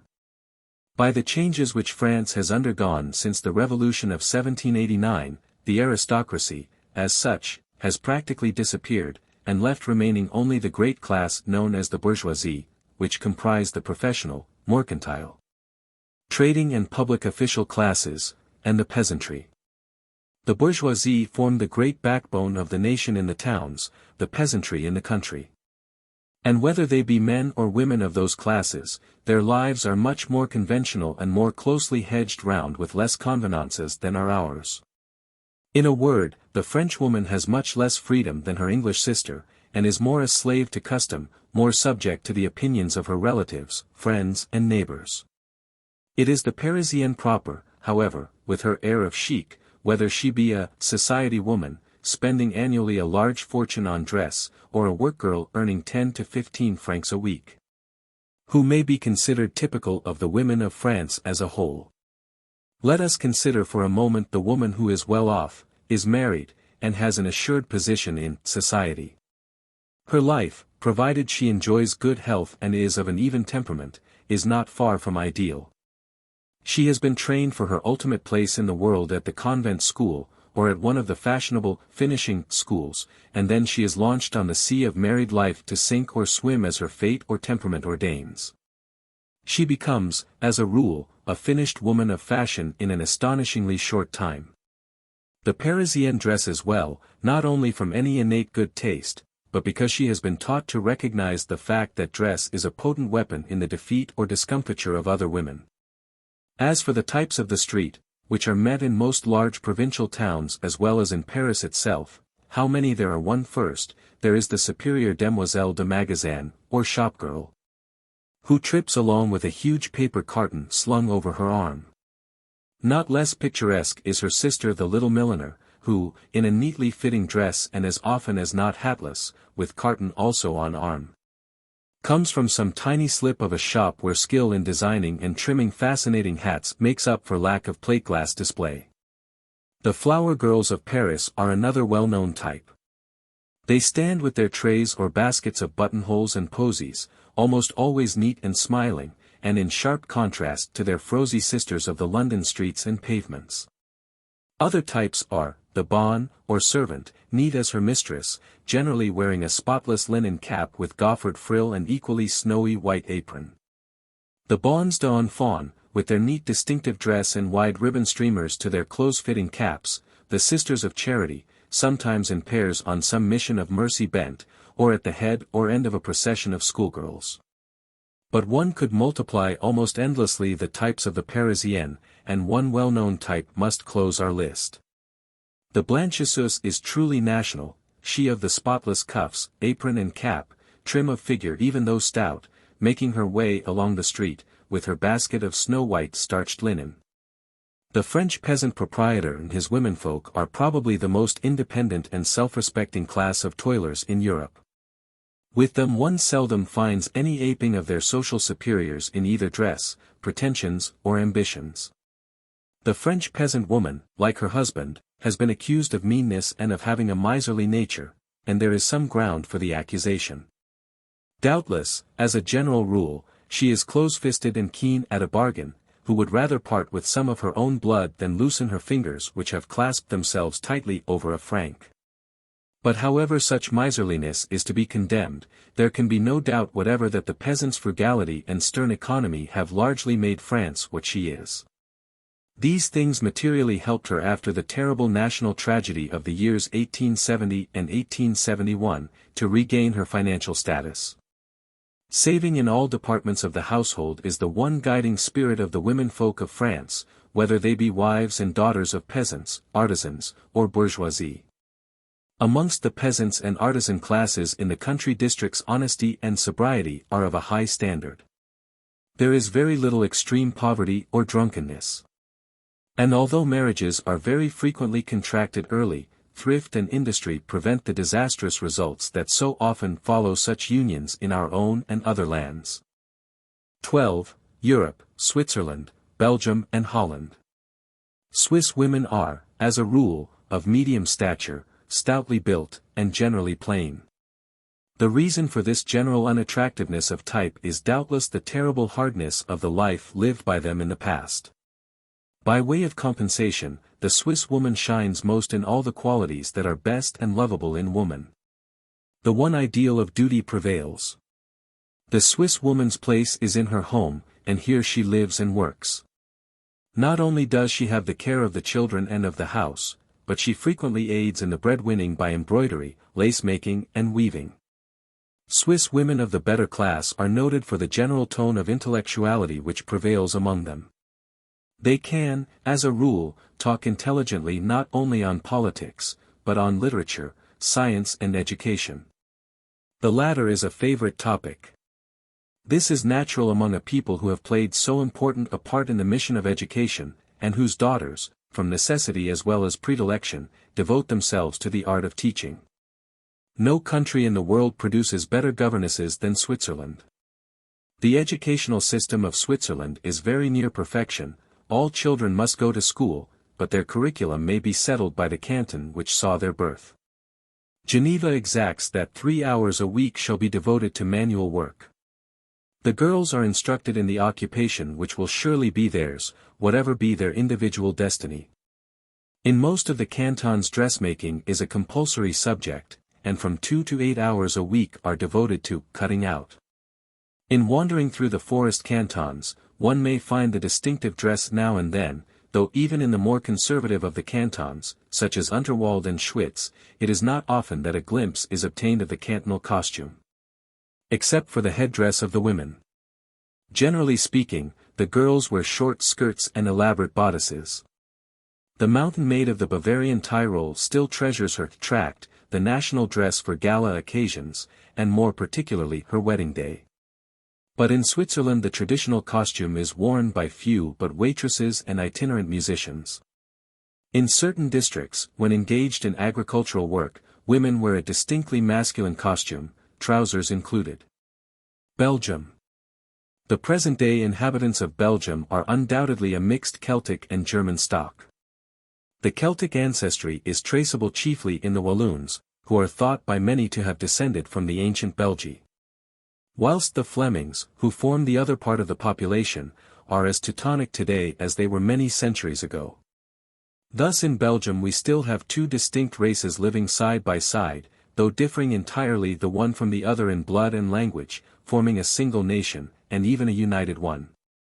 As regards physical differences existing between the Walloon and Flemish women, the Walloon women are not only bigger and taller, but usually present a distinct contrast to the Flemings by reason of their darker hair and pale, though often swarthy, complexions. In Liege and Luxembourg, and in some other districts, one finds fair-haired Walloon women, but, as a general rule, they are dark, whilst the Flemings are the opposite. The women of the latter race are more actively industrious and energetic. Whilst the former have better heads for business, and are also better cooks and housekeepers. There is little, except in certain districts of the Ardennes and less frequented parts of the country, in the now prevailing costume of the Belgian women to distinguish them from women of the same class of any large town in eastern France. Or even of Paris itself. In Antwerp, however, and in several other towns on the German and Dutch frontiers, one still sees many, of the older women more especially, wearing the deep white collars of former times, velvet bodices, and coif-like caps with lace wings. Tidiness in dress and absence of cheap finery is one of their most prominent virtues. The Belgian women of the working classes might, indeed, well be held up as an example to those of our own land in this respect. They are singularly bright, cheerful and contented in disposition. Their industry and thrift cannot be gainsaid. Indeed, so many of the businesses appear to be in the hands of women that it would at first sight tempt one to say that Belgium is a nation of feminine shopkeepers. Most of the milkmen are women, and a large proportion of light businesses, such as groceries, greengroceries, haberdashery, floral, and similar undertakings, are managed by women. Often, indeed, the husbands have occupations quite apart, and find that their womenfolk are capable of controlling and making good incomes in commercial undertakings of considerable size. Many of the cafés and café restaurants have women, known as patrons, as their presiding geniuses, who are often the widows or the wives of the proprietors. In the home the Belgian woman is literally a host in herself. She is frequently a good cook, can usually make most of her own clothes, and, except in the richest families, usually does so, with or without the help of a sewing maid or a hired seamstress. But this is with the exception of the 2 or 3 good dresses which almost every Belgian woman, save the very poorest, expects her father or husband to give her each year. Holland. In Holland, more than any other country, women have found their earthly paradise. There, woman's influence and activity meet with full appreciation, and she reigns paramount over all matters which fall within her sphere. The daughter of the sea, as their country is so appropriately named, may well be proud of these her children. The Dutch woman is a citizen with the welfare of her country at heart, her husband's trusted helpmate, and her children's best friend. The 11 provinces which compose the Netherlands vary considerably in scenery, race, dialect and religion, and naturally great differences are to be noticed in the features and character of the people. The Frisian differs from the Zeelander, and both differ from the Hollander. More especially does this difference show in their womenfolk. The tall, graceful, fair-haired, blue-eyed Frisian girl in no way resembles the laughter-loving brunette of North Brabant. The vivacious petite Amsterdammer, who has the blood of the French Huguenot in her veins, is with difficulty recognized as a fellow countrywoman of the stolid, flaxen-haired, pink-cheeked, dumpy Hollander. It was of the latter that the stranger who made the following polite remark must have been thinking: the Dutchman has no legs, his wife no waist, and his daughter no ankles. In Zeeland, velvety brown eyes and clear dark complexions testify to the long Spanish occupation. Throughout the land, however, we find the same simplicity of manner, the same love of gezellig, cozy, sociable, home. The wife a thrifty housekeeper and a devoted companion, trim and tidy in her person, zealously, even hypercritically, clean in her surroundings. The weekly washing of the outside of the houses with a big brass squirt amazes the tourist, more especially when he sees the servant carrying on the operation in a heavy rain shower, and holding an umbrella in one hand to keep herself dry.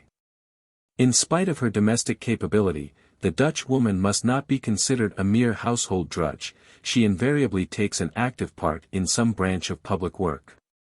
She visits or nurses the sick poor, inspects and controls the cottage hospitals, free schools of needlework, etc., and is an energetic worker in one of the many philanthropic institutions which are admitted models of practical administration and efficient help.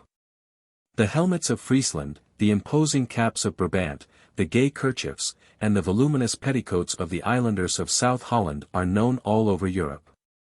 The best opportunity for seeing a collection of national costumes is market day in a busy town. Women from the outlying villages, little girls like walking barrel, and boys with their full trousers and wooden sabots, mingle with the townsfolk, intent on bargains. Caps of every sort, shape and size may be seen, the wide flaps of the cornet cap standing out like the snow-white sails of a diminutive windmill. Caps, varying in shape according to the locality, are worn over metal head irons, to use the old name, close-fitting helmets of gold, silver, or copper which gleam through the lace, or placed upon the tightly bound and almost hidden hair.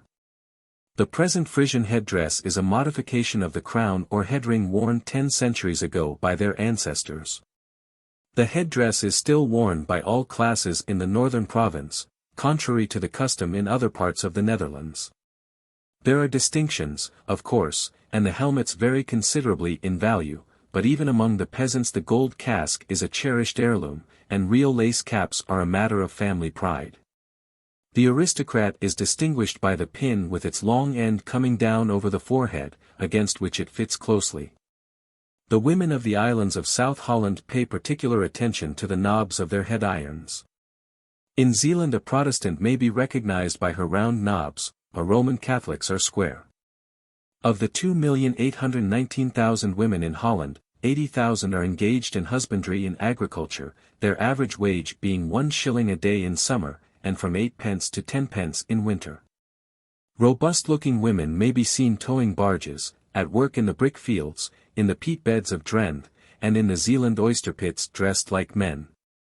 Sturdy Dutch vrouws unload sugarcane at the quays, load and unload bullet-like cheeses and tubs of butter at the landing stages, throwing them about with a fine indifference to their weight and unwieldiness. At Hoorn, women otherwise unemployed devote their energies to weeding the streets, and throughout Brabant woodcarving is a favorite occupation. The various ceremonies attendant upon every domestic event, great and small, in Holland, are the very breath of life to the women of the country. A wedding provides occupation for leisure hours for months ahead, and a funeral means indulgence in regret, tempered by the prospect of substantial refreshment. Eat as much as you can, my girl. You'll get nothing more from Uncle Klaus, is a straightforward expression of the general feeling at a peasant funeral. Cakes and drinks of different kinds figure at the birth, wedding and funeral feasts, also at the kermisses or fairs. In Groningen, at Kermesse time, it is the custom for an engaged couple to eat ellekoek together. Face to face at either end of this fancy bread, an ell long, they both begin to eat, and continue to do so without a stop until their lips meet. If either friar or vrijster is unable or unwilling to swallow his or her share, it is a proof that the marriage would be unsuitable. Gingerbread, made with honey instead of treacle, figures prominently in the Joonpiesel or night sitting. When a suitor is approved by the parents, he is invited to spend an evening alone with the daughter. The young man makes his appearance carrying a large cake, and is shown in by the expectant maiden, who watches him put the gingerbread on a table, often without saying a word. If she is favorably disposed, the girl goes at once and puts more peat on the fire, the question thus decided, the cake is cut, and the couple proceed to discuss the future. If, however, the fire is neglected, the rejected suitor picks up his cake and retires with as good a grace as possible. In some parts of Holland the young couple are deprived of the excitement of sharing a cake. Seated at either side of the table, with a lighted candle between them, they must decide whether they really love each other before the light gives its final splutter and dies. The offer of a Gouda pipe on arrival is decidedly encouraging, but if the maiden complains of headache and takes off her cap and head iron, the would-be lover must be gone. It may be mentioned that a long clay pipe is generally offered by the fiancée to her lover on the wedding eve. On the whole, there is little song or dance among the Dutch country folk. The fun of the kermesse is apt to degenerate into rough horseplay, and careful mothers see that their daughters go home early when the fair is on.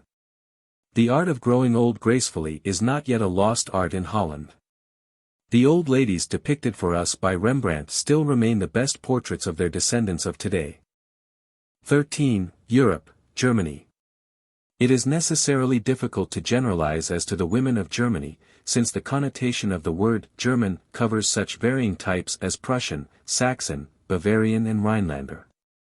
But, properly speaking, Germany divides itself into two large groupings of Swabians and Saxons, or High and Low Germans. The Saxons, the fair-skinned, flaxen-haired Germans, occupy the plains of the north, which are here and there encroached on by mountain ranges such as the Harz.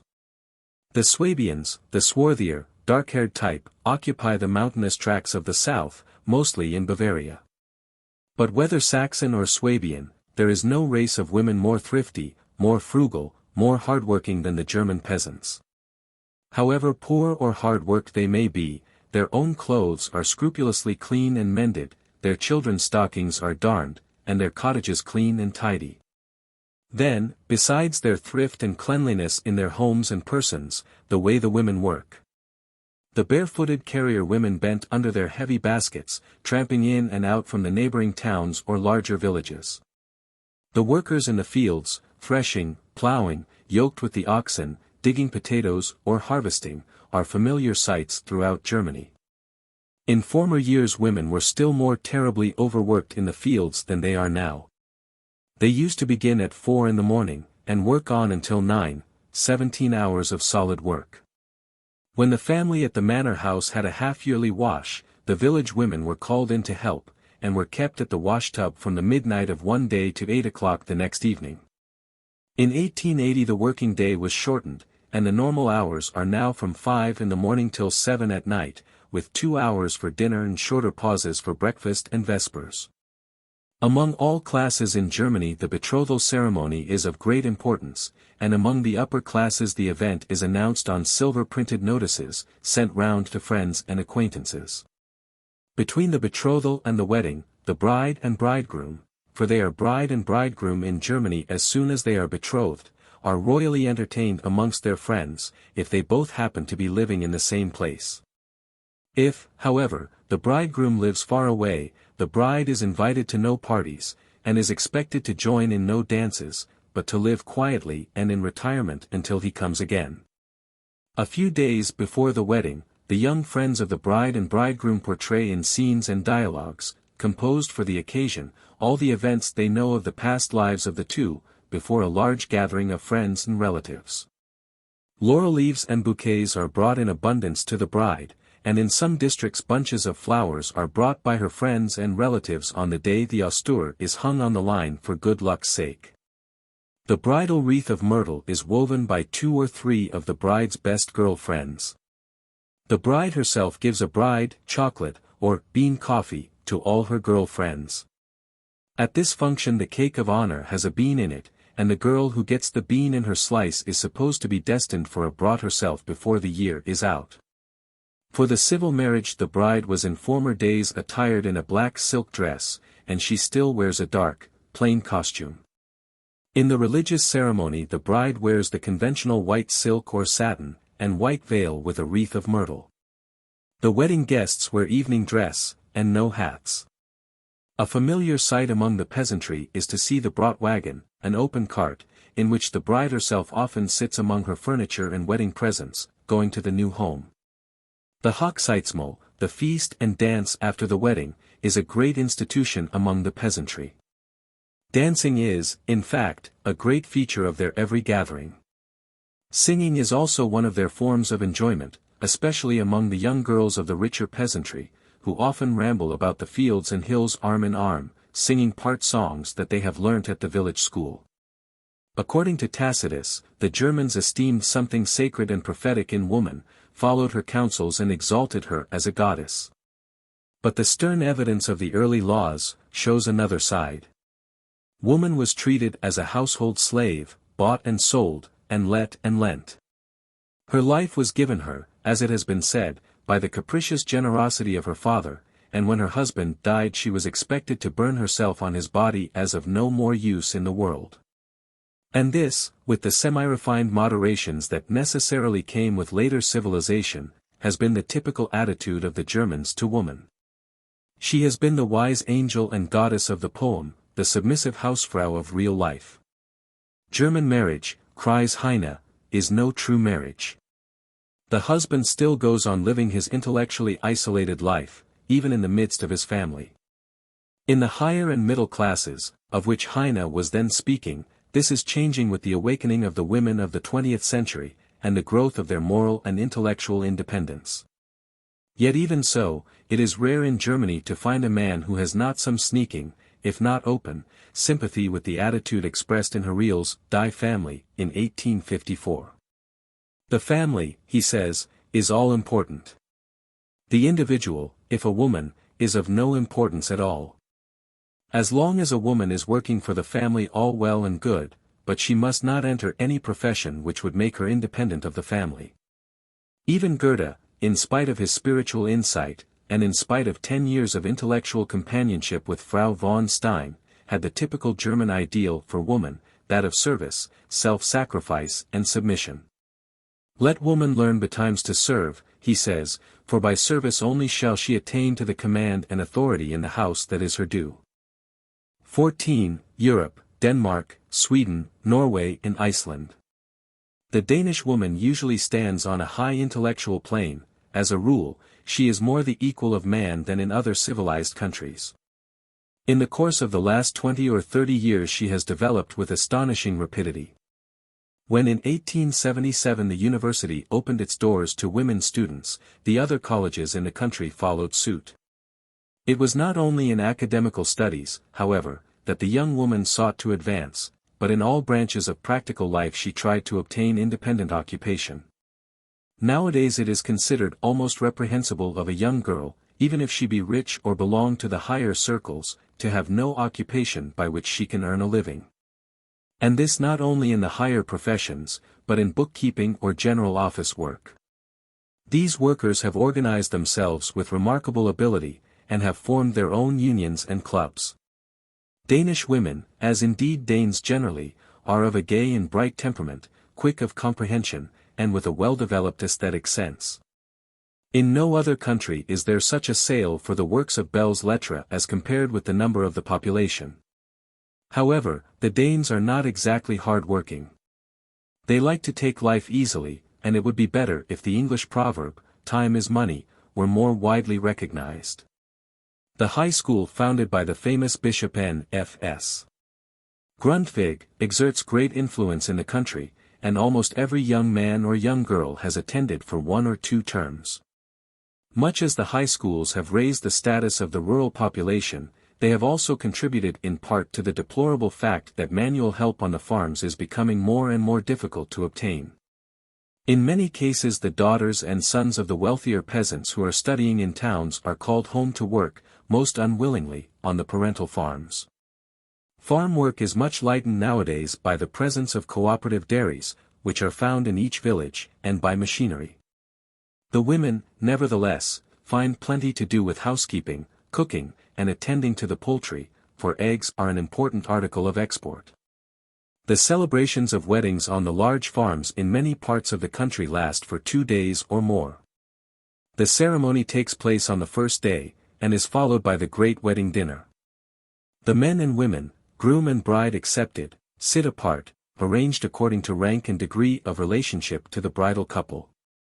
Funeral ceremonies last only 1 day, and are also accompanied by much eating and drinking. The coffin rests in the middle of the stateroom, surrounded by the nearest female relatives clad in black. Their headdresses are covered with black veils.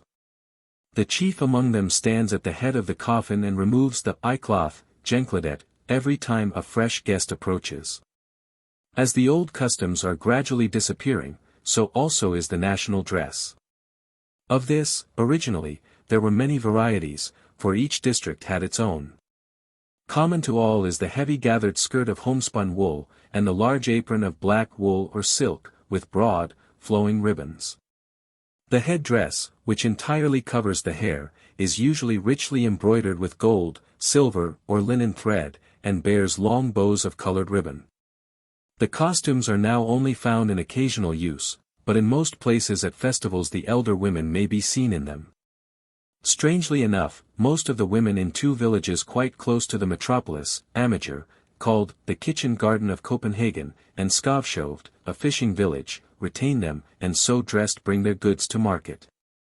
In the little island of Fano, in the North Sea, near Esbjerg, and in parts of the west coast of Jutland, the women when working in the fields wear masks of black satin, to protect them from the sharp sea breeze.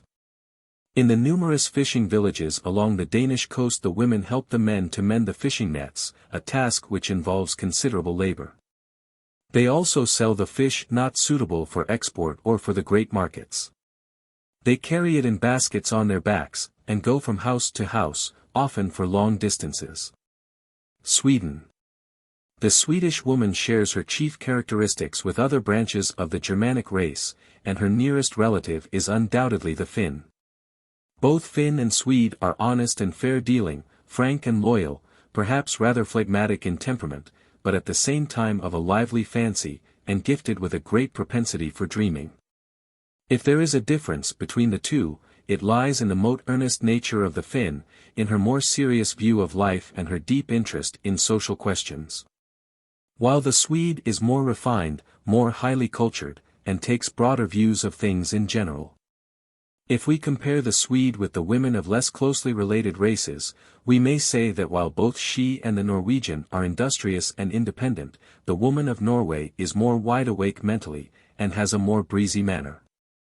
While the Swede has more natural tact and a finer feeling of modesty. The Swede shares with the women of Germany the love of home, but not the delight in daily work. She resembles the Englishwoman in her love of the open air, though she lacks her endurance, her patriotism, and her interest in politics.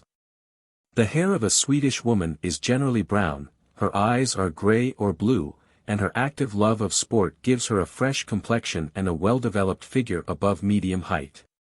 What she lacks in classical beauty she makes up by her temperament, which gives brilliance to her eyes, an ever-changing color to her cheeks, and deep soft tones to her voice. To this must be added that the Swedish woman dresses well. Better, indeed, than any other daughter of the Germanic race. The Swedish woman was one of the first whose position was improved by the emancipatory movement of the last century. Fredrik B. Renter put an axe to the root of those prejudices which hindered the poor but educated woman from doing anything better for her living than working as a governess. The question of wages is the dark side of woman's life in Sweden. She is paid starvation wages, and there are few instances of women receiving as good a salary as men. Higher education for women is a reality in Sweden. At the age of 18 or 20 a girl passes the high school examination and goes to the university. The philosophical faculty counts the greatest number of female students, then comes medicine, then law, and last of all, with very few, theology. The university course finished, girls pass on to their work in life as teachers, midwives, instructors of home, Sloyd, and so on.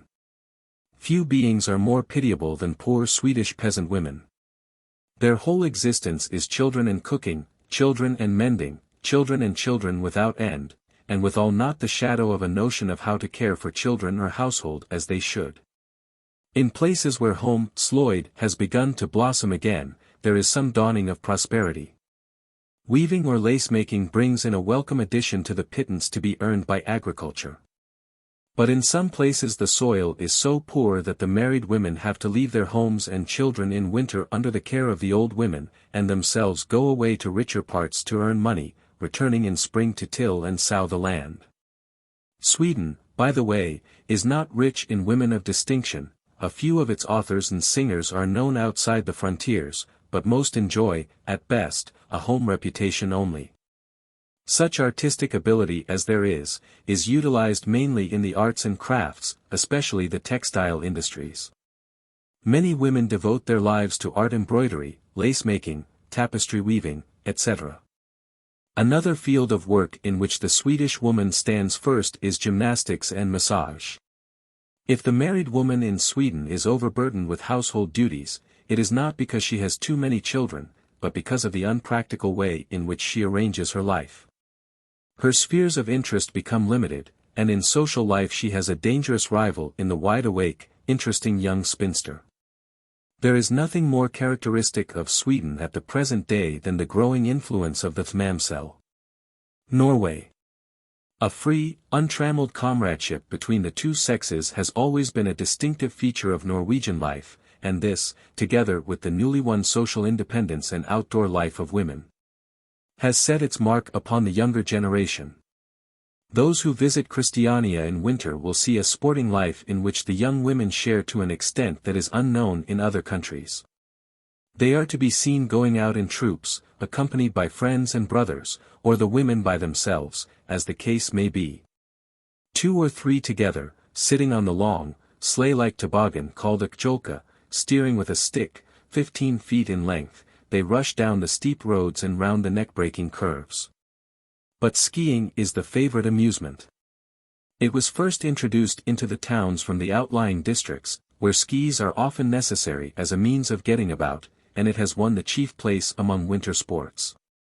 30 years ago it was considered a mark of eccentricity when a lady went out on skis, but now it has become a universal custom amongst the younger women in all classes of society. Many women are excellent ski runners, and often go with their friends for a trip lasting several days to the ski huts on the hills. Norwegian women occupy posts in the civil life of the country which are not open to their sisters in other lands. In a local court of justice it is not uncommon to find women there as jurors chosen by the people, and doing their share of work with thoroughness. In many of the town and county councils women may be seen sitting side by side with men, and the same is the case on school boards and other municipal bodies. The woman's cause has advanced with great strides during the last generation. In 1901 women obtained the municipal franchise and the right of election to local boards, and on June 14, 1907, they gained the political franchise, with the right to election as members of the Storting, Parliament. But they have not got it on the same terms as men, who have universal franchise. There is great variety in the national costume, which is still worn in Norway, both on weekdays and holidays.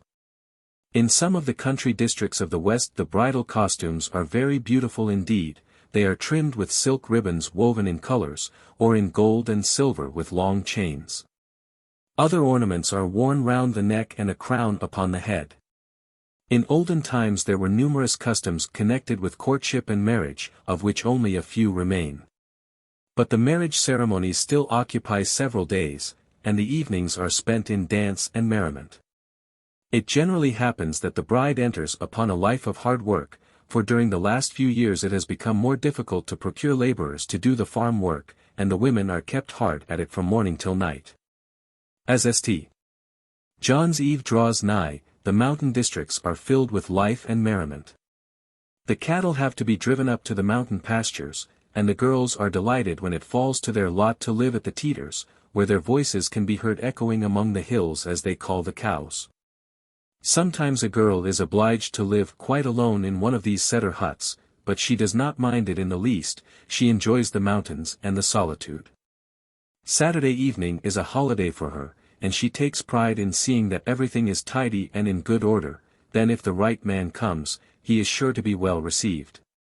Strangers, however, are also welcome, and treated to cream and porridge, and other good things.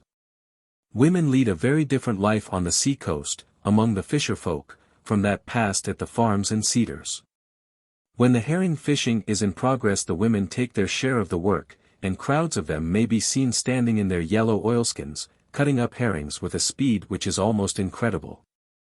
Further inland, in Nordland and Finnmarken, we come upon a different race of people, who are not troubled with work of this kind. These are the nomadic Laplanders, whose whole occupation consists in looking after the reindeer, and preparing all with which the deer provide them for food and clothing. During the short summer months the little Lap women may be seen, dressed in their picturesque cloth garments, busily employed round about their tents, with their babies on their backs in small cradles manufactured out of bark. Iceland. The inhabitants of Iceland live principally by sheep rearing and fishing, and the women, as well as the men, must labor hard to gain their modest livelihood. Life is very primitive, the houses, except in the towns, of which there are but 4 in the island, are built mainly of turf and wood. The rooms are constructed separately, each under its own roof, and are connected by corridors. Along the wall of the principal room are arranged the beds, which serve as seats during the day.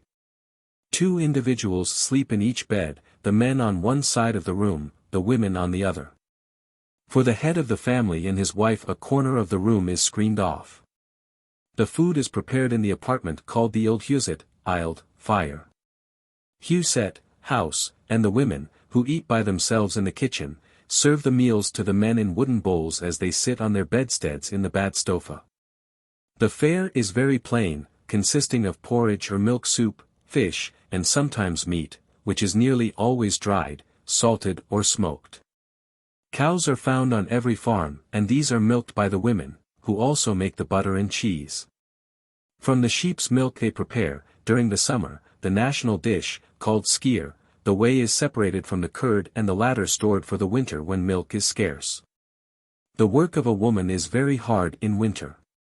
She often has to fetch water for the cattle from long distances, she must assist the men with their fishing implements, and dry and mend their clothes.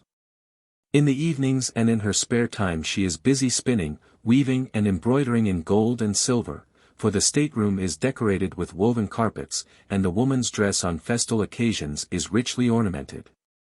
In distinction from the men, the women wear national costume, of which there are two separate varieties, one for every day, and one for times of festivity. The headdress is quite characteristic.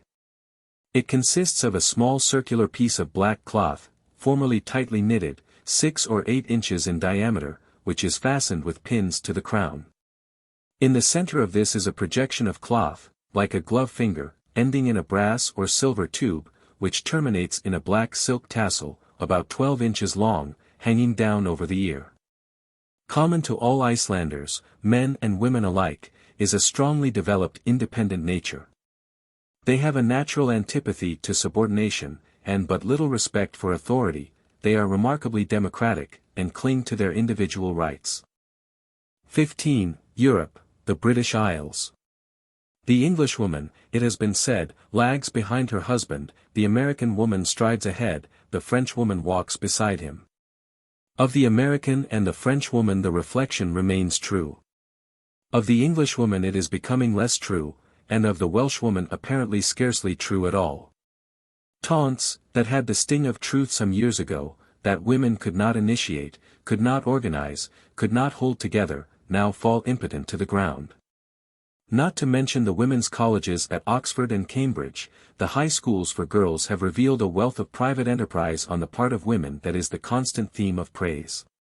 Proof also of this can be found in the ladies' clubs. In the professions, of which, despite opposition and sometimes obloquy, they have pushed open the door, and in the many occupations which they have entered or have actually created. As to politics, there is not an organization in this country among men but has its keenly alert counterpart, quite as far-reaching, among women. And the militant suffrage societies, acting on the principle laid down by Koch, that ministers only yield when goaded, have let loose explosive forces unsuspected in the women of the country, to which there are no exact parallels in history. Unless it be certain episodes in the French Revolution. But the background to all this intensity of life is the same as in the past. There is the English home. And the comfort, the organization and the unbroken peace of a well-managed English household are not surpassed, in some details not equaled, anywhere in the world. One foreign critic amongst us says the Englishwoman is a better friend of her husband than of her children. That Englishmen take themselves far more seriously than their womenfolk, who, instead of retaliating, yield a largely unsolicited loyalty, whilst the children are left far too much to the care of nurses and of schools. Max Aurel, too, has pointed out, though the picture is almost out of date, that the woman here is to man a necessary evil, and her submission lies at the basis of the social system, that when the Frenchwoman marries her good time begins.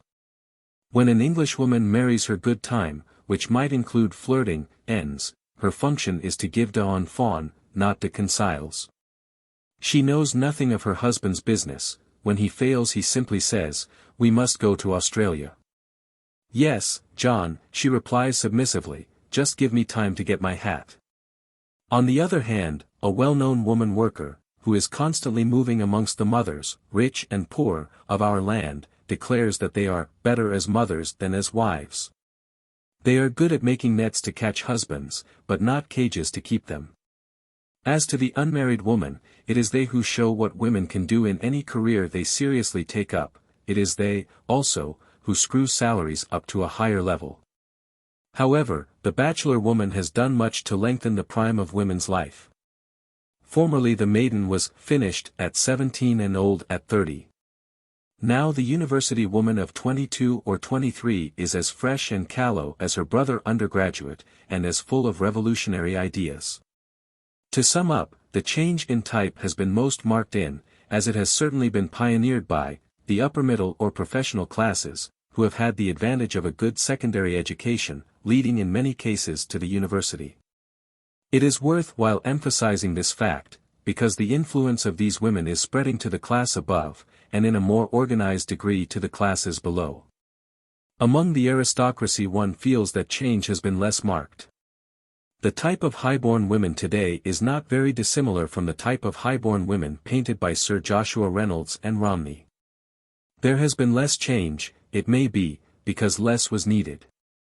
Does the Scotswoman lag farther behind her husband than the Englishwoman? Asked the writer of a distinguished Scotsman.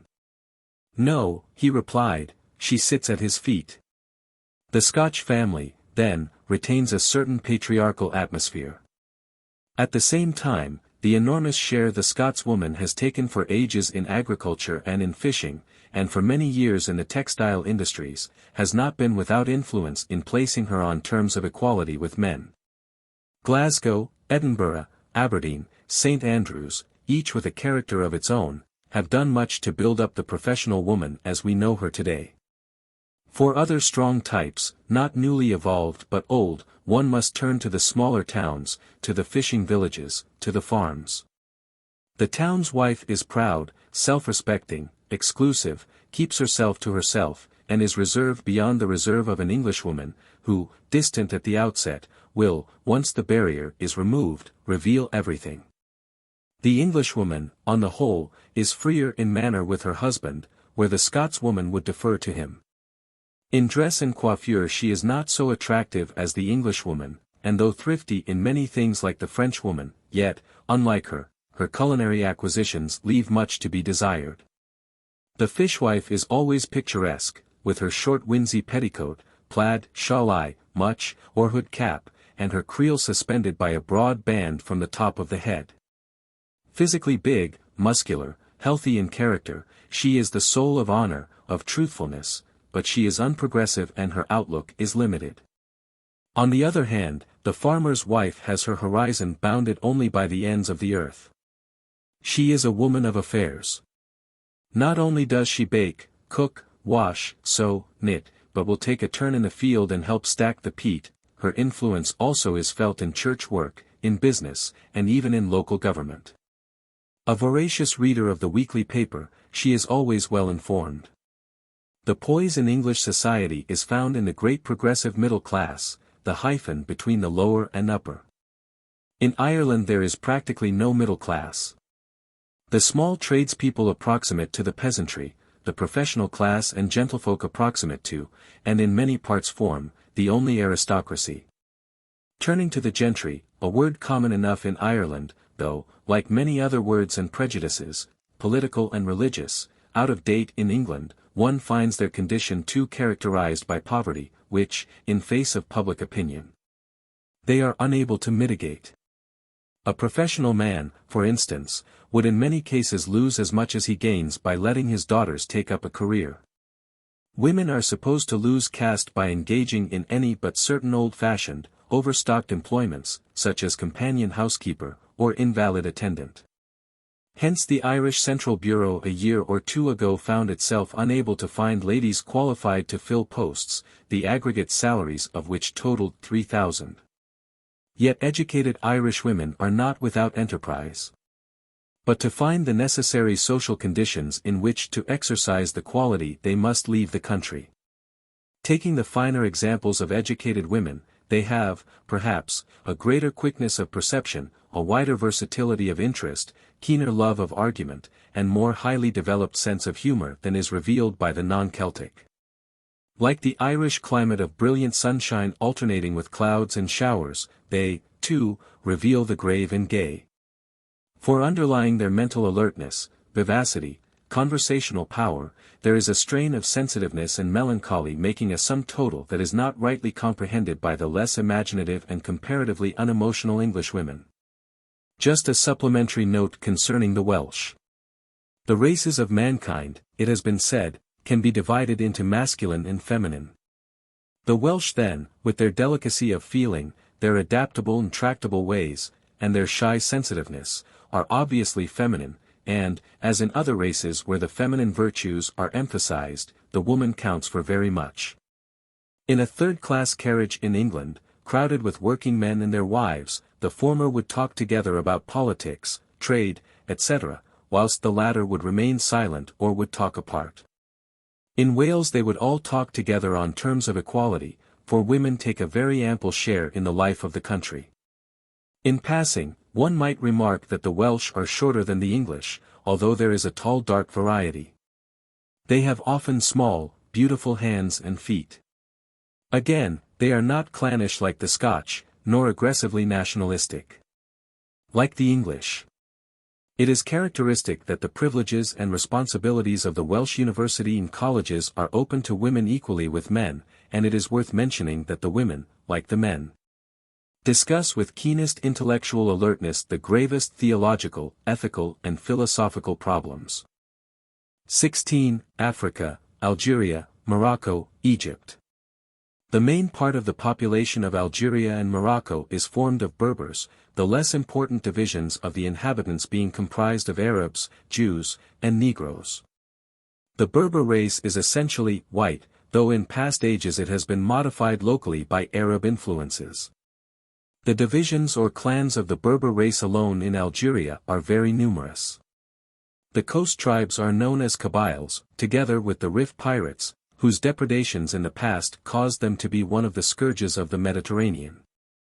The costume of Berber women is simpler than that of the Arabs, and consists chiefly of a long tunic-like garment, fastened with a girdle round the waist, and a colored shawl or cloth worn over the shoulders. The women are permitted much greater freedom than among the Arabs, and the all-enveloping veil is not worn. The Kabyle woman occupies a far superior position in the esteem of men than a Moorish or Arab woman. She is not compelled to veil herself, nor is she prevented from mixing freely in the outer life of her people. She is treated more in the light of an equal and companion of her husband, and in most cases is the sole wife, although some few Kabyles are polygamous. The descendants of the Arabs who conquered Algeria and Morocco in the 7th and 11th centuries are, politically speaking, still the dominant race in the latter country as they were in the former until its occupation by the French. The dress of Arab women usually consists of a white striped shawl, called a haik, made of coarse or fine stuff, according to the social position and wealth of the wearer, which is thrown over the head, and completely veils the user from head to feet. Underneath this haik, arranged across the lower part of the face so that it covers all but the eyes, the bridge of the nose, and a small portion of the forehead left uncovered by the haik, is worn a handkerchief of white linen, known as an ajar, which is fastened securely across the face. In addition to the haik and ajar, Arab women out of doors wear wide, loose trousers of the Turkish shape. The general effect of this costume is neither picturesque nor graceful. The women present rather the appearance of animated clothes bags, and their walk becomes a curious shuffle. Whilst polygamy is permitted, it is not usually practiced, although, as divorce is very easy, an Arab may, in the course of a long life, marry a number of women in succession. It is by no means an uncommon thing for Arabs to exchange wives, and this is stated by some authorities frequently to be done with the utmost satisfaction to all concerned. Although closely allied to the Arabs, the Moors, who are chiefly the inhabitants of the towns in Morocco, are fairer in complexion than the sons of the desert. The men's costume is simple in character, but that of the women is often very elaborate. As a general rule, the latter consists of a white muslin chemise, over which is worn a jacket of colored material elaborately embroidered in gold or silver. A pair of wide and beautifully worked trousers of green, blue or red cashmere, girded in with a handsome silken sash at the waist, where they meet the short jacket, usually completes the costume. Some women, however, add other drapery, fastened in front, and allowed to fall down behind as a train. One leg is always left uncovered, on which is worn a heavy silver anklet, and the tips of the feet are thrust into tiny slippers. The Moorish women are inordinately fond of jewelry and ornaments. Half a dozen massive bracelets on each arm is the fewest number a well-to-do woman will wear, whilst the wealthy deck themselves with jewels, precious stones, and gold coins. Moorish women are not only generally stout, but as girls they are fattened for the marriage market, much as a poultry farmer treats his livestock. The staple food of women is bread, and it is chiefly with this that they are fattened. Long-shaped pellets of it are constantly forced down their throats for a period of about 3 weeks prior to their marriage. Egypt. Egypt is inhabited by what is commonly known as a mixed rather than by a pure race. Of the pure Egyptians, or the original inhabitants, there are two surviving types which at the present day form the more important basis of the population, the Fellahin and the Copts. They are the lineal descendants of the ancient Egyptians, in whose facial and other characteristics can be traced resemblance to the types found depicted upon the mural decorations of ancient temples and tombs. Of the two peoples we have mentioned, the process of intermixture has been more strongly marked in the case of the Fellahin, who form the greater portion of the population in Lower Egypt and the rural districts of the Nile Delta. They are possessed of the distinguishing characteristics of a broad, flat forehead, large black eyes, a straight, well-formed nose and thick lips, and a rather high average height of about 5 feet 6 inches. The dress of the women of the lower class is very simple, and frequently consists of little more than a long garment of blue cotton stuff, like a dressing gown, confined at the waist by a girdle. The costume of the better class women is not only more elaborate, but in some cases is rendered very handsome by a profusion of gold ornaments. The principal garment is usually a loose-fitting white robe, hanging from the shoulders to the feet, and girdled at the waist. Most of the women and girls of the upper class darken their eyelids with antimony for the purpose of adding luster to their eyes, and not a few ornament their bodies with tattooed designs and paint.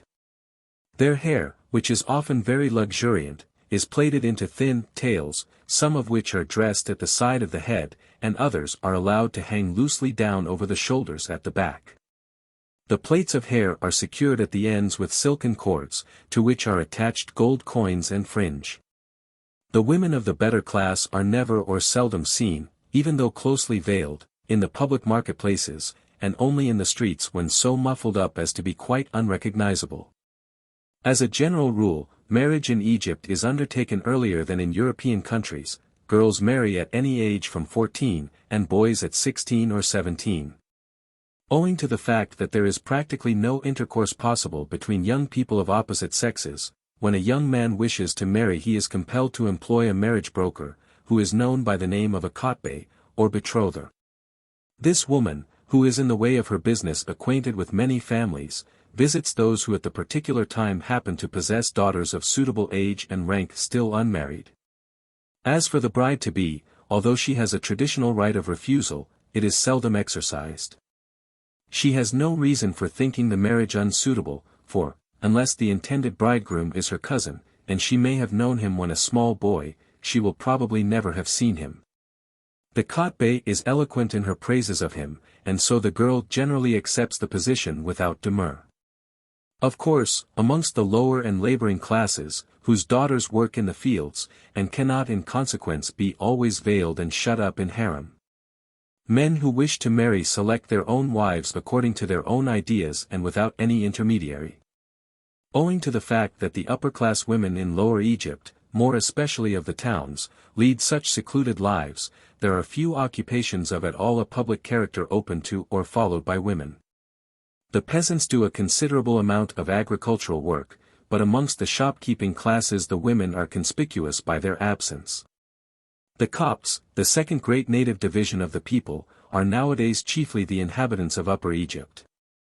As the Copts are Christians, they have come into contact with the Arab divisions of the population to a lesser degree than the Fellahin, and remain much purer in race.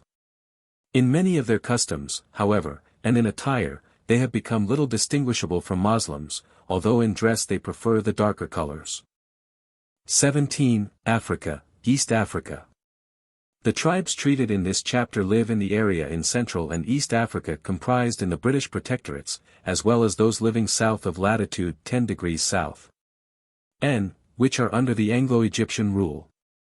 It would be obviously impossible to give a detailed description of all the people that inhabit this vast area, so the subject will be dealt with in 4 groups: the women living in Uganda and Unyoro, the Maasai, the eastern tribes, and those dwelling in the White Nile regions, such as the Madi, Bari, Dinka, and Shilluk. So far as physical nature is in question, the description of the women of Uganda and Unyoro is identical. It is only when we come to deal with their habits and customs that we shall have to differentiate them. On the whole, the women are divided into 2 classes, the bulk of the population on the one hand, and a small class belonging to the reigning race, the Bahima. These latter came originally from the southern part of Abyssinia, and from this stock, no doubt, sprang the reigning families, in fact, the aristocracy of Uganda. The Bahima women can at once be distinguished, they are taller, more aristocratic-looking, and possess a peculiar grace of their own. The Uganda women are of a dark chocolate color, their eyes are brown, they are well proportioned, and have very good features, and in their youth are very good-looking, with small, delicately formed hands and feet. They differ widely from the surrounding tribes, in so far as that they are never scarred. Their teeth are very good, and are neither filed, nor, as is so often seen elsewhere, are the front teeth extracted. In fact, all mutilations are absolutely forbidden by law. Their facial expression is very animated, and they gesticulate freely in conversation. They dress their hair very neatly, but there are no elaborate coiffures such as may be seen in other parts of Africa. The hair is short and woolly, and grows uniformly over the skull. Most of the women, however, have their heads shorn, they act as their own barbers, and use small sickle-shaped razors, which are sharp on the convex side. They often use their own milk for lubrication. The ears are small, unspoiled by earrings, the skin is velvety to the touch, and the voice is melodious and rather deep in tone. The Baganda women, Baganda is plural for Muganda, are always clothed in a respectable manner when in the streets. The national dress is called mbugu, which consists of bark taken from a species of fig. The women wear a loincloth and then the bark cloth, which is fastened round the chest just below the armpits. Skins are used to construct robes or mantles, and are often sewn together. The people also made very good sandals, usually out of buffalo hide. These are boat-shaped, with a thong over the instep and between the great and the second toes. They are very good tanners, and contrive to get their skins as soft as our fine kid. They are proud of their skill in this art, and laugh at those who attempt to compete with them. The Baganda women differ greatly from the men in the number of ornaments they wear. The men, as a rule, wear hardly any decorations, save perchance one or two small wire bracelets or a few little charms hung round the neck by a cord of plaited hairs from a giraffe's tail. The women, on the other hand, are very gaily decorated. They wear numerous necklaces, bracelets, anklets and waistbands made of very fine beadwork. All these articles are extremely well made, the colors are arranged with great skill and artistic taste, and the forms are varied and unique. Some of the necklaces and bracelets are made of neatly carved wooden beads of home manufacture, and many of the women wear suspended over one shoulder or round the waist a cylindrical pocket, highly ornamented with beads.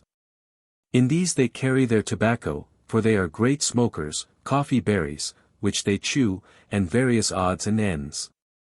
As is only to be expected where polygamy prevails, women are more or less obliged to play second fiddle, especially in a place where the female population would appear to be somewhat largely in excess of the male. The numerical superiority of the women was, at the time we are considering, due to definite causes: firstly, the number of men killed in the constant tribal wars, and, secondly, the numerous women taken captive in their raids. When a woman meets a man she bends very low before him, or, if he be of high rank, will even kneel before him. The arrangement of meals differs somewhat according to the rank of the family. In the upper classes, as a rule, the master and a few of his wives eat together, the head slaves form a different group, while the remaining wives and the children and slaves eat in their own huts. In smaller establishments the men, the women and children eat in two separate groups, whilst among the peasants, men, women and children all mess together. The Bunyoro women live just to the north of Uganda. They are rather lower in the scale of progress. Generally speaking, their surroundings are less neat and tidy than those of the Baganda women, nor are their huts and persons so clean. Also they are more downtrodden, and are treated more as slaves than is the case in Uganda. The people altogether are not of so markedly superior a type. The traveler will speedily observe that their faces are much less expressive. One very curious custom obtains here, the fattening of wives. The king and some of his chiefs consider that obesity is beauty, and their wives are therefore compelled to subject themselves to a certain process of fattening. They are obliged to drink an immense quantity of milk, and so fat do they become that they can only crawl about on their hands and knees. These women are only allowed a handful of salt occasionally, and salt porridge made with broth twice a week. The Banyoro women affect ornaments to a greater extent than do the Baganda. These are made of lead, iron and copper, and women often wear a series of anklets extending over 2/3 of the leg, while the arms may be covered with bracelets from wrist to elbow. Sometimes the rings are passed over a thin leather strap to keep them in position, and collar supports, much like those now used in this country, are used in connection with the necklaces. Women in Unyoro have the monopoly of a certain power of charming which consists in bewitching vegetable or animal food with their eyes. The person who eats the bewitched substance is immediately seized with violent pains in the stomach, which continue till the charmer is found and made to spit 3 times on the body of the sufferer. Many women anoint their head with a mixture of red ochre and fat. Sometimes the whole body is rubbed with a scented oil. The fingernails are cut to a point in the middle, and the parings are carefully preserved and buried in the jungle secretly. We will now pass on to the women of the tribes of the White Nile area. As an example of these tribes we may take the Mahdi, who live partly on the east of the Nile, partly on the west. Broadly speaking, they represent the Shilluk, J6R, Jawar, Bongo, Ikoli, Makrarka, Golo, Bari, Luri, and Yumaro. The Mahdi, sometimes called Moru, live in a large district about 5 degrees south and latitude. Their women are of medium height, well-formed and nourished. They do not tattoo themselves, nor do they dye the hair, which is abundant, growing in spiral tufts. When it is 8 or 10 inches long it is shorn, but a small ring of hair is left on the crown. The women alone act as barbers. The features are good, but the custom of extracting the 4 upper and lower incisors does not improve the personal appearance, and also renders the speech indistinct. Until recent times no clothes at all were worn, but a string was tied round the waist, from which a bunch of leaves hung down in front and behind. There is only one point which is noteworthy in regard to their cooking. They practice a custom one of sprinkling some white ashes on their cooking pots before filling them, at the same time uttering a few words, with the object of rendering the food more appetizing and satisfying when cooked. Another of their peculiarities is that they set apart a hut in which to drink beer. This beer is made in large quantities from millet seed by the women. The brew is kept in large jars, and regarded as common property. No one pays for it, but none drink it elsewhere, only in the special huts, and never at meals. In this district the men do the heavy hoeing. The women's work is confined to weeding, reaping the corn, winnowing and threshing in harvest. They also extract salt from ashes. Every married woman carries a curved knife stuck in the string round her waist, the handle usually being ornamented. A common form is that of a tortoise. Women are the chief medical practitioners. The men doctors, who are never paid, deal only with wounds, accidents, and snake bites. The women may receive 1 cow, 2 sheep, or a bundle of arrows in return for their services. Women sometimes fight duels, and a fierce fight it is, for before setting to the combatants put on iron bracelets with straight and curved spikes. After a few minutes' encounter the duelists are covered with blood, and one or both may faint from loss of it. The women are very dexterous in avoiding arrows and spears, and they teach even young children to do the same. Mahdi women are very skillful at weaving baskets from dura stalks. The pulp is removed, the stalk opened out flat, and cut into the requisite lengths. The bottom of the basket is first made, and then the sides are worked up from it, closely woven. So close is the mesh, in fact, that these baskets will hold milk. Sometimes colored stalks are used, and patterns formed with them. Pottery is made by women. After preparing the gray clay, it is left for a day. No wheel is used, but having formed the bottom of the jar on a board, the women work up the sides with their hands. Some shapes are very graceful. The clay is ornamented with the fishbone pattern, and the pots are painted either black or black and red. They are then placed in a hut for a day or two, next in the sun, and fired. The Madi may not marry amongst their own friends, but usually get a wife from a neighboring village. When a young man is ready for marriage, his father makes a tour through the neighborhood to find a suitable bride for the lad. Having made his choice, he ties a twig of a certain tree round the girl's wrist, usually the left, and then asks her father's permission for her to marry his son. If the price in cows and sheep can be amicably settled, little further difficulty is likely to arise. Or if in his travels a young man sees a girl who takes his fancy, he may, if she be willing, tie the twig round her wrist, and she will then go home and tell her mother, who tells her father. He settles the price, which is then communicated to the young man's father, and if he agrees the match is made. If the parents do not consent, the marriage is broken off, as the young people obey their parents, and runaway matches are unknown. Polygamy is permitted, but this and divorce are both rare. The greatest number of wives allowed is 4, and usually an interval of 2 years must elapse before a new wife is taken. Each wife has a separate hut, and the husband must apportion his time equally between his wives. If he does so, the ladies generally keep on very good terms with each other. The Madi women make capital wives, and married life is apparently a very happy state among them. The Dinka are subdivided into about 4 groups, the Kesh, Atwat, Gok, and Agar, and occupy the district on the west bank of the White Nile, about 7 degrees south. 30 minutes, to 8 degrees south. 30 minutes. The people are tall, very tall, sometimes lanky, stalk-like, Schweinfurth called them. The women wear a belt round the waist, from which is suspended a short apron in front and a longer one behind them, for all the world like a swallow-tailed coat. They adorn themselves with numerous anklets, bracelets and necklaces, and a series of small earrings in each ear. They always shave their heads, but do not smear themselves with oil and ashes as the men do. Oil alone is considered sufficient. The position held by Dinka women is not so satisfactory as that of the Madi. Polygamy prevails, and a man will have as many wives as he can purchase. They pay for them with cattle, and the Dinka are the greatest cattle breeders on the White Nile. Marriage is conducted on the same lines as in the Madi district, but there may be said to be 2 distinct classes of wives, those paid for in cattle and hoblades, and those obtained by capture. The former hold the superior place in the household, though the children of both are equal in status. We now turn to the tribes inhabiting the East Africa Protectorate between Uganda and the Indian Ocean. Those living near the coast have been under Arab influence for hundreds of years.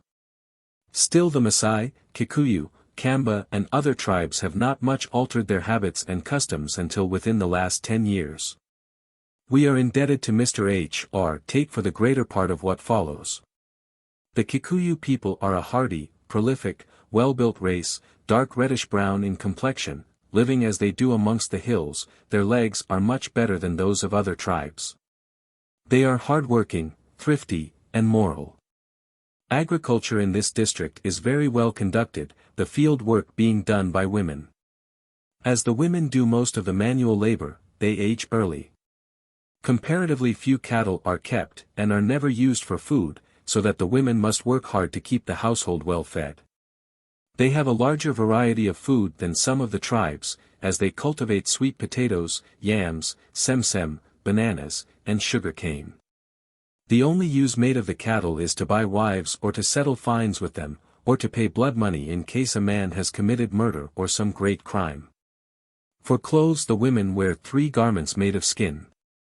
The married ones wear a poncho which reaches below the knees, with no sleeves, and open in front. A small apron is worn, and a half petticoat is suspended round the waist.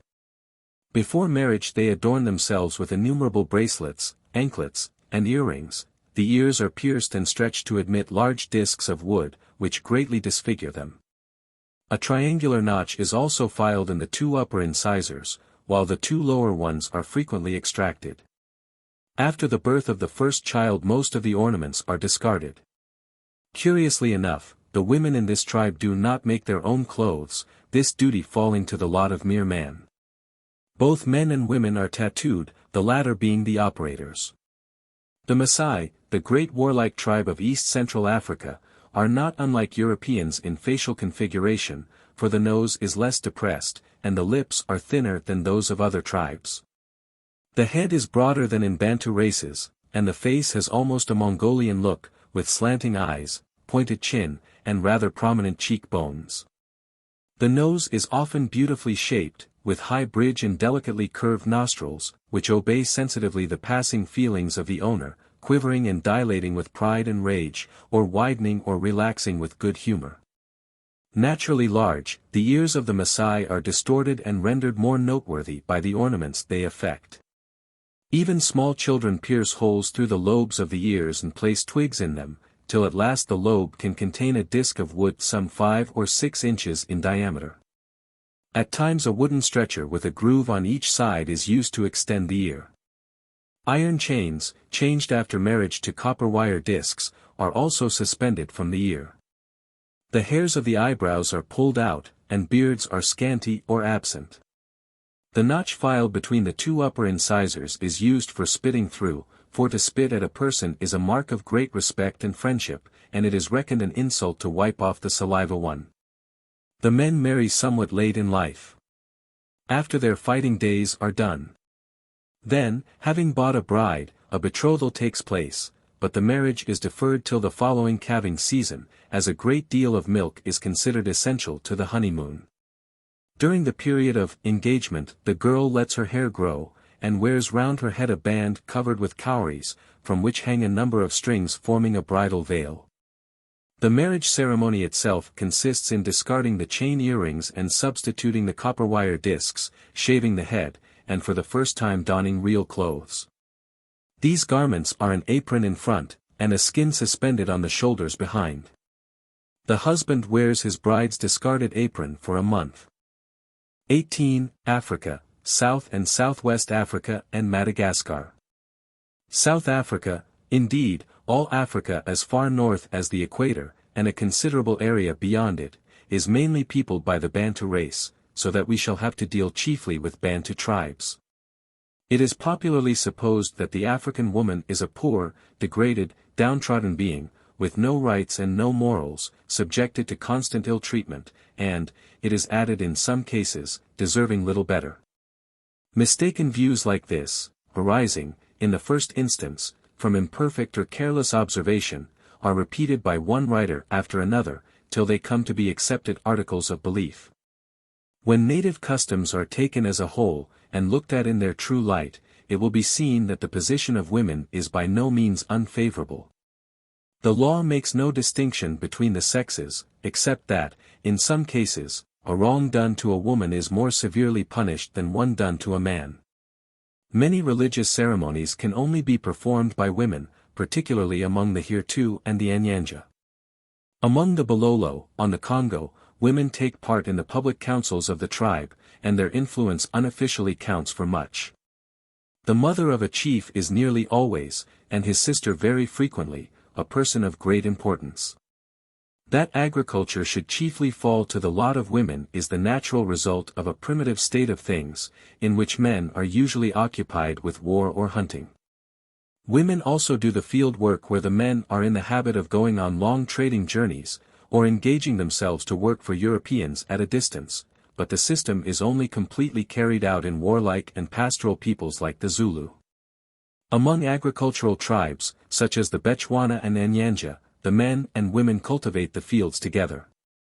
Even polygamy, that is, where the Arabs have not introduced their degrading harem slavery, cannot be said to make the lot of African women intolerable.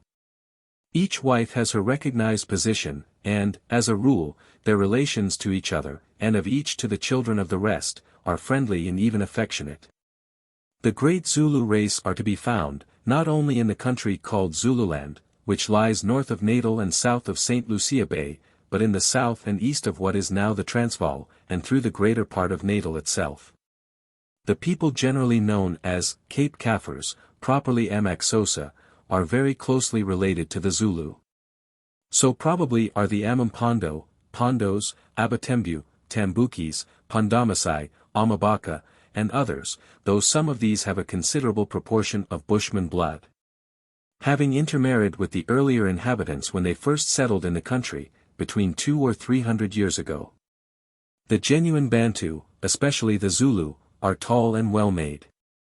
The color of their skins is brown, varying a good deal in shade, some families, or even individuals in the same family, being darker than others, but none are quite black. Before marriage, girls generally wear their woolly hair short or plaited into small tails. It is seldom seen plaited, unless by those who have been partly Europeanized. The commonest ornament is a little chaplet of beads, but sometimes beads, brass rings, etc., are strung on the hair or plaited into it. The head is frequently shaved for coolness and cleanliness. Pondo girls, however, let the hair grow, and plait or twist it, with a liberal stiffening of some greasy mixture, into long strands, which recall the coiffure of the women in ancient Egyptian paintings. When a girl is going to be married, she lets her hair grow, in preparation for the elaborate structure which marks her new status. String is woven in and out of the hair, to make a kind of basketwork crown, and, when finished, the whole is plastered over with red ochre. As the hair grows, the whole thing has to be undone and reconstructed from time to time, and gradually assumes the shape of the long spike which enables one to recognize a married woman a mile off. Each wife has her own hut, in which her children sleep with her as long as they are small. There are separate huts assigned to the boys and girls respectively as they grow older, which they occupy till they marry and depart to homes of their own. The huts are arranged in a circle round the cattle kraal, that sacred place forbidden to all women. They may not even, as a rule, cross the path by which the cattle leave the enclosure. No woman is supposed to have anything to do with the cattle. The milking is always done by men and boys, and even the milk sack, which forms part of the household utensils, must not be touched by any woman unless related by blood to the owner of the kraal. The various prohibitions which have to be observed by women, and sometimes also by men, and designated by the term hlanapa, are a very interesting subject of study. A man must never meet his mother-in-law face to face. Consequently, if he comes upon her by accident, he holds up his shield before his face, or otherwise ostentatiously ignores her presence. No woman is supposed to mention the name of her father, her husband, or the head of her husband's family. If the name means anything, or resembles a word in common use, that word must be avoided as well. Thus the women of a family whose ancestor was named Mtimkilu, the great tree, could not use the ordinary words meaning tree and great, but had to find or invent others. Baking is an art unknown in most parts of Bantu Africa. Porridge takes the place of bread where cereals are grown, where manioc is the staple food, it is often made into a kind of cake, and roasted in the ashes, and the same thing is done on the Zambesi with bananas. The Natal natives also make a kind of bread, isinkwa, out of green mealie, maize. Meat is either roasted, usually in the ashes, or boiled. Though the women do not bake, they brew, and that pretty extensively. There are several kinds, or rather degrees, of beer, for it is all made from amabile, sorghum, and only varies in strength. It is usually more like gruel than what we understand by beer. In fact, it is very nutritious, and the people say of it that, it is both food and drink. The best kind is of a pinky terracotta color and slightly effervescent, it has a not unpleasant acid taste, and is very refreshing. Men and women never eat together, the latter, after setting a meal before the men, either wait and eat what is left, or cook for themselves and the smaller children at some other time. It should have been mentioned, by the by, when speaking of hlanapa, that the right side of the hut as you enter is the men's side, the left the women's. A man's sister is allowed to cross to the right side, but not his wife, at any rate, not during the first years of her marriage. When she is the mother of a grown-up family this restriction no longer holds. This is only one out of many rules which have to be observed by young married women. Among the incidental occupations of women is the making of mats and baskets. Some tribes of the Zambesi consider this exclusively men's work, while pottery is entirely the women's affair, as is the case almost everywhere among the Bantu, except in some places where the men smoke pipes with clay bowls, which they model and bake themselves. Professional women are not unknown among the Zulu. The prophetess, Isanusi, is a person of great consideration, and the herb doctor, Inyanga Yemedi, may be either a man or a woman. These practitioners often have a really extensive knowledge of medicinal herbs, handed down in their families. But they are not allowed to practice without a license. The ordinary diviner, or witch doctor, is not the same as the prophet or prophetess, though sometimes the two callings may be united in the same person. The diviner discovers lost property, and finds out the cause of illness by throwing the bones, casting lots, or by various methods of smelling out, which reduce themselves chiefly to a habit of observation and a faculty of putting two and two together. The doctor, in the illustration facing page 158, is a Zulu woman, said to be of considerable standing among the Basuto, in whose country she practices.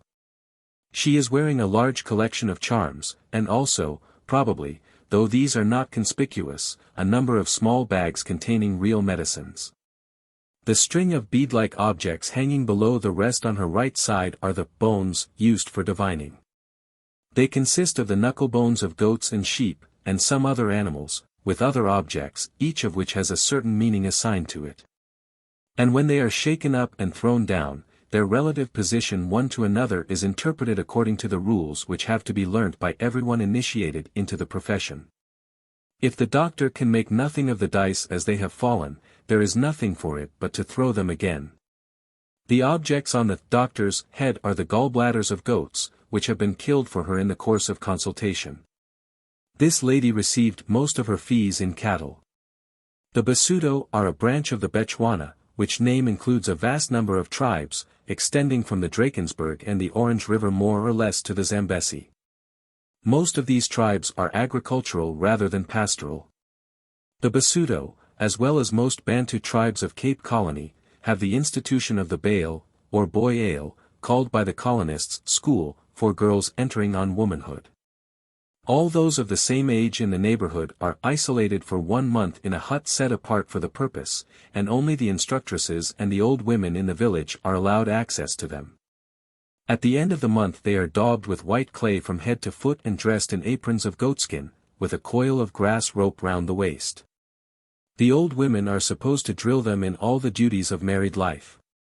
After the first month they are allowed to go about accompanied by one of the old women, and wearing a kind of veil made of bits of reed. Anyone whom they meet is bound to give them anything they may ask for. The period of seclusion lasts 5 or 6 months. The Zulu do not observe this custom, but celebrate the coming out of a girl as a family affair. The Bantu are not the aboriginal tribes of South Africa. When Van Riebeeck and the first Dutch settlers landed at the Cape in 1652, they found the country occupied by yellow-skinned people, with high cheekbones, oblique eyes, and woolly hair growing in separate tufts on the scalp, who wandered about with immense herds of cattle and lived in huts made of rush mats. The name of Hottentots, which the Dutch gave to these natives, was derived from the uncouth sounds of their language, which it was declared impossible for a white man to learn. It was nothing but hot and tot. The Griqua, who at one time occupied what is now the Kimberley district, are Dutch, and Hottentot half-castes, or at least descended from such. Further up country we find 2 genuine and tolerably unmixed Hottentot tribes, the Kora, Koranas, and the Nama or Namakwa. The Hottentots, as a whole, are a pastoral people, but those within the colony were deprived of their cattle and passed through a period of serfage, and at the present day most of them work for other people as herdsmen or wagon drivers. The Nama in their original state, for many have embraced Christianity, live probably much the same way as the Cape Hottentots did in the 17th century. They are nomads, moving from place to place with their cattle, sheep and goats, encamping wherever they can find grass and water, and moving on when these are exhausted. The Hill Damara are a curious people, of whom not very much is known. Till recently they have led a miserable life, enslaved and oppressed by Nama and Herero, and sometimes also by white settlers. The Herero have many points in common with the Zulu, though, again, many of their ideas and customs differ widely. Physically, they are a tall, finely built race, who often have oval faces and almost European features. They chip out a A-shaped gap between the two upper front teeth. Women and girls shave their heads, except for a tuft in the middle of the scalp, to which they fasten little strings adorned with iron beads, a favorite form of jewelry with this tribe, and similar ornaments. The rest of their costume is somewhat elaborate. Young unmarried girls wear only a belt, from which 30 or 40 leather thongs, ornamented with beads, hang to the ground. Married women wear a skin apron reaching from the waist to below the knee. A skin cloak, more or less ornamented, which reaches to the ground behind, and a kind of belt or corselet, omatam, covering the upper part of the breast, and made of ostrich egg-shell beads. In addition to this, they have the characteristic headdress, assumed at their wedding, a sort of mitre or tiara of skin. The construction of such a hat is a work of time and patience. The 3 flaps are cut out of carefully prepared calf skin, stitched in patterns, and ornamented with iron beads. No married woman is ever seen without this hat. To leave it off would be as great a breach of modesty as for a Moslem woman to go out unveiled. A sort of veil, a goat skin, tanned so as to be very soft and pliable, is fastened in front, but is usually worn rolled up out of the way. While a number of thongs, strung with iron beads, are attached behind. Many points in the customs of these people are exceedingly interesting. The women milk the cows, which, so far as we know, is the case with no other Bantu tribe. It is also a woman, the chief's eldest unmarried daughter, who is the guardian of the sacred fire. This she always keeps burning in the great wife's hut, and from it every morning she kindles the fire on the okuruo, or altar, the position of which in the kraal is shown by the accompanying diagram. The cattle kraal, B, is in the middle, all the huts being arranged round it in a circle, with their doors facing inward. The whole is surrounded by a thorn fence, with its gateway, A, facing north. The great wife's hut, E, is on the east of the cattle kraal, and between them is the altar, D. A little to the north of the latter is the sacred tree, C. This is either an umberbombanga, botanically, Combretum primigenium, the tree, from which, as the Hirtu believe, the human race originated, or a dry branch of the omovapus shrub, called by the colonists the raisin bush, which is supposed to represent it, and is also held sacred. All round the okuruo are the skulls and horns of the oxen sacrificed on solemn occasions, and these serve as seats for the old men when they come to discuss affairs of public importance with the chief. No strange fire may be kindled on the okuruo, and no stranger is allowed to take from it a coal to light his pipe. In the evening the chief's daughter carries the embers back into her mother's hut, and keeps them smoldering all night.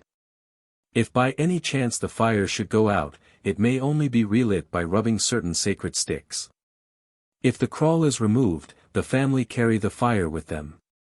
The Ovaquanyama and Ndonga, together called by the Herero, Ovambo, live in the fertile flat country to the northeast of the Herero, near the Cunena River. They are an agricultural people, differing from the Herero in language and in many of their customs. Their costume, for one thing, is much scantier. The country of the Ovambo reaches up to the Okavango River, beyond which the Bharats country begins. This country really includes other tribes besides the Bharats, who are the ruling caste. Their king, Iwanika, who asked some years ago for permission to place his people under British protection, had his sons educated in England, and himself came to London for the coronation of King Edward VII. Like other Bantu of Central Africa, they reckon relationship in the female line, and a man's next heir is not his own but his sister's son, while children belong to their mother's tribe, not to their father's. It is in accordance with this system that the Rats king's sister is a person of great importance, much more so than any of his wives. She has the right of veto on all his actions and decisions, which is shared by only one other person, the king's maternal uncle, officially called the Natamoyo, or Minister of Mercy. East of the Bharats, the Babemba and Bawisa tribes need not detain us. South of these, along the course of the Zambesi, come the Batanga, Batoka, and Base Na, and, on the other side of the river, the Mashana. South of the Mashana, and in some parts scattered among them, live the Matabele, a Mandabile, originally a clan of Zulu, whose head, Umzalagatsi, better known as Moselcats, and called by the Boers Sokots, founded a kingdom of his own in the north. Another detachment of Zulu left their country about the same time under Zwangendaba. They crossed the Zambesi in 1825, and their descendants are the Angoni of West Nyasaland. The name Angoni was indiscriminately applied to all the different tribes whom the Zulu conquered and incorporated with themselves, and in British Central Africa, at any rate, in the southwest part, Angoni virtually means Anyanja. The Yao live chiefly on the eastern side of the Shire, in some districts a good deal mixed up with the Anyanja. Their old home is in the north, by the eastern side of Lake Nyasa. Yao women have a tribe mark consisting of 2 rows of small cuts on the temple, but this is no longer rigidly kept up. A Yao not only counts his descent through his mother, but he goes to live in his wife's village when he marries, and hoes a garden for her parents. It is generally a Yao woman who proposes marriage. Madagascar. The general scale of civilization in Madagascar varies considerably according to the different tribes. There is as much variety in the female type as there is in that of the male. The women of the Central Plateau, Antimarina and Hova, resemble the Polynesians, possess regular features, small hands and feet, a light yellow skin, and are of medium height. The women of the other tribes are of a deeper color, and present all the gradations as far as the Negro type, certain tribes, the Sokolava, Bara, or the Negroids, Bezanozano. They are also taller and more thick-set. Throughout the island there is a clear division of labor between the sexes. The men occupy themselves mainly with warlike matters, hunting, fishing with heavy tackle, with the construction of the framework of their dwellings, with the breaking up of their rice grounds, and with the raising and care of their cattle. The women, for their part, busy themselves with the preparation of food, the covering in of newly erected dwellings with matting and other materials, with the lighter kind of fishing, with the cultivation of rice, and, of course, with the care of young children. Throughout the island also, excepting perhaps amongst the Bezanozano, woman is considered as a being equal to man. We do not find in Madagascar, as a rule, that subjection of woman to the man which is so characteristic of the Negro country, and even prevails among more civilized peoples, to wit, Mohammedan and Christian. Thus, marriage is not a mere formality of purchase by one of the parties or the other. The bride keeps control of her belongings, and possesses the right, which is not merely theoretical, to the protection of her husband. Nevertheless, in many districts, for instance, at Majunga and at St. Marie, the position of woman is on a much lower scale, and this may be attributed to the influence of Mohammedanism. This may also be noticed in towns where Europeans have settled. In the provinces the women wear the simbo, a kind of sack open at both extremities, and the akanjo, similar to the lamba worn by the men, but smaller and fitting closer round the chest. The ornamentation and the material of these garments differ according to the tribes. Thus, among the Antinori, in the southern part of the island, the akanjo is made of widths of red and white spotted calico sewn together alternately. The simbo, made of reed matting, is held up round the waist by a broad oxhide belt.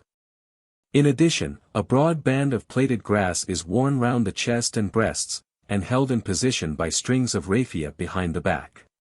The aesthetic taste of the Malagasy women is marked in their headdresses, the construction of which requires many hours and the assistance of many hands. They begin by parting the hair down the center.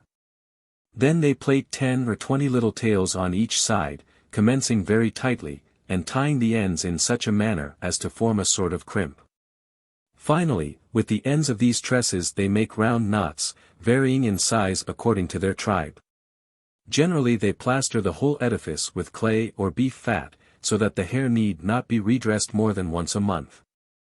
19. Africa, the Belgian Congo. The inhabitants of the Congo form many tribes, which differ greatly in their customs.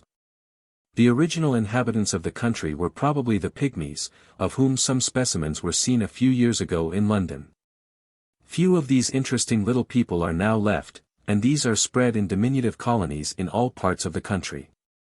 They are very simple in their habits, and have, for the most part, not yet risen above that stage of civilization when agriculture is still unknown and when man still lives only on the product of the chase and roots and wild fruits.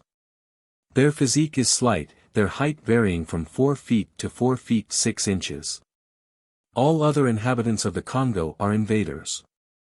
Their physical characteristics divide them into 2 groups, the northern, who show similarity to the real Negroes, and the southern, much more refined in features, who exhibit traces of Hamitic blood.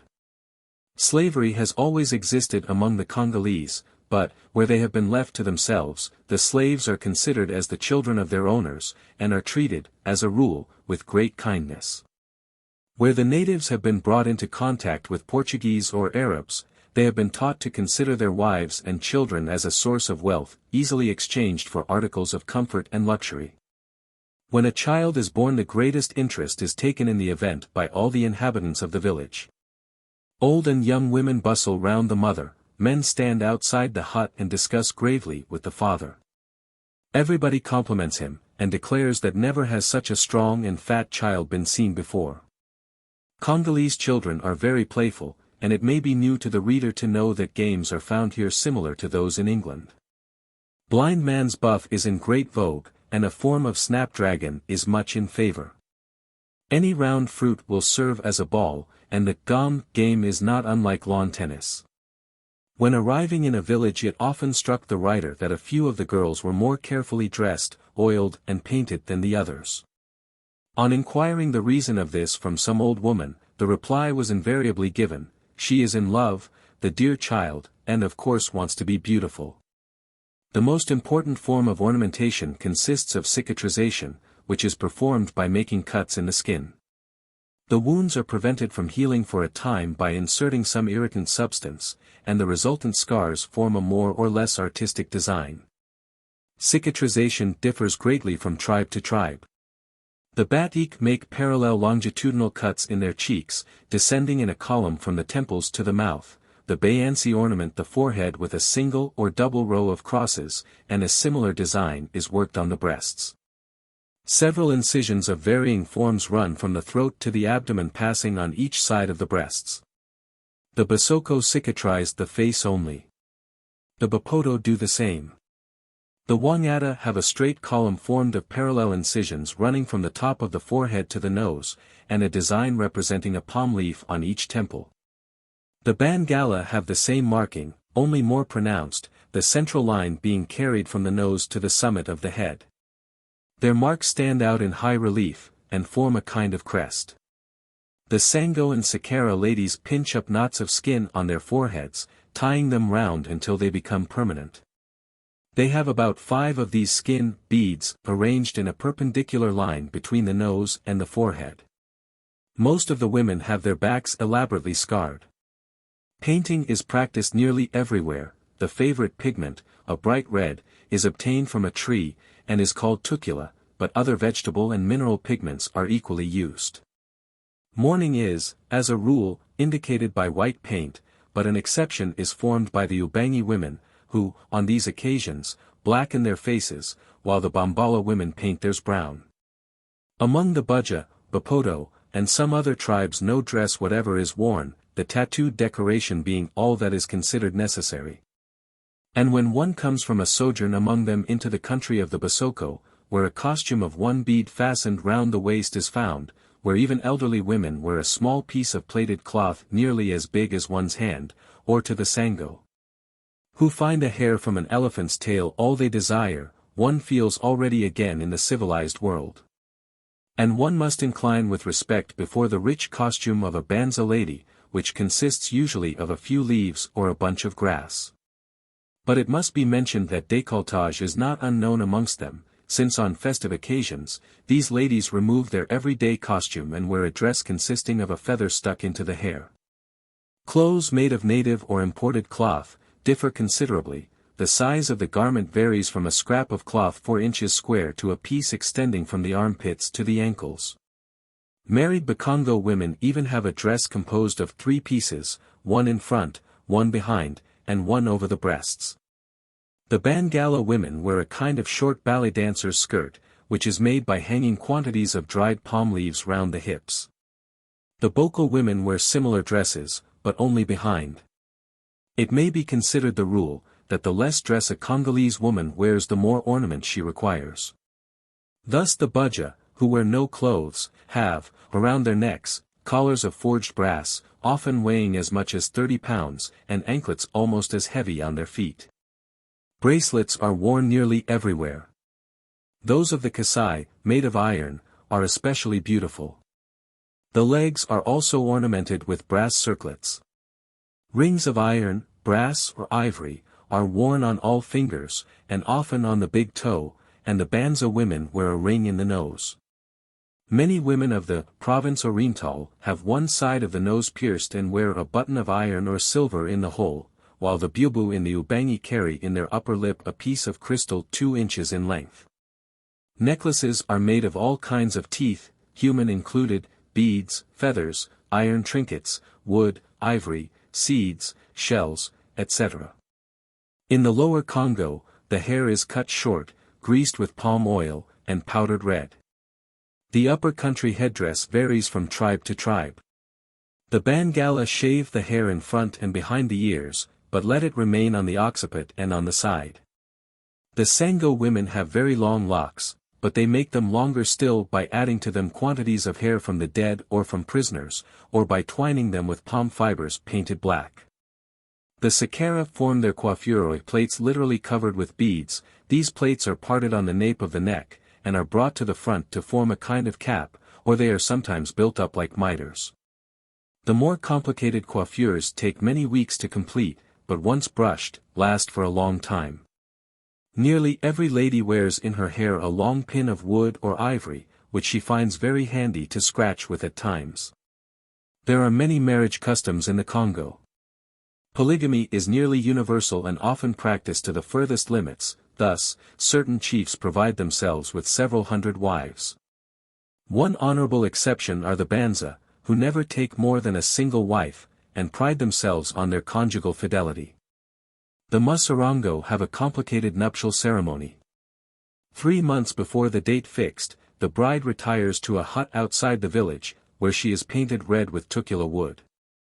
Then the bridegroom pays to the father-in-law the price of his betrothed wife. On the day of the marriage the bride, accompanied by all the young girls of the village, dancing and singing, is led to her husband's house. The next day a great feast is given by the young husband. Amongst the Bakongo the engagement lasts for a long time, as young girls are often engaged at the tender age of 4, and cannot marry before 11 or 12 years of age.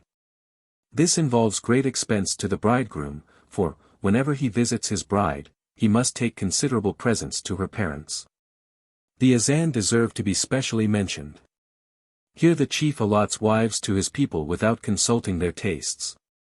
This tribe is an instance in favor of the managed raison, as the Azan are peculiarly fond of their wives, and the couples brought together by the caprice of the chief are generally extremely happy. And some of the ladies show remarkable fidelity to their husbands. The husbands, too, show themselves most affectionate towards their wives, but are exceedingly jealous, and object to strangers even looking at their spouses. In consequence the women are very shy. Not so the Mangbetu, their neighbors, where husbands are only too often henpecked, and where women have great influence in the assemblies deciding the destinies of the tribe. Their right to take part in such decisions has greatly influenced their minds, and has given them a spirit of independence and authority rarely found amongst the women of the Congo. The pygmy ladies are bought by their husbands for 3 or 4 arrows. The Momfu are perhaps the only tribe where it is the men's duty to do the agricultural work. They clear the forest, plant and gather the crops, while their wives only attend to the work of the house. Wives and husbands eat from the same dish together with the children, and this people considers the woman as the equal of man. In consequence of this, they are despised by their neighbors. The Magwandi are nearly always monogamous because of the scarcity of women. And in order not to be left unprovided with a mate, they are wise enough, if they come across a little girl of 3 or 4 years, who promises to become pretty, to arrange to marry her on paying the price to her father. As they, too, must bring a present every time they visit their bride, it may be imagined that the possession of a daughter forms a real source of wealth to the head of the family. The inhabitants of the Quilu are familiar with child marriage.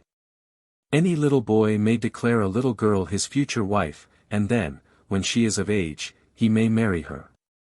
If she does not like him, she may refuse him, and this often happens. But in this case the man to whom she gives her preference must pay to the jilted lover, as it were, damages for breach of promise. In this country a man is not allowed to look at his mother-in-law.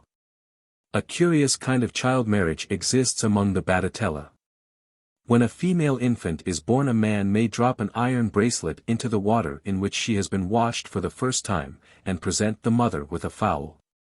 He thereby has a right to consider the child his betrothed wife. In case of twins, both girls marry the same man. In Urua, when the bride is related to the chief, the marriage is celebrated with great festivities. In the afternoon the bridegroom arrives, and, surrounded by his friends, executes a dance of an hour's duration, then the bride is brought in on the back of some strong matron. The crowd surrounds her, and her human steed executes a wild dance without putting her down. During this dance the bride lets her body and arms hang down and swing about. When the woman who carries her can do no more, the new husband approaches and presents the bride with beads, tobacco and other trifles. These are thrown by her amongst the crowd, who shout and fight to obtain part of the plunder, as it is considered to bring them great luck. Then the bride is put on the ground and executes with her husband a fause de deux. Suddenly the husband lifts her in his arms and runs off with her to his hut. As a rule, the social condition of women is not bad, they have to do the agricultural work and manage their household. But field work is light in this country, where the soil is of very great fertility. An intelligent woman can easily attain to honors, and women chiefs are not uncommon. Amongst the Balunda there were always two chiefs. The king, Muadayamvo, married the king's mother, Lokokisha, who was almost of greater importance than the king himself. The actual Balunda Empire was founded by a woman. The Baboma are at the present time governed by a female chief, and the great Makanda Bantu Ben Siri, king of Garanganza, is absolutely under the guidance of his wife. To whom is due the peaceful condition of the Katanga and the great friendliness shown by the inhabitants to Europeans. Women are closely connected with funeral ceremonies, but space will only permit of passing allusions. In all cases it is the women's duty to lament the dead, and, as a rule, the ladies of surrounding villages come to join in the chorus. Amongst many tribes the custom exists of burying the wives of a deceased husband with him. It is difficult to speak of the Sakara burial ceremonies without shocking the reader. On a bed, in an immense round grave, his head reposing in his favorite wife's arms, the deceased lies dressed in his richest costume, round him in a circle lie the strangled corpses of his other wives, who have refused to survive their husband. The grave is surrounded by a circle of slain slaves, whose bodies will serve as a dish to the invited guests. The Barua have a somewhat similar custom. A deep hole is dug, and the chief wife, supported on her elbows and knees, crouches there, serving as a seat to the corpse. The second wife serves as a footstool, and the other wives sit round the body. All are buried alive. The wives of the Benakanioka do not submit voluntarily to this treatment, so their legs and arms are broken, to prevent their escape from the grave. Amongst some tribes in the Lado district the widows, together with a number of slaves, are clubbed by a shouting, enthusiastic crowd. When they fall, men and women rush up to them and drive their knives in the still quivering bodies. Then the victims are thrown into the grave. Similar customs prevail amongst other tribes. The Congo women are slenderly built. During a stay of several years in the country the writer did not come across 10 women who could really boast of embonpoint. They are not tall, but very well proportioned, and, as far as their figures are concerned, classical beauty is far more frequent among them than among their white sisters. Their back has a graceful fall, their ankles and wrists are neat. Their feet and hands are in proportion. Most ladies' gloves made in Europe would be too large for them, and Cinderella's shoe alone might fit their tiny feet. Less pleasing are their racial characteristics exhibited by the head and features. The scalp is covered with woolly hair, which, as a rule, is abundant. The chin is weak, but no more beautiful eyes exist than those of a Negro girl, great, bright, almond-shaped eyes shaded by marvelously long eyelashes. In contradistinction to the pure Negro, the Congo inhabitants often have normal lips, their noses are frequently slender and not uncommonly aquiline in shape. Their teeth are like so many pearls, but, unhappily, they are often deformed by filing. Their language is soft, melodious and very picturesque. The preparation of food is a duty which devolves on the women, and the greatest cleanliness is found everywhere. The chief food is a kind of paste made with manioc flour boiled in water. This is stirred with a wooden spoon, and the housewife never touches it with her hands in preparing it and in dishing it up. The preparation of this flour, which is pounded in big mortars, is one of the most important occupations of woman. And the preparation of palm oil is also part of her work. All women work, but in some tribes the favorite wife may be an exception for a short time. The food is the same as for man, but in some tribes certain dishes are not permitted to women. The Bambala women are not allowed to eat goats or game, the Bayaka women are forbidden to eat fowls or eggs. On the other hand, Bawana women are allowed to eat frogs, but the men may not do so. And among the Marungu, women alone are allowed to eat mulberries. The principal food is manioc bread, but amongst other dainties appreciated by Congo people are locusts, crickets, all kinds of caterpillars and white ants. Woman's greatest pleasure lies in singing and dancing, and the time of new moon is considered the right season for these amusements. The Congo woman's voice resembles that of a child and has no great compass. Many women smoke tobacco and take snuff. In the Bena Lolua tribes they smoke hemp, the effects of which are very intoxicating and highly injurious to the health, but the process forms a part of the religious ceremonies of these tribes. XX Africa, the West Coast. To depict or describe any considerable proportion of the swarming peoples of the western coast of Africa would be a gigantic task. But a survey of woman's life at half a dozen different points will be generally intelligible. If we start from St. Louis in Senegal, and proceed along the coast, we find first the Wolof, then a number of tribes, Bulam, Bisagos, Felip, Serer, Timni, to beyond Sherbro Island, then for a short distance on the coast the Mandingo. There, too, are the Mendi, the Gora and the Vai, and other Mohammedanized peoples, who are characterized by ample clothing. Beyond them are the Kru, famous as the boatmen of West Africa. Lovers of strong drink, with the Grebo and other of their neighbors, they are characterized by an almost complete absence of clothing. The costume of a Kru maiden is often no more than a string of beads with a tiny beadwork square of leather or cloth in front. Between the Kru and the Mandingo of the Backlands come the Kwizi, of whom little is known. And intermingled with the Mandingo are the important Fula people. As regards looks, a question which naturally claims the first place when we are dealing with women, the Mandingo, perhaps, take the first place. But the charms of the Vai, both in manner and person, have been sung by many writers. The color of the skin varies widely. It may be golden yellow in some Mandingo, Kwizi and Vai, and at the other extreme we find the deep black of some of the Kru. The Gora and others tend to be deep brown in color. The hair is usually abundant, and Susu women, belonging to the Mandingo stock in East Sierra Leone, have a shock which is quite Papuan in character. The Kru women are less good-looking. They may have comely figures, but, whatever native beaux may think of them, more often present a misshapen appearance to European eyes, owing to a too luxuriant development. The Gora women have rather a Sudanese type of face, with broad cheekbones and rather prominent jaw, which makes them less good-looking than the men, but the Kwizi are described as well-proportioned, even graceful. The styles of hairdressing are countless, often a handkerchief is worn, and then, of course, the hair is short. It may be adorned, as with the Vai, by silver bangles. The Susu woman combs her hair out. And the Bandi woman has a ridge of hair, bound near the base. In the Sherbro district, where the coiffure once made up has to last for some time, the help of a friend is secured. In its finished form the hair runs in ridges from back to front upon a foundation of soft material. A silver or cane skewer is often passed through the mass, which, as time goes on, is called into more and more frequent use.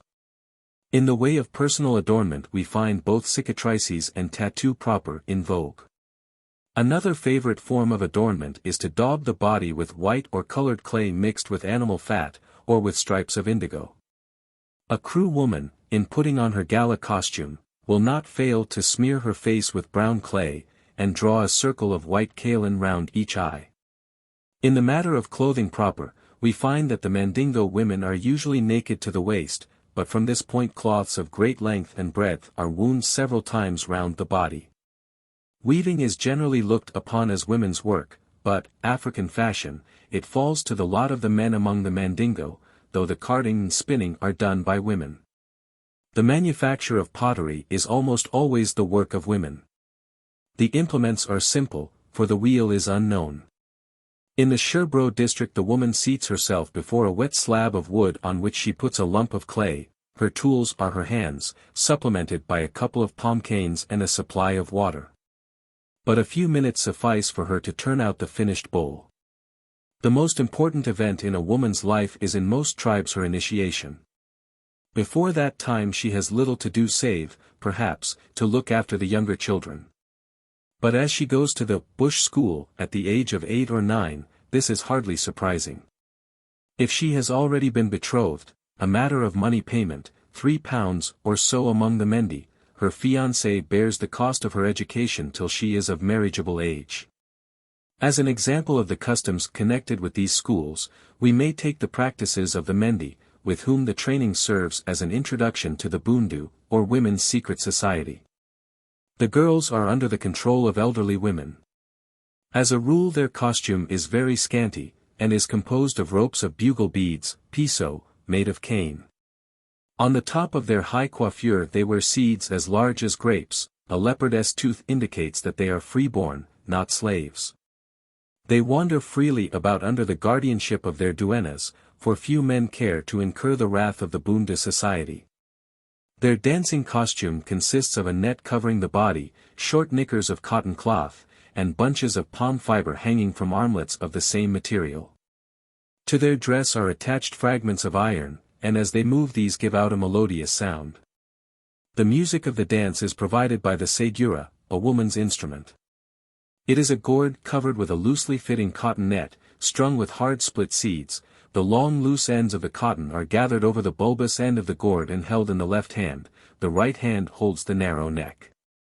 To produce the sound the gourd is shaken, and the cords alternately loosened and drawn taut, so that the seeds strike the shell. Mention must be made of the Bunda devil, a woman magician, whose function it is, among other things, to see that no man interferes with the Bunda girls. Everyone has heard of Mumbo Jumbo, the masked figure of the men's society upon whom no woman may look and live. The Bunda devil is his female counterpart, though the sight of her is not fatal to the fortunate male. She is a strange figure. No part of her body is visible, cloth covers her arms and legs, and the ends are sewn up, lest haply a fingertip should be seen. In each hand she holds, of course through the cloth, a bunch of twigs which plays an important part when a malefactor has to be sought out. Her dress is of long shaggy fiber, dyed black, and over her face is a mask, grotesquely carved. If a man has been so rash as to put himself within reach of Bundu law, this strange figure sets forth and points at the man. When she has found him, with her twigs, he dare not refuse to follow, and when he appears before the chief he will have to pay a heavy fine. Polygamy is the natural state of things, though, of course, not all men can afford 2 legitimate wives. For an ordinary bride price is a cow, a couple of slaves, or their equivalent in goods, and 20 pieces of kola nut. But a big chief may have 100 wives or even 200, especially if he is the head of the tribe. When we leave the Mandingo tribes, among whom, in the broadest sense, the Kru may be included, we come to the populations of the Ivory and Gold Coasts, Ashanti, Togo, and Dahomey, to the Yoruba, Bini, and other Nigerians. And to the peoples of the Cross River. Then we pass into German territory in Cameroon, where a Bantu population prevails. The Twi-speaking peoples of Ashanti and the Gold Coast are forest dwellers and cultivators. The Ashanti woman is hard-worked but not a mere slave. Bon Nat says that she is regarded as man's equal, a chief's wife acts as his representative in his absence. The Queen Mother is the regent during her son's minority, and in after life remains one of his chief counselors.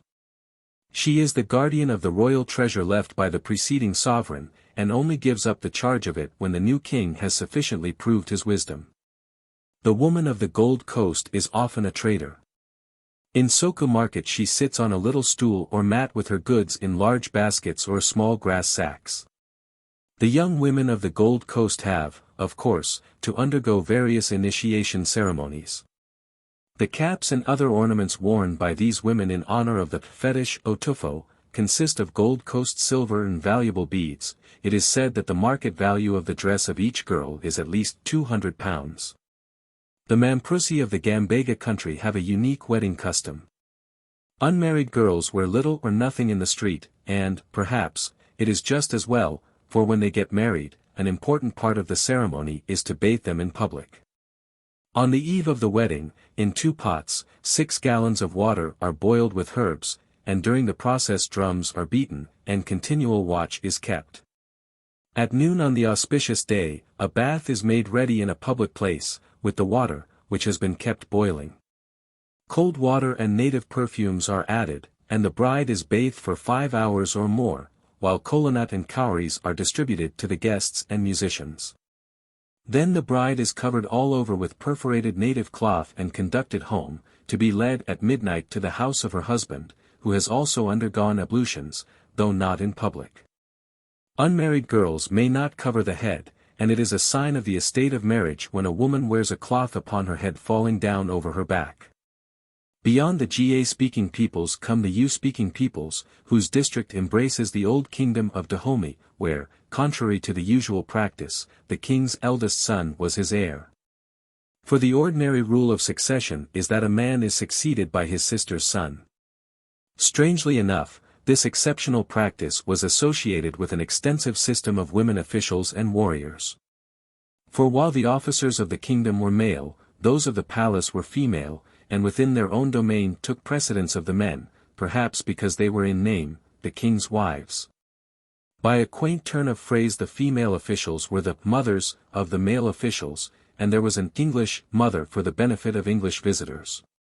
But the most characteristic feature of Dahomey, in the not very far distant days of the old regime, was the corps of Amazons, also known by the titles of the King's Wives, and Our Mothers. Their origin did not go back to a very remote period, for they seem to have been enrolled for the first time in 172 G and for nearly a century consisted mainly of criminals, that is, women detected in adultery, together with termagants and scolds. Early in the 19th century the force was put on a new footing, every head of a family being ordered to send his daughters for inspection. The Negro woman is inured to labor, and in Dahomey especially was, and perhaps is, physically superior to the male. For Burton tells us that the women were generally tall, muscular and broad, while the men were smooth, round-limbed, and effeminate-looking. The Amazons were sworn to celibacy, though the king had the privilege of taking any of them to wife. In peacetime one of their duties was to escort the king's wives when they went to fetch water, and a bell was rung before them as a signal for all men to leave the road. In war they are said to have displayed the most ferocious courage, disregarding danger, wounds and death itself, and one of their chief aims was to carry off trophies in the shape of heads and jawbones. In many parts of West Africa, tribes may be classified into people of the land, and people of the water. In Nigeria, the home of the Yoruba-speaking peoples, we may take the Jekri and Ijo as representative of the latter. The Yoruba proper and the Bini as examples of the former. The Jekri woman is a water dog. She goes up river in her canoe, paddling on alternate sides, when she is alone, to bring food down to the settlements, for she does not plant. She is clean and comely, she wears a shoulder cloth of red, blue or yellow European stuff, with bracelets of silver or brass. The Ijo women are like the Jekri women. Their husbands make for them the canoes which they need in their trade in smoked fish, captured with hook and line, traps or spears. As becomes a people who live by the water, their huts are built on piles. The Yoruba women, on the other hand, are land rats. They, too, are great traders. They do no planting, but travel daily from town to market, starting at 5 a.m. Bargaining goes on till about 11, and then they make their own purchases and set out on their homeward way, often with 60 pounds of load and the indispensable baby. The Yoruba woman is of slender build. She has good taste in dress, and wears mainly dark-hued raiment. The Bini woman wears fewer clothes, as a rule, often only a loincloth. Her chief ornament is coral. Unlike the women of the West, the fair sex in Benin undertake the weaving as well as the carding. They also dye their goods with indigo and other coloring stuffs. North of the Yoruba and Bini peoples, live the Hausa. The population numbers at least 15 million, and of these the majority are slaves. In Kano, the chief town, the highest price is paid for a girl of 14, from 7 pounds to 10 pounds. In this connection it may be noted that a free man may not marry a slave. Some of the Cross River women are, according to Mr. Partridge, more than passably good-looking. It is curious to learn that the native standard of beauty demands a coal-black skin and a long neck. As so often happens, dress among some of these peoples is ornamental, at least in their eyes, rather than useful. The women of the Igbo Amaban wear no clothing in front, but adorn themselves with a tail. In Cameron, the distinction is not so much between water and land people, as between the dwellers in the forest and in the grass country. In this area, dress is mainly decorative. The women of some tribes wear nothing till the first child is born, or only a thin string of beads, then a 4-inch grass apron is donned before and behind with a fan-like extension of bamboo, like a peacock's tail. At the present day, however, empty cartridge cases and sardine tins are in great demand as articles of female adornment. The field work, as usual, falls to the lot of the women. Sometimes the husband goes too, when the clearing is distant, for in Cameron they tell how the chimpanzee is enamored of womankind, and carries them off to be his wives. Sometimes the husband will carry the child home himself, his spear in the other hand, and an umbrella as a protection if it is raining. In the grass country, woman occupies a high position. The mother of the chief is a member of his council and he has a great respect for her. His chief wife may also aid in its deliberations. The husband, however, is the head of the house. Polygamy exists in practice, if not in name. A man gets his wife by agreement, by betrothal or by purchase, but with her he has a number of concubines, who enjoy no rights, from the slave caste. On both sides of the mouth of the Congo there is a tribe known as the Musalongo, or Masarongo. They are the water people of the district, while the Cabinda, Kakongo and Longo people are the land folk. A great industry is that of dyeing. The Musalongo women dye all their clothes a kind of dull red, which contrasts very well with their ornaments, which are usually of silver. Leg rings made of English shillings by the native blacksmith are given by men to their favorite wives and daughters. These are called Queenie Boda, queenly good, from the head of Queen Victoria stamped upon the first that came into their hands. All women know the use of herbs in medicine, and occasionally a woman is found acting as doctor in more serious cases such as bites of scorpion, etc.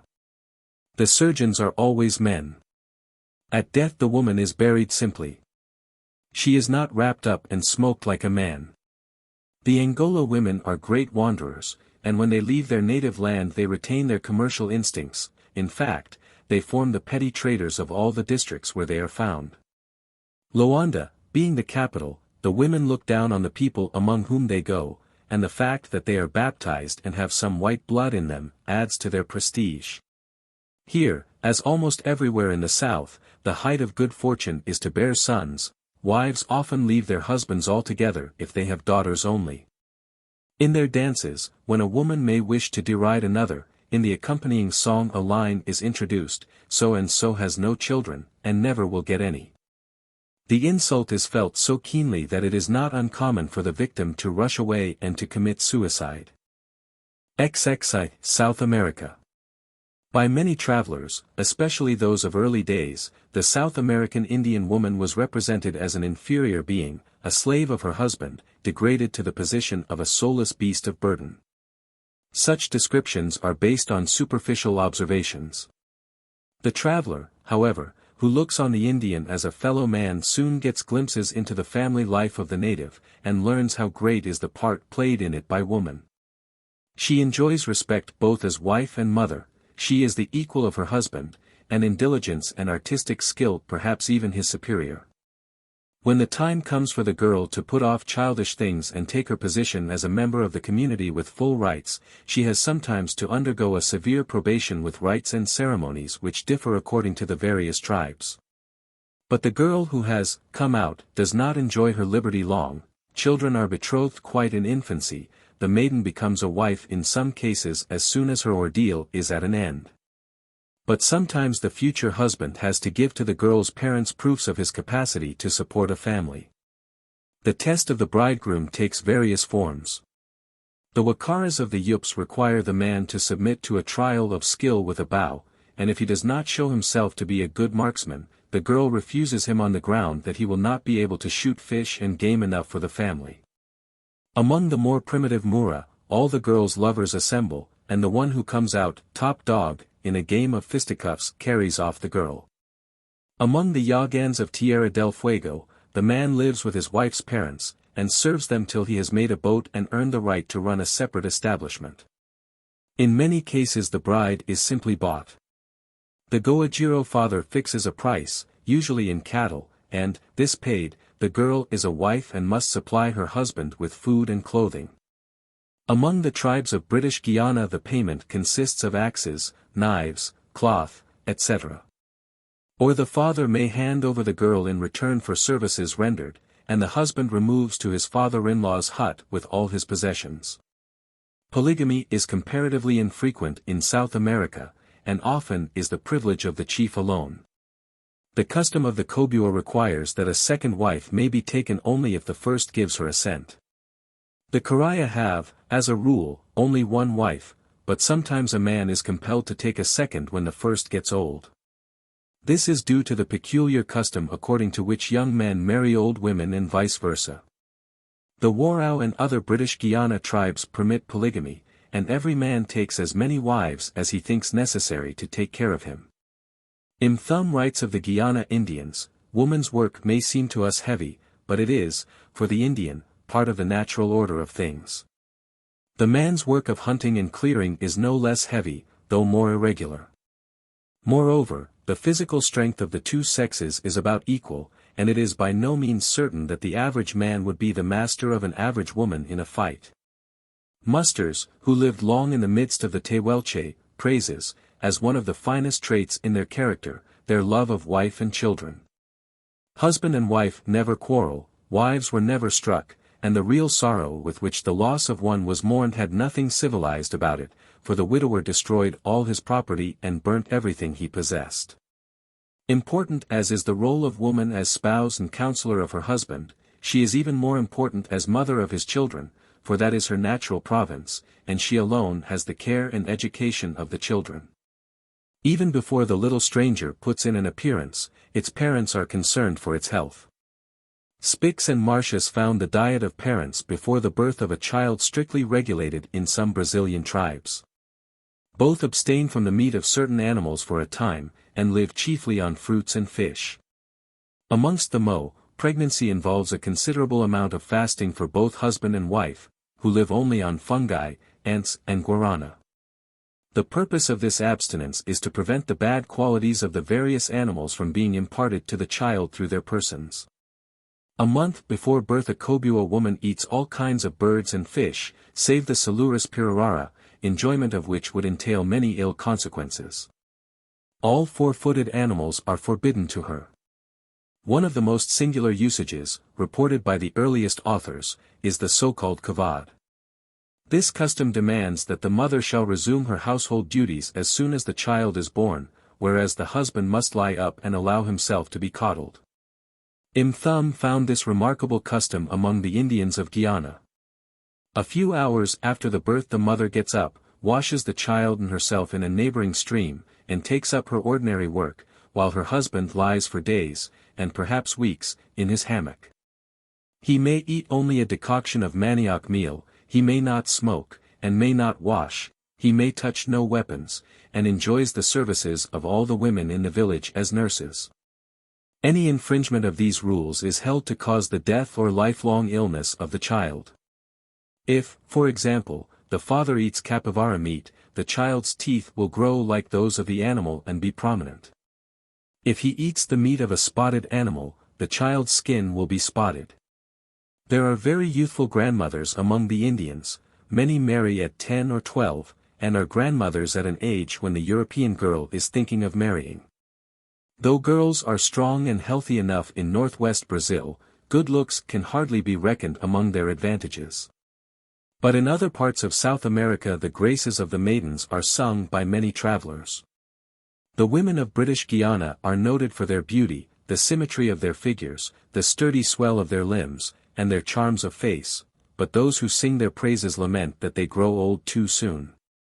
At the age of 20 their bloom has disappeared, symmetry of limb and body is gone, elasticity of step has been replaced by a suggestion of effort. Finally, the rounded beauty of the body is replaced by horrible and unsightly accumulations of fat. Other women get thin as their families grow large, their bones stand out, and some of the old women are regular witches with bleary eyes. We have shown how high woman in most tribes stands as wife and mother. We have now to show her economic importance, for she has upon her shoulders the whole care of the household, and, especially in the tropics, tends the manioc, which forms the chief article of food. Before marriage the husband has cleared a considerable piece of ground, cut down the trees and let them lie to dry in the sun. When they are burnt, the fruitful soil is still more enriched by the ashes. This done, the man's share of the work is at an end, all else is the task of his wife. The planting season is determined by certain constellations. Manioc cuttings, usually short stems with 2 or 3 nodes, are stuck slanting into the earth and are left to themselves, for in these fortunate climes nature's operations are subject to no irregularities. Harvest and preparation of the roots make greater claims on the endurance of the woman. No time is lost in preparing the supplies, for they do not keep. The manioc roots, which are dug for daily use as they are ripe, are peeled and ground on concave boards set with pointed splinters of stone in elegant patterns. Holding the board in her lap, the woman sits and exhales her breath with a hissing sound through her teeth in time to her work. The white mass of manioc, which resembles mashed potatoes, is then freed of its poisonous sap by kneading on a sieve that stands on a triangular frame, or in a basketwork funnel of cane strips, which hangs from a projecting beam. Sometimes it is weighted at the bottom, sometimes a beam, on which half the family sits, effects the work of removing the sap, which runs into a clay dish below. This done, the meal is freed of lumps and spread on the baking hearth, used in common by all the inhabitants of the long house, and situated in it or in a shed where the women spend most of the day. Here the meal is completely dried and baked into flat cakes. By another and somewhat longer process, manioc meal is converted into tapioca. Many kinds of drinks are also prepared from manioc meal. Mixed with cold water it furnishes a refreshing beverage in the heat of the day, while from it is also made a kind of light beer, known in the West as chicha, and in the East as kashiri, a favorite drink. Always to the fore at festivals or friendly visits. As the wife presides over the house, it is natural she should be skilled in making household goods. All over South America pottery is made by women, and, save amongst the nomadic Maku, the artistic standard is high, though the means are simple. The material is a fine blue clay found in small deposits on river banks. It is not washed, but carefully kneaded and freed from hard lumps, and ash from the carapi tree is added to give it firmness. The worker squats, and, with open hands upon a mat, makes long rolls of clay, and with them builds up the vessel in spirals. With the left hand she then presses the rolls together, and with her nails, or a small piece of wood, she effaces the hollows, and finally smooths the vessel with a shiny pebble. After being dried in the sun for some days the pot is burned. The greatest variety of form, size and style is found in Indian pots. Manioc vessels vary in size from giants of 30 inches diameter to tiny children's plates. There are pots quite classical in style, and others in the shape of animals. As a rule, woman does the weaving, spinning and the like, but to this there are some exceptions. In British Guiana women prepare hammocks for sale, do the beadwork which forms their only dress, spin cotton, or make little hammocks for their children. But among the Yups tribes hammocks are made from palm fiber by both sexes. And the male sex undertakes the manufacture of all baskets, with their regular red and black patterns, and even the sieves and tubes for the preparation of manioc are their work. Both sexes wear kneebands of kurawa fiber, and these are woven by the women who produce the same patterns as in the bead aprons and on their pots. It may be said, on the whole, that woman is in no way inferior to man in artistic gifts. One opportunity of displaying this is seen when they are called upon to paint the men for a dance festival with dark blue genipa, which they do with great skill and speed. Among the Yuri the women paint the whole family every morning. While in the Makusi and other Guiana tribes the women seem to take to painting other objects too. If a man has finished a weapon, he hands it over to his wife for her to add an intricate pattern, which she does without any design before her. The Taruma told Scomberg that some sculptures on the rocks near had been done long ago by women. This brings us to the question of women's dress and ornaments. Dress is usually reduced to a minimum. In most of the primitive tribes woman is quite unclothed. The further one goes up the Yups the less the clothing seen. Among the Apiaka, on the upper Tapahas, where the men have European dress like the whites whom they serve, woman is in the state of Eve when she lived in paradise.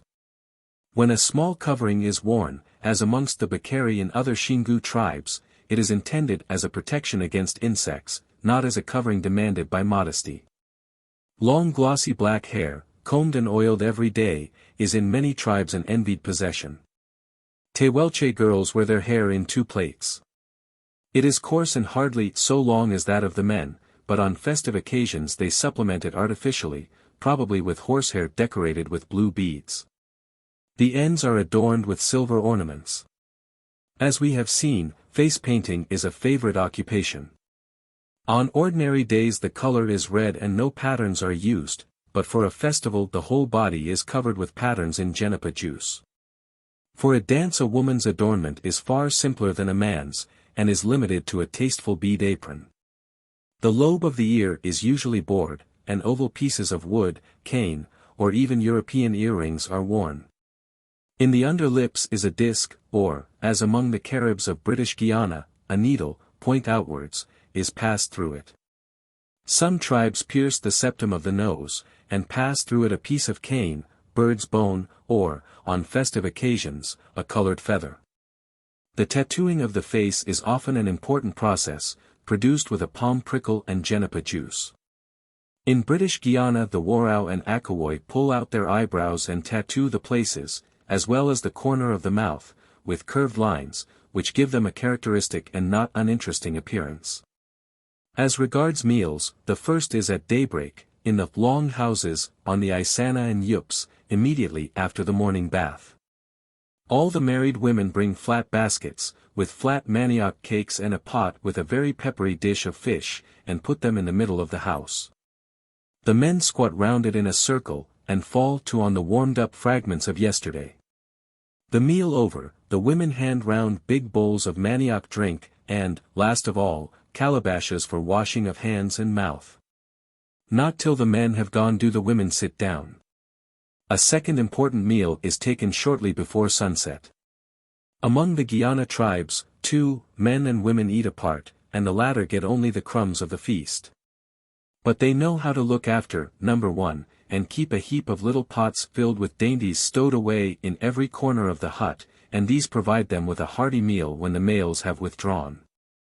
XIII, North America, the native races. The North American continent, until it was wakened up and rehabilitated by the white races, was not favorable to women. There are several reasons for this fact. It had not one animal yielding milk to help the mother in weaning her babe. It had only the dog for pack and draft beast, so the woman was also a beast of burden. There were maize, beans and the squash family in the east, and abundance of nuts in the west. The preparation of these for food all increased woman's weight of cares, and were not specially helpful with children. The advent of the white man brought radical changes into the life of the native, and many customs and beliefs are rapidly fading into disuse, in fact, have disappeared over large areas. Still they are typical of the life of the people, and so cannot be passed over without mention. Tropical women. 23 linguistic families were spread about the tropical North American region: 1. Arawakan, Great Antilles; 2. Caribbean, Caribbean Sea; 3. Chiapanican, Chiapas; 4. Chibchan, Costa Rica; 5. Chinantecan, Oaxaca; 6. Cunan, Panama; 7. Dorasquian, Panama; 8. Wavian, Tehuantepec; 9. Lucan, Guatemala; Honduras; San Salvador, Nicaragua; 10. Matagalpan, Nicaragua; 11. Mayan, Guatemala; 12. Nahuatlan, General; 13. Otomian, Central Mexico; 14. Payan, Honduras; 15. Negrandero, Nicaragua; 16. Tarascan, Michoacán; 17. Contalan, Oaxaca; 18. Totonacan, Vera Cruz and Puebla; 19. Bolvan, Nicaragua; 20. Zicaquian, Honduras; 21. Shinsan, Guatemala; 22. Zapotec Mixtecan, Oaxaca; 23. Zoquian, Tabasco. Of these, some are extinct, others have dwindled, and the picture presented in the following pages is often rather of what was than of what is. The different effects of varied environments within a narrow compass are shown here in the appearance of the women generally. One people show woman delicate in form and graceful, with handsome features. The Zapotec women, though of small stature and bizarre in their carriage, are truly graceful and seductive. Other tribes are spoken of as remarkably ugly. The Aztec and the Maya women are not alike in appearance, and their artists note the fact.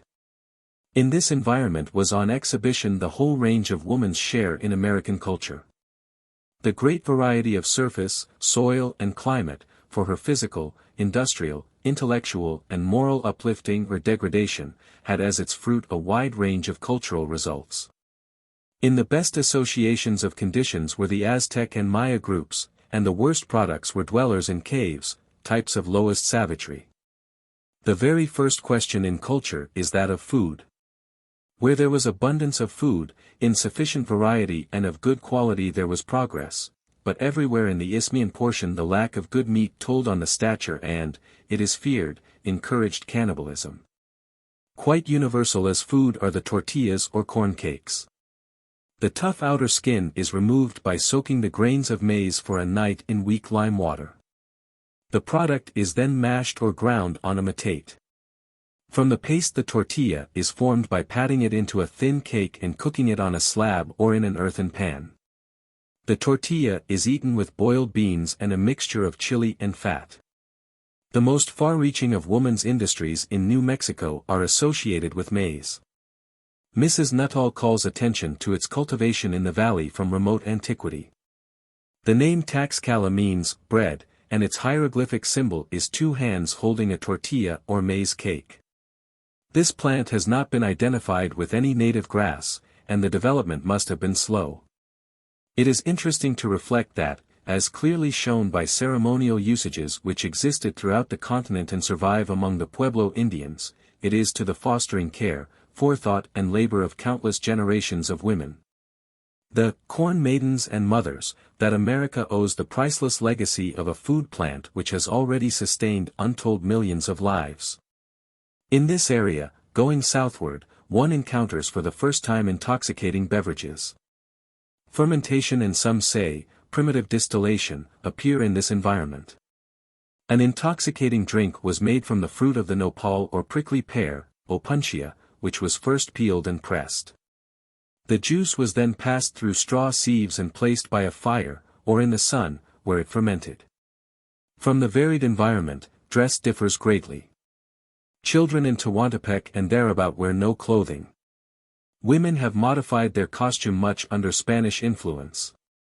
In Tehuantepec it is a skirt of cotton or wool reaching to the ankles, often elaborately embroidered in various designs and colors, the huipil, a chemisette, with short sleeves, often adorned with lace and threads of gold and silk. And a white cotton head covering, drawn on like a sack and hanging down the back. In Tabasco the cotton petticoat, with a few yards of calico about the waist, or a sleeve frock is the dress.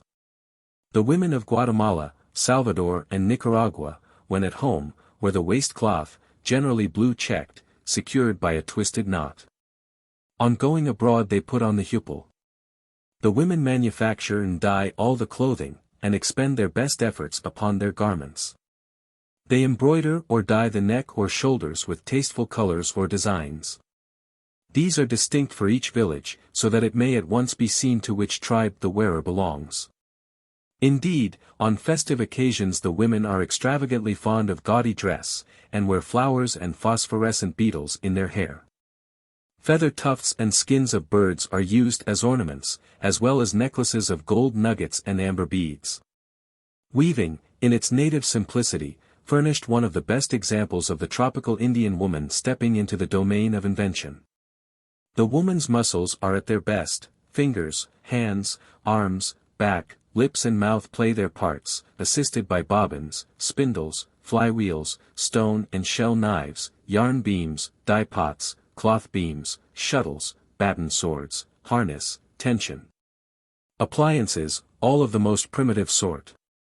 The woman's hands and mouth prepare the hair, wool or agave fiber, the fingers twist the yarn or spin it with a simple spindle, of which the flywheels are pretty whorls of pottery ornamented.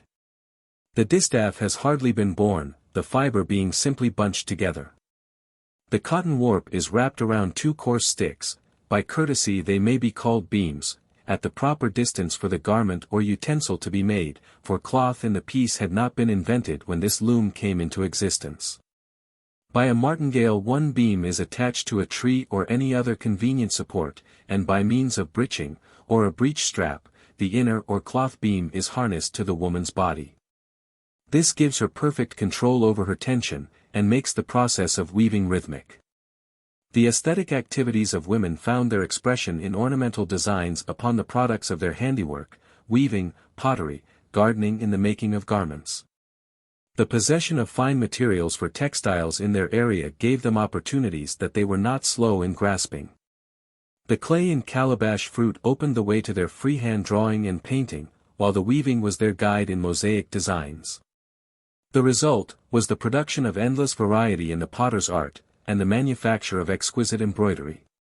The writer is indebted to Mrs. Zelia Nuttall for the following thoughts on ancient women's share in Mexican art. They were undoubtedly very industrious, and it is to them that the development of the chief decorative arts is to be assigned. The women were the weavers and designers of the intricate patterns employed in the ceremonial tilmattle or blankets. Women are spoken of as skilled in painting these designs, and it may be reasonably inferred that female artists also painted the codices. They were the potters, and painted the designs thereon.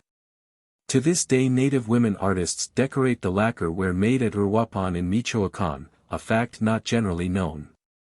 I cannot divest myself of the thought that women designed the decorations on the ruins of Mitla. The effect is that of a sampler, and as women plaited the colored pitates or palm mats, the geometric designs of which seem copied in the stone panels, the suggestion of feminine agency seems to me to be very apparent. To this very day skillful women produce world-famous laces and embroideries, and their fingers go on preserving the same old characteristic patterns, but masons no longer immortalize them in stone. Facts connected with marriage have been collected by Bancroft. It usually takes place at an early age, girls being seldom found single after 14 or 15 years. In some tribes, if the girl has not chosen a mate by this time, her parents or guardians select one for her. Trial marriages are allowed in some places. Among the Chichimecs the consent of the parents is necessary. The preliminary meetings are held by both sets of parents. The conclusions are made known to the young people, and, if the decision is favorable, the girl sends her husband presents, they consider themselves married, and friends give themselves up to feasting and dancing. The Eastern area. If we were concerned with the women of America as they were in the pre-European days, there would be no more important chapter in the book than that on the Iroquois, who, with the more numerous Algonquins, the Muskogees and other stocks, inhabited this part of America.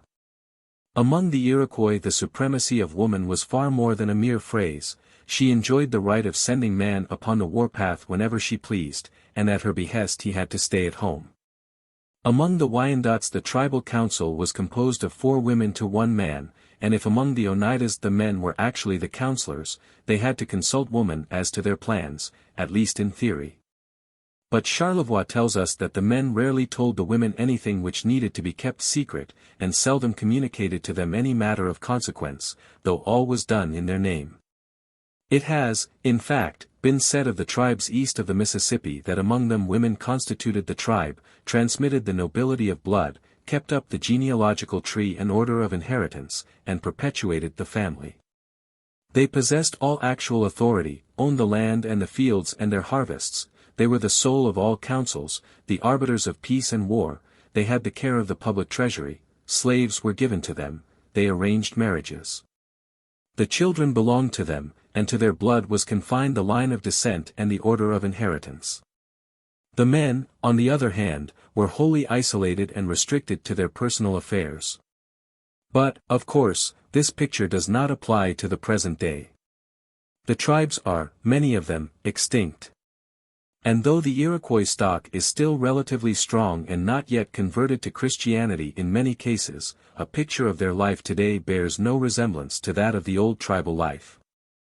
The Chetemacha Indians, in the early days of Louisiana, formed an independent linguistic family in the Mississippi River Delta. In recognition of their services to the colonies, France and Spain granted to them a large tract of land on the Bayou Teche, surrounding one of their villages, where the tribe had dwelt from time immemorial.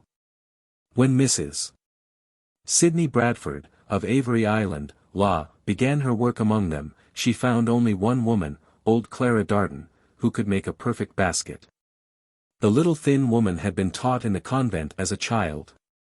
Prizes were offered for perfect baskets. Soon Clara Darden had gathered about her all the women and young girls. She taught them what kinds of reed cane to gather, how to split and cure them, what roots were needed for the red, black and yellow dyes, how to stain the canes, and last, but not least, how to weave the beautiful baskets with their many wonderful patterns. She taught the names and meanings of the patterns and of the roots for the dyes. Now the basket making is quite an industry among them. The workers split their cane, or, rather, peel off the outer part of which they weave their baskets, with their teeth. The inside basket is first finished, and then the long ends of cane are used to complete the outer one. Women of the Plains. The Plains women live chiefly in Assiniboia and in the United States, west of the Mississippi and north of the Arkansas. They were originally mainly Siouan, but the ample food supply also enticed Algonquian tribes, Pawnees, Kiowas and others, to share with them in nature's bounty. Nature made fine women on the plains, tall, robust and strong. The prominent cheekbones, Roman noses and gross mouths of the men were much toned down in the females. Nature also gave them the buffalo and the dog. But the former absolutely withheld its aid from them, either to furnish a drop of milk or to carry a pound of their loads. The dog was more responsive, lending its back for the burden and its shoulders for the sledge. The homes of the old plains women were earth lodges, bark or mat lodges, and tents of skin, usually called teepees. The villages were so arranged that kindreds dwelt near one another. Before the coming of the whites, the hoe rather than the axe was woman's industrial implement. It was made from the shoulder blade of the buffalo, which was bound with thongs to the end of a stick. Over the prairies, where trains are flying at the rate of a mile a minute, freight and passengers were transported by women and dogs before the coming of the horse. Women of the plains were the most picturesque of savages, through wearing animal tissues. There were hides of every size and hue, pilus and depilate, hoofs and horns of the buffalo, feathers of the eagle for war, bonnets trailing from the crown to the feet, quills for matchless embroidery. These women were also good painters. Their color scheme was quite varied, as shown by their curious trunks made by folding depilate raw hides together, and tying them with thongs. In the museums of American ethnology, by far the most picturesque exhibits of North American Indians are the ornamental handicraft of the Plains tribes. A man had to marry outside his blood relations. Indian girls marry earlier than formerly, between 15 and 17, and even younger, when they waited till they were 20. In some Plains tribes girls were betrothed from their infancy. The proposals were either directly or by proxy. Sometimes the girl told her kindred, and took advice, but parents did not force their daughter to marry against her will. With regard to the question of polygamy, the maximum of wives was 3, or at most 4. They would be, for example, the first wife, her aunt, and her sister or niece, if all were consanguineous. When a man wished to take a second wife, he would say to the first, "My dear, I do not want you to work so hard. I am thinking of taking your sister, your aunt, your niece to wife." Should the first wife veto the proposition, that would prevent him marrying the other woman. Generally there was no objection if the two women were kindred. Indeed, the wife would make the first move, and say, "I wish you would marry my niece, we are kin." Among the Santees, says Dorsey, a wife's mother could take her from her husband and give her to another man. Among other Plains tribes, if the man was kind, the dreadful mother-in-law never interfered. But if he became unkind, the wife herself would say, "I have had you long enough, begone." Or the father or elder brother would suggest to the husband, "You have made her suffer, you shall have her no longer." The sugar camp of the Northwest was woman's enterprise. It was a strenuous season, cutting wood, collecting sap in birch bark vessels of their own handiwork, boiling sap in kettles in later times, straining it through their blankets, and putting the sugar away in other birch baskets. Indians all loved sugar, men, women and children, and they got plump from eating it. Women of the Interior Basin.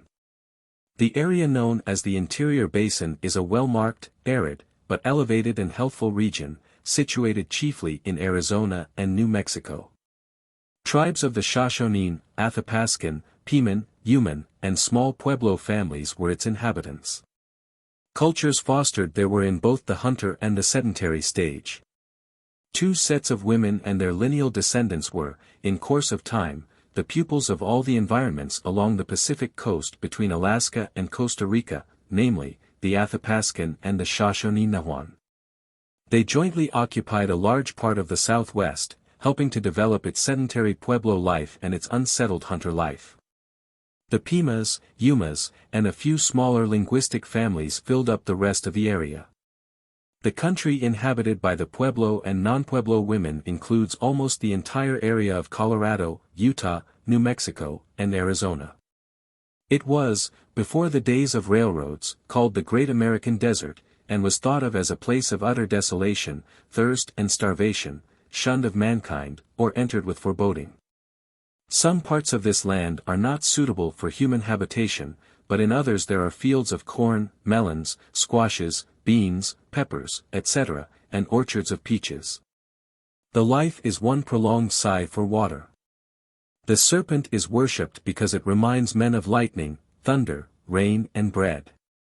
Woman appears with a pad upon the head, and the water jar on the top of that, because she is bringing the one thing needful. Even the wild tribes there must yield to the environment, and if they are not potters they must learn to make watertight basketry. The Apache or Ute woman is a hunter's wife, with duties just like those elsewhere belonging to that estate. She cannot have pottery, it is too fragile for her unsettled life, nor vessels of wood, there are no large trees of soft grain from which to carve them. So necessity stepped in and suggested baskets dipped in pitch. The Ute woman, in addition to her function as a preparer of meat, is a gleaner of wild grass seeds, which she beats from the stems in the field by means of a basketry wand, looking for all the world like a rude tennis racket. The roasted seeds may be eaten whole, or ground and made into Indian bread. The Pueblo women have a still more generous larder. In addition to the cornfields, there are also other crops of gourds, beans, etc. It is the Pueblo women's duty to care for the crops and make them into food. For this purpose they need water, which often must be carried up long and winding trails. This ever-crying need made them the best potters in North America. With regard to dress and adornment, there are Ute women, Apache, Navajo and Pueblos. The word Ute suggests to the ethnologist buckskin. Both men and women recall the colors of new chamois skin. In the old dress all the display of gaudy beads is absent. The Apache and Navajo, under Spanish influence, were dressed in wool, and the women, as well as men, of the latter are amongst the finest of Indian weavers.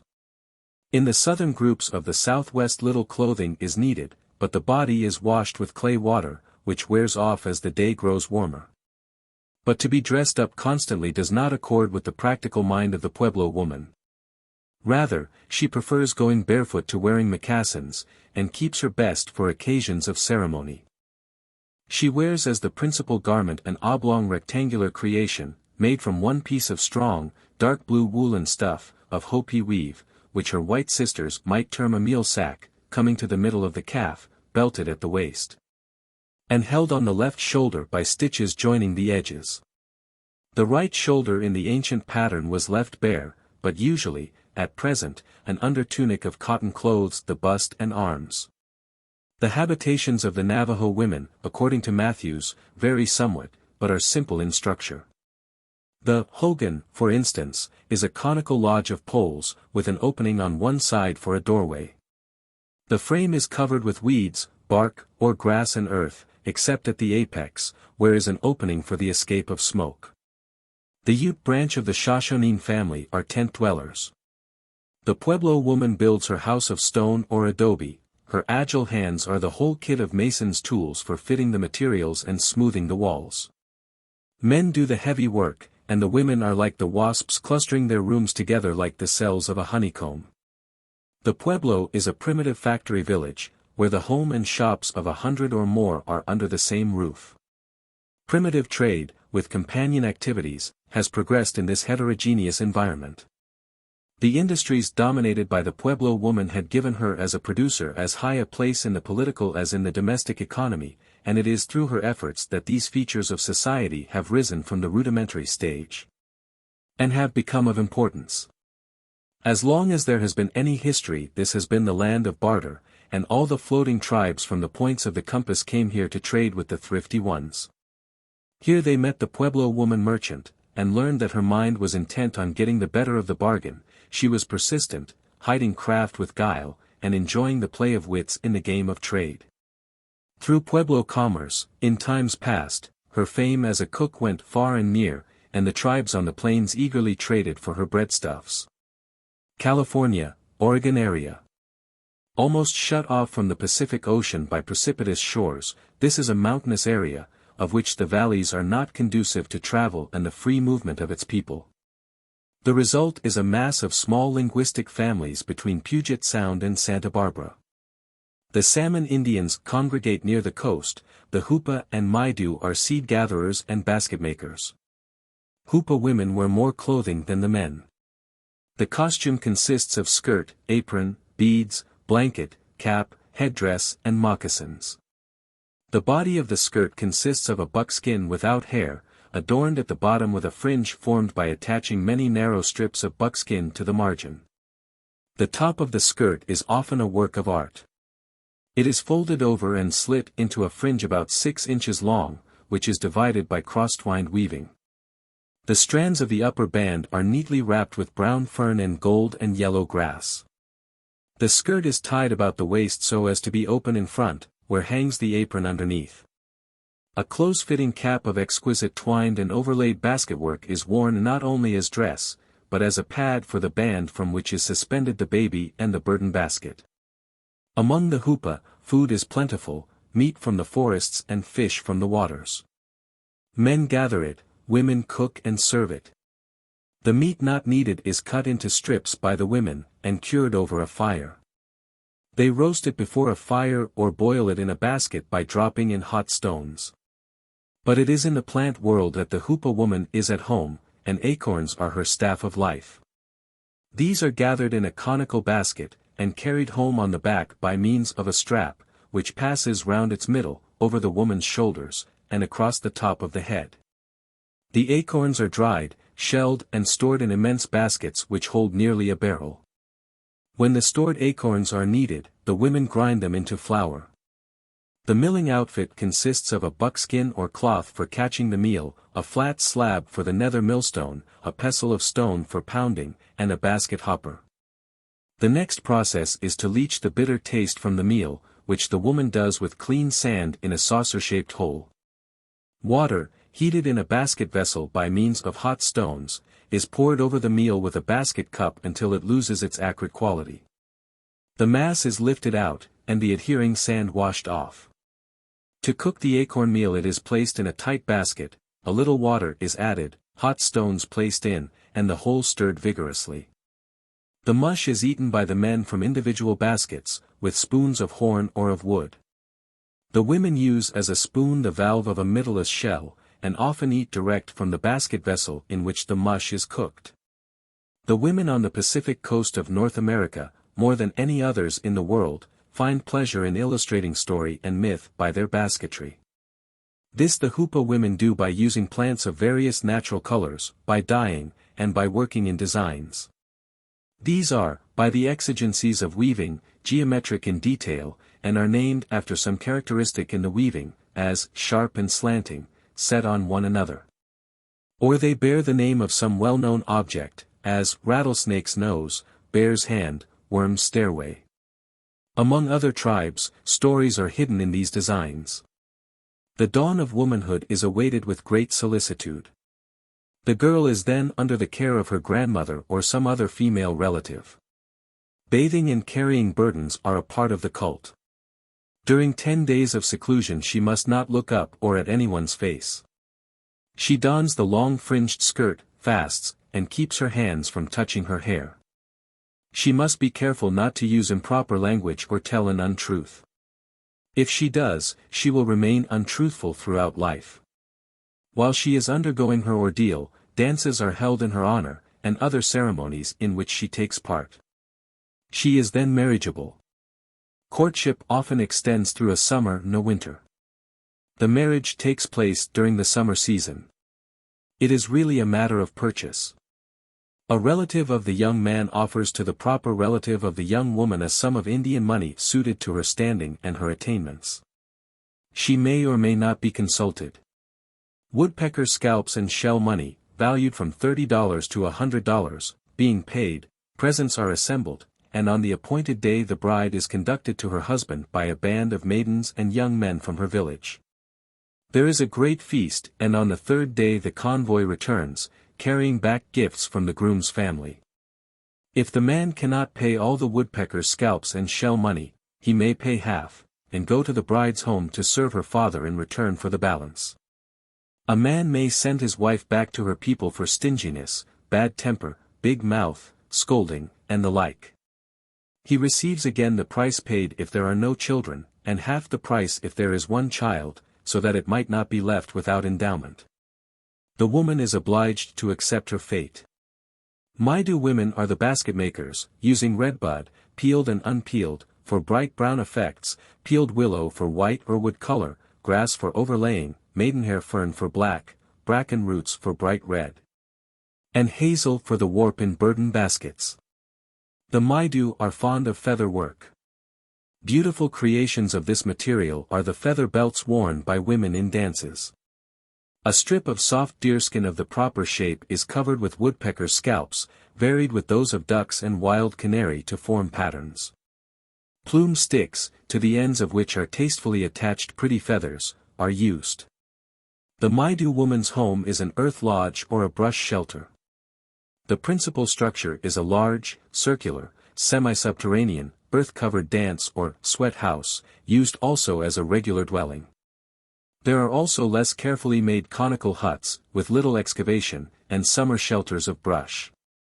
In the earth lodge, on each side, is a low platform of willows, covered with pine needles and skins. It forms a lounging place and a bed, the inmates sleeping with their feet toward the fire. A pole along the edge serves for a common pillow, or an old basketry plaque supports the head of an individual. The bed coverings are woven robes of rabbit fur or of bird skins, but ordinarily the sleepers are quite naked. The life of the Maidu women is not all work and no play. In one of their games each player has a stick about 5 feet long, with which she tosses a plaited rope of buckskin a foot long, or a couple of sticks 6 inches by 2 inches tied to a buckskin cord 4 inches apart. Or a bundle of frayed cottonwood bark.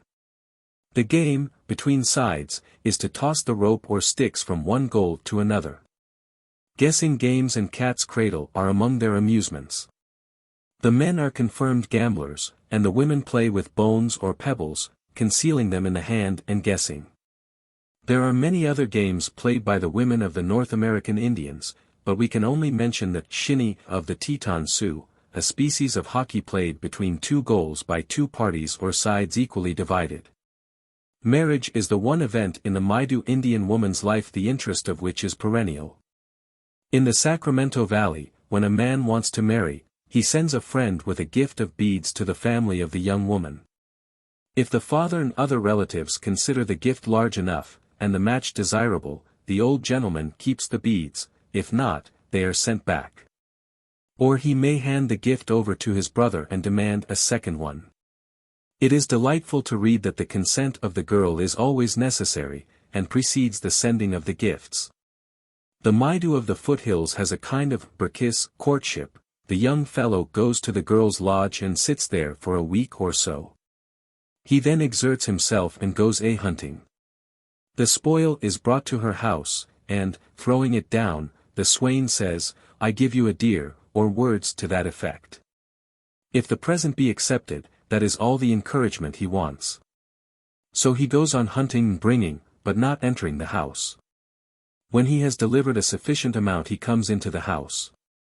A bed is prepared for him, and he takes his place as a member of the family. The pair live thus until the girl is old enough to manage a house, if she has been married young, or till the husband can provide a house for her. Girls are often given as wives when only 6 or 8 years of age. Old men often have 4 or 5 wives ranging from 10 to 15 years or more. Many wives, much discord, is the rule. The naming of girls in the Maidu country, and, indeed, in all Indian tribes, is interesting. At first they receive no name, but are addressed as baby, child, girl, but in a year or so they acquire names from some habit, such as runner, climber, etc. The family term for a girl varies as she grows older, changing first at puberty, then at giving birth to a child, and finally in old age. There is a sacredness and certain taboos connected with names, and those of the dead must not be mentioned for a fixed period. After that they may be given to children. Northwest Coast. On the northwest coast of America, from Mtst. Elias southward to Vancouver Island, dwells quite another type of women. The warm currents of the Pacific, breathing over the islands and uplifted shores, have clothed them with verdure and forests of gigantic evergreens. Nature furnished the archipelagos, the climate, the soft tree trunks for canoes and for communal homes, superabundance of aquatic and land food, mountain goats for wool, and excellent fibers for basketry, matting and other textiles. Here came the Tlingit, Haida, Tsimshian, Salish and Wakashan Indians, and behind them were spread out the Athapascan and Salishan tribes over interior Alaska and western Canada. The women of this coast area, like the men, vary greatly in physical characteristics. In stature the difference is as much as 4 inches, the shape of the head is not the same from place to place. And all who have visited them are struck with the contrast shown between them and the Indians of other areas. Food was abundant in Aboriginal days, and women had their hands full of work. The animals on the hills, deer, elk, bears, wolves, goats, beavers, otters, martens, mink, in addition to their skins and hair for clothing and other comforts, also helped the larder. The staple food was the gift of the sea. Seals, sea lions and whales were taken, but the natives depended almost entirely upon salmon, halibut and candlefish. Women also gathered clams, mussels, sea grass, berries and roots. The preparation, serving and preserving of this variety of nourishment called out their industrial life. There was not a piece of pottery in all the region. Basketry of spruce root, grass and cedar bast, of superb workmanship, served for utensils. The soft cedar and other woods were in greatest abundance for canoes, cooking vessels and dishes. By means of stones heated in an open fire, the candle fish were tried out in a canoe or vessels of hot water, and the oil kept in stems of dried kelp. Salmon and halibut were dried in the sun or over a fire, and in winter the flesh was dipped in this oil and eaten. The women strung clams and mussels on sticks or strips of cedar bark, and dried them for further use. Fish roe, especially of the herring, was collected in great quantities and dried, to be eaten with oil. Special attention is called to the providence of the northwest coast women for the future. It is a long step forward in culture. Seagrass was dried into square cakes, several kinds of berries were treated in the same manner, to be soaked afterwards in water and eaten with fish oil, which seems to have been the general lubricant. The wonderful carved boxes in which all kinds of provisions were stored are the treasures of museums. The natives go bare-legged, the principal part of the clothing being the blanket made of dressed skins, or woven from the mountain goat's wool, dog's hair, feathers, or a mixture of both. In former times the thread was spun on the bare leg by means of the palm, and wound on a spindle. Cedar bast was made into soft blankets by twined weaving and trimmed with fur. Since trade came among them, woolen blankets are extensively used, and are worked into aboriginal patterns quite ingeniously. The totemic devices, formerly painted on robes of dressed hide, are cut out of red flannel and sewn onto the blue blanket. The women dress their hair in two plaits. Formerly it was worn long, parted in front and club-shaped behind. Personal adornment of the women included ear and nose ornaments of bone or abalone shell. Those of the most northern tribes wore labrets, lip plugs. The custom has now died out, and only old women are seen with this peculiar ornament. The dwellings of the women are temporary or permanent. In their summer camps, in hunting and fishing excursions, in canoe trips, a shelter is set up having a light frame covered with broad strips of bark. They may have smoke holes, but usually the fire is built outside, where the smoke assists in curing the strips of salmon and halibut. The traveling tent consists of strips of bark carried in the canoes. The permanent houses of this insular and inlet area, which are amongst the largest of wooden buildings erected by savages, are the work of the men, and consume several years in the construction. The women help at every turn, and, what is important in this narrative, the permanent as well as the temporary shelters are erected in connection with them and their demands. In their active industrial life there seem to be no idle moments for the northwest coast woman. There are grasses with tough leaves to gather, to dry, to color, and to fit for their decorative functions. The young roots of the spruce, tough enough and pliable, but far from rattan as a textile material, must be boiled to bring out their good qualities, beaten with sticks to soften them, and shredded for use. Quite as important is the cedar bast or inner bark. When it comes from the tree it is in great sheets, looking more like an immense hide from the tannery. More work. These slabs are soaked thoroughly for several days until they can be separated into strips, ribbons or filaments, as the case may be, for yarn, thread, petticoats, matting, basketry, and many more textile functions. For such work the tool chest is not large, and was in former days much smaller, but the bones of the whale were adequate for hammers, peelers, shredders and spinners, guided by nimble fingers. Mat work is made principally of bark, in checker or twilled weaving, plain or dyed, and varying from place to place in texture and ornamentation. Mats are the bedding, floor rugs, coverings for cargoes, and screens for camps when traveling. Basket making comes next to mat making, both being pure hand work. Most interesting of all the textiles for our women is the wool of the wild goats, which they do not have to shear, for at the proper season the animals obligingly get tired of their overcoat, and wander through the brambles and underbush in order to rub it off. It is only necessary to walk about their haunts to gather wool in the greatest abundance. The washing and spinning with fiber of cedar bark and wild hemp give the women a mixed textile for the world-famous blankets which are the standard of wealth. To serve their purposes in the arts, our coast women have their arithmetic and metrics. For standards of measure, according to Dawson, the Kwakiutl women are quite up to our English folk. They employ the fathom, 6 feet, measured between the outstretched hands across the chest, as their principal measure, the half fathom, measured from the middle of the chest to the elbow, or from the elbow to the end of the outstretched fingers. The long finger span, reckoned from the tip of the thumb to that of the outstretched second finger, and the short finger span, between the tips of the thumb and first finger. Instead of seal rings, medals, and other symbols of wealth and station, bound up in the life of these people is a class of objects called coppers.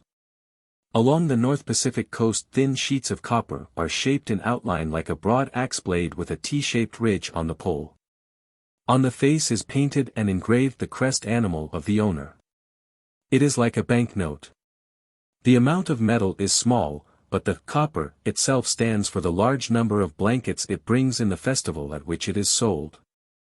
The women of the tribes are, as it were, wrapped up in the coppers, for both they and these precious objects are standards of value and the mechanism of wealth.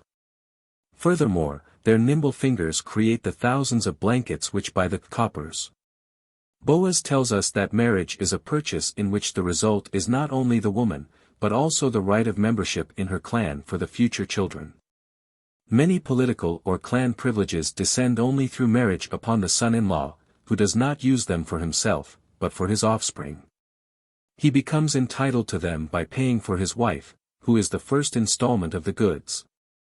The crest and its privileges and property will arrive later on with children. This business conception of matrimony obtains through life. There comes a time when the old bargain is called square.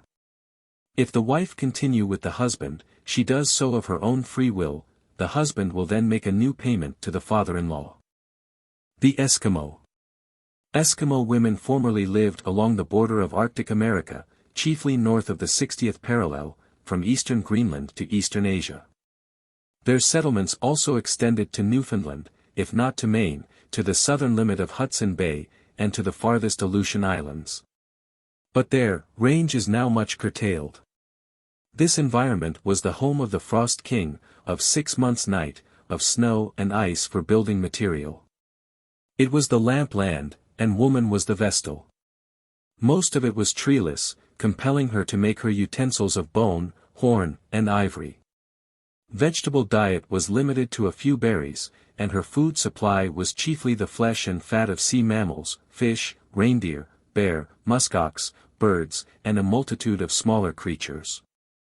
In physical characteristics the Eskimo differs from the Indian woman. She is much lighter in color and shorter in stature, has a long head, a flat, pinched nose and somewhat Mongolian eye.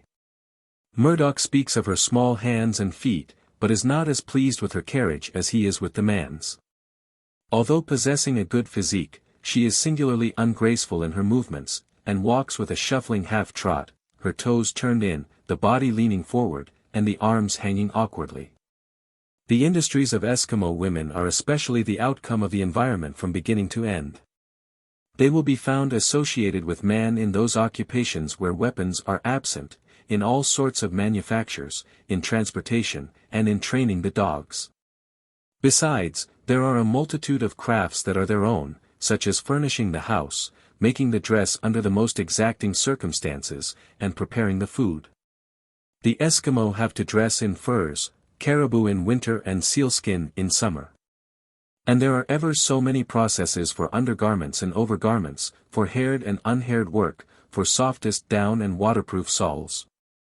Women do every bit of this work, and have their styles and fashions in each locality. Both sexes wear long stockings, boots, trousers, and a hooded jacket, all of which are double. The inner part is worn with the fur side next the skin, the outer with the fur side exposed. The married woman's jacket has a long hood extending far down the back, and a belt around the jacket under the hood sustains the infant, born inside on the back of the mother. The capture and gathering of animals is the duty of men, though women are not excluded from the hunt. But the moment the dead animal is secured, woman's many tasks begin: hauling the game home, skinning animals, dressing hides, cutting up and curing meat, preparing it for consumption, purveying, and general housekeeping. They have no regular hours for meals, but eat whenever they are hungry and have leisure. The women keep a supply of cooked food on hand ready for emergencies.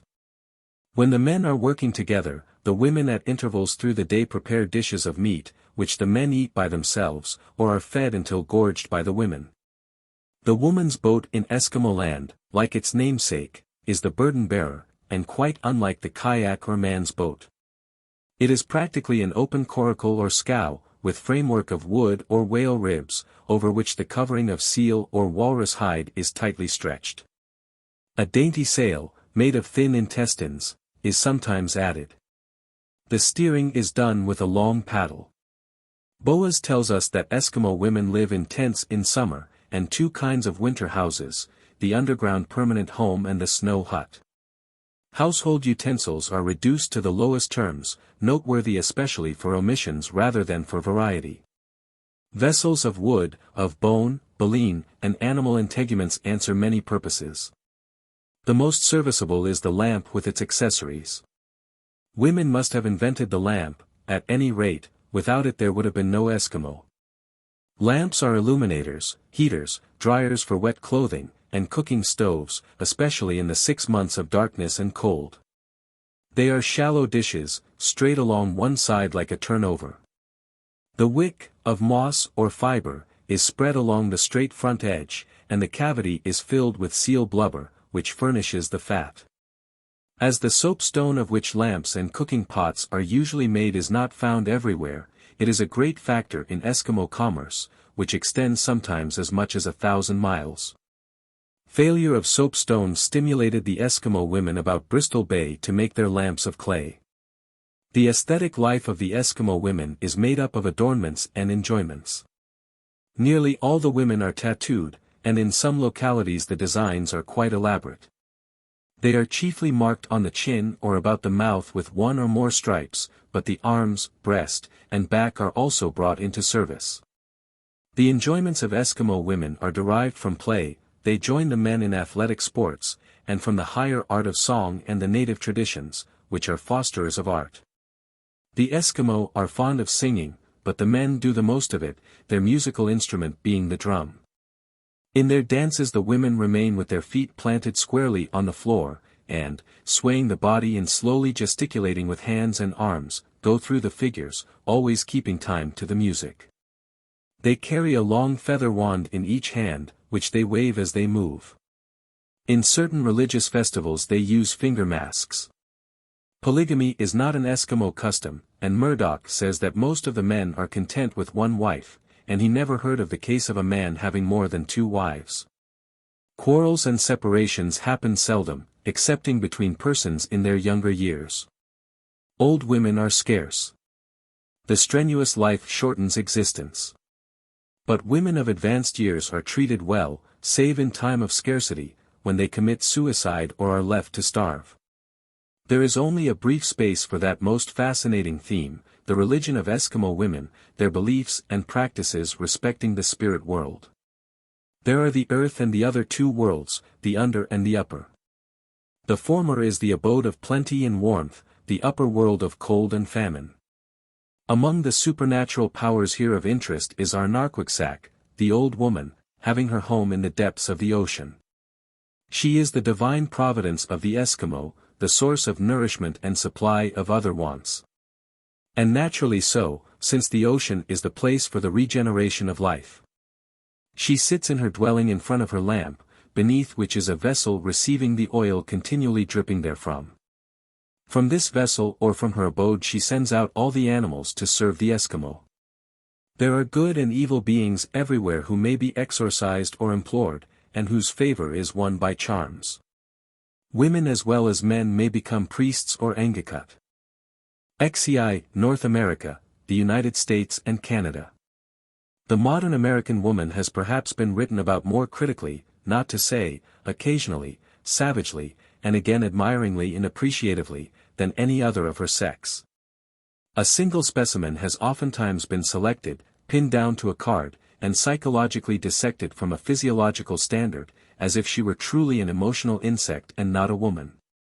And yet this woman of the United States is very much a woman, and, from whatever state of the Union she may hail, she is all in all very American, in the sense that her men are American. Americanism is not of birth, ancestry, or creed, but of the spirit within a man's soul, ex-President Roosevelt has truly said, and that spirit is within the soul of the American woman, from Maine to California. And from the shores of the Great Lakes to the delta of the Mississippi. The same restless energy, the same thoroughness, the same perseverance in prosperity, and more especially in adversity, the same generous spirit, constitute the hallmark of the woman of the northern New Hemisphere. But it is impossible in her case to make of her a type, for she represents, owing to her mixed ancestry, a great variety. The descendant of the old Knickerbockers who built New Amsterdam, nowadays New York, the New Englanders of English ancestry, the soft-voiced Floridan, in whose veins courses a strain of Spanish blood, the fair. Or perhaps we should say dark, Louisianan of French origin, the woman from the northwest, the daughter of Vikings, or men of the Wicks, and she of the Pacific slope, who, like her Floridan sister, owes something of herself to Spain. One and all may have their special temperaments and characteristics, but all possess the spirit of Americanism. In heart and mind they are Americans. Mrs.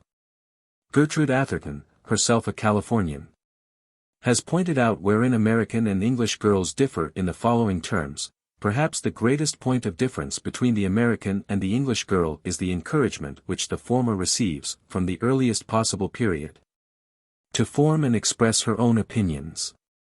This she does with a thoroughness which makes her a pest in the land as a child, but unquestionably contributes to the rapid development of her intelligence. The American mother is venerated by her children to the same extent as the French mother, and she is always reverenced by them in after life. Like all good mothers, she is a mother to the fullest extent of the word. The education and mental and moral training of the children devolves almost entirely on her. Since the head of the family is too actively engaged in his unwearying chase after that dollar which represents so much to one who has others for whom to provide. Above all things, the American mother is a close student of her child's mentality, and it is with kindest sympathy, and not by resorting to physical correction, that she rules her household. Seldom, if ever, does she delegate the bringing up of her children to servants. The nursery is practically unknown in the United States, except for children of the tenderest age. The educational system in the United States is one which has been held up as a model by many authorities. Space will not permit of a detailed review of it, but a word of praise must be meted out to that well-known type, the schoolmarm, to whom many a novelist has paid a tribute well deserved. At an early age boys and girls are brought together in the common schools, and pursue their studies together on a footing of friendly rivalry and emulation. The training in the primary schools is admirable, the teaching is intelligent, and the result is that the pupils are well fitted, in the case of those who are not enjoying the advantages of a college education, to face the battle of life.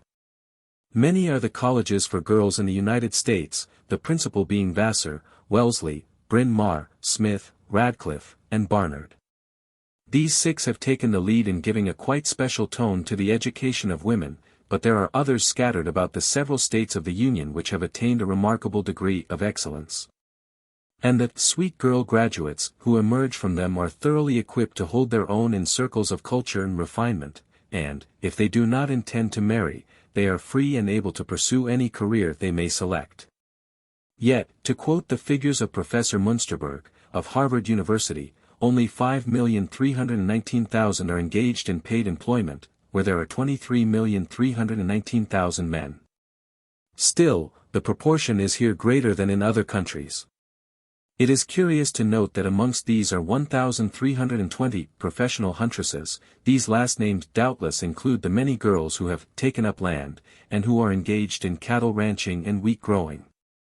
Many of them are college-bred, and the same girl who during the day has been milking her cows will be heard playing the piano in her cozy cabin or be found perusing the latest interesting book.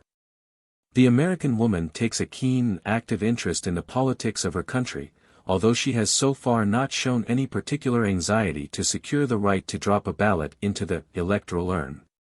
For states, it is true, have enfranchised women, but the result has not been to stimulate to any extent the women of other states to demand the right to vote. Be this as it may, the voting of women in the states has not made any perceptible difference in the reformation of their citizens, and the ladies are credited with being as politically corrupt as the men. With regard to the Canadian girl, who is separated from her sister in the United States by an imaginary boundary line, the type of the former is not of so composite a nature as that of the latter. Two nationalities are mainly responsible for the Canadian woman's being, the British and the French. The French-Canadian type shall be the first to occupy our attention for reasons of seniority. The national song of Canada, Vive la Canadienne, has immortalized her in the line, Avec ses beaux yeux doux, those black, lustrous eyes of the woman of the province of Quebec.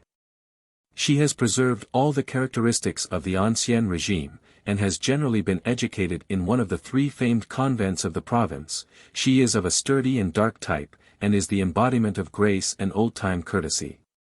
With her British sister, she is fond of outdoor exercise and is an expert in skating. The girl of the province of Ontario represents the best features of the British character. She has pluck, endurance and grit, and leads a very active outdoor life, taking part in all Canadian winter sports, such as skating, tobogganing and snowshoeing, with all the skill and zest of her male relatives. And whether she dwells in one of the palaces of Montreal's or Toronto's merchant princes, or on a farm in Manitoba or Alberta, she can hold her own, not only with her sex of other nations, but with the hardy men of her race. She is a fine type of Britain's colonial womanhood. The end.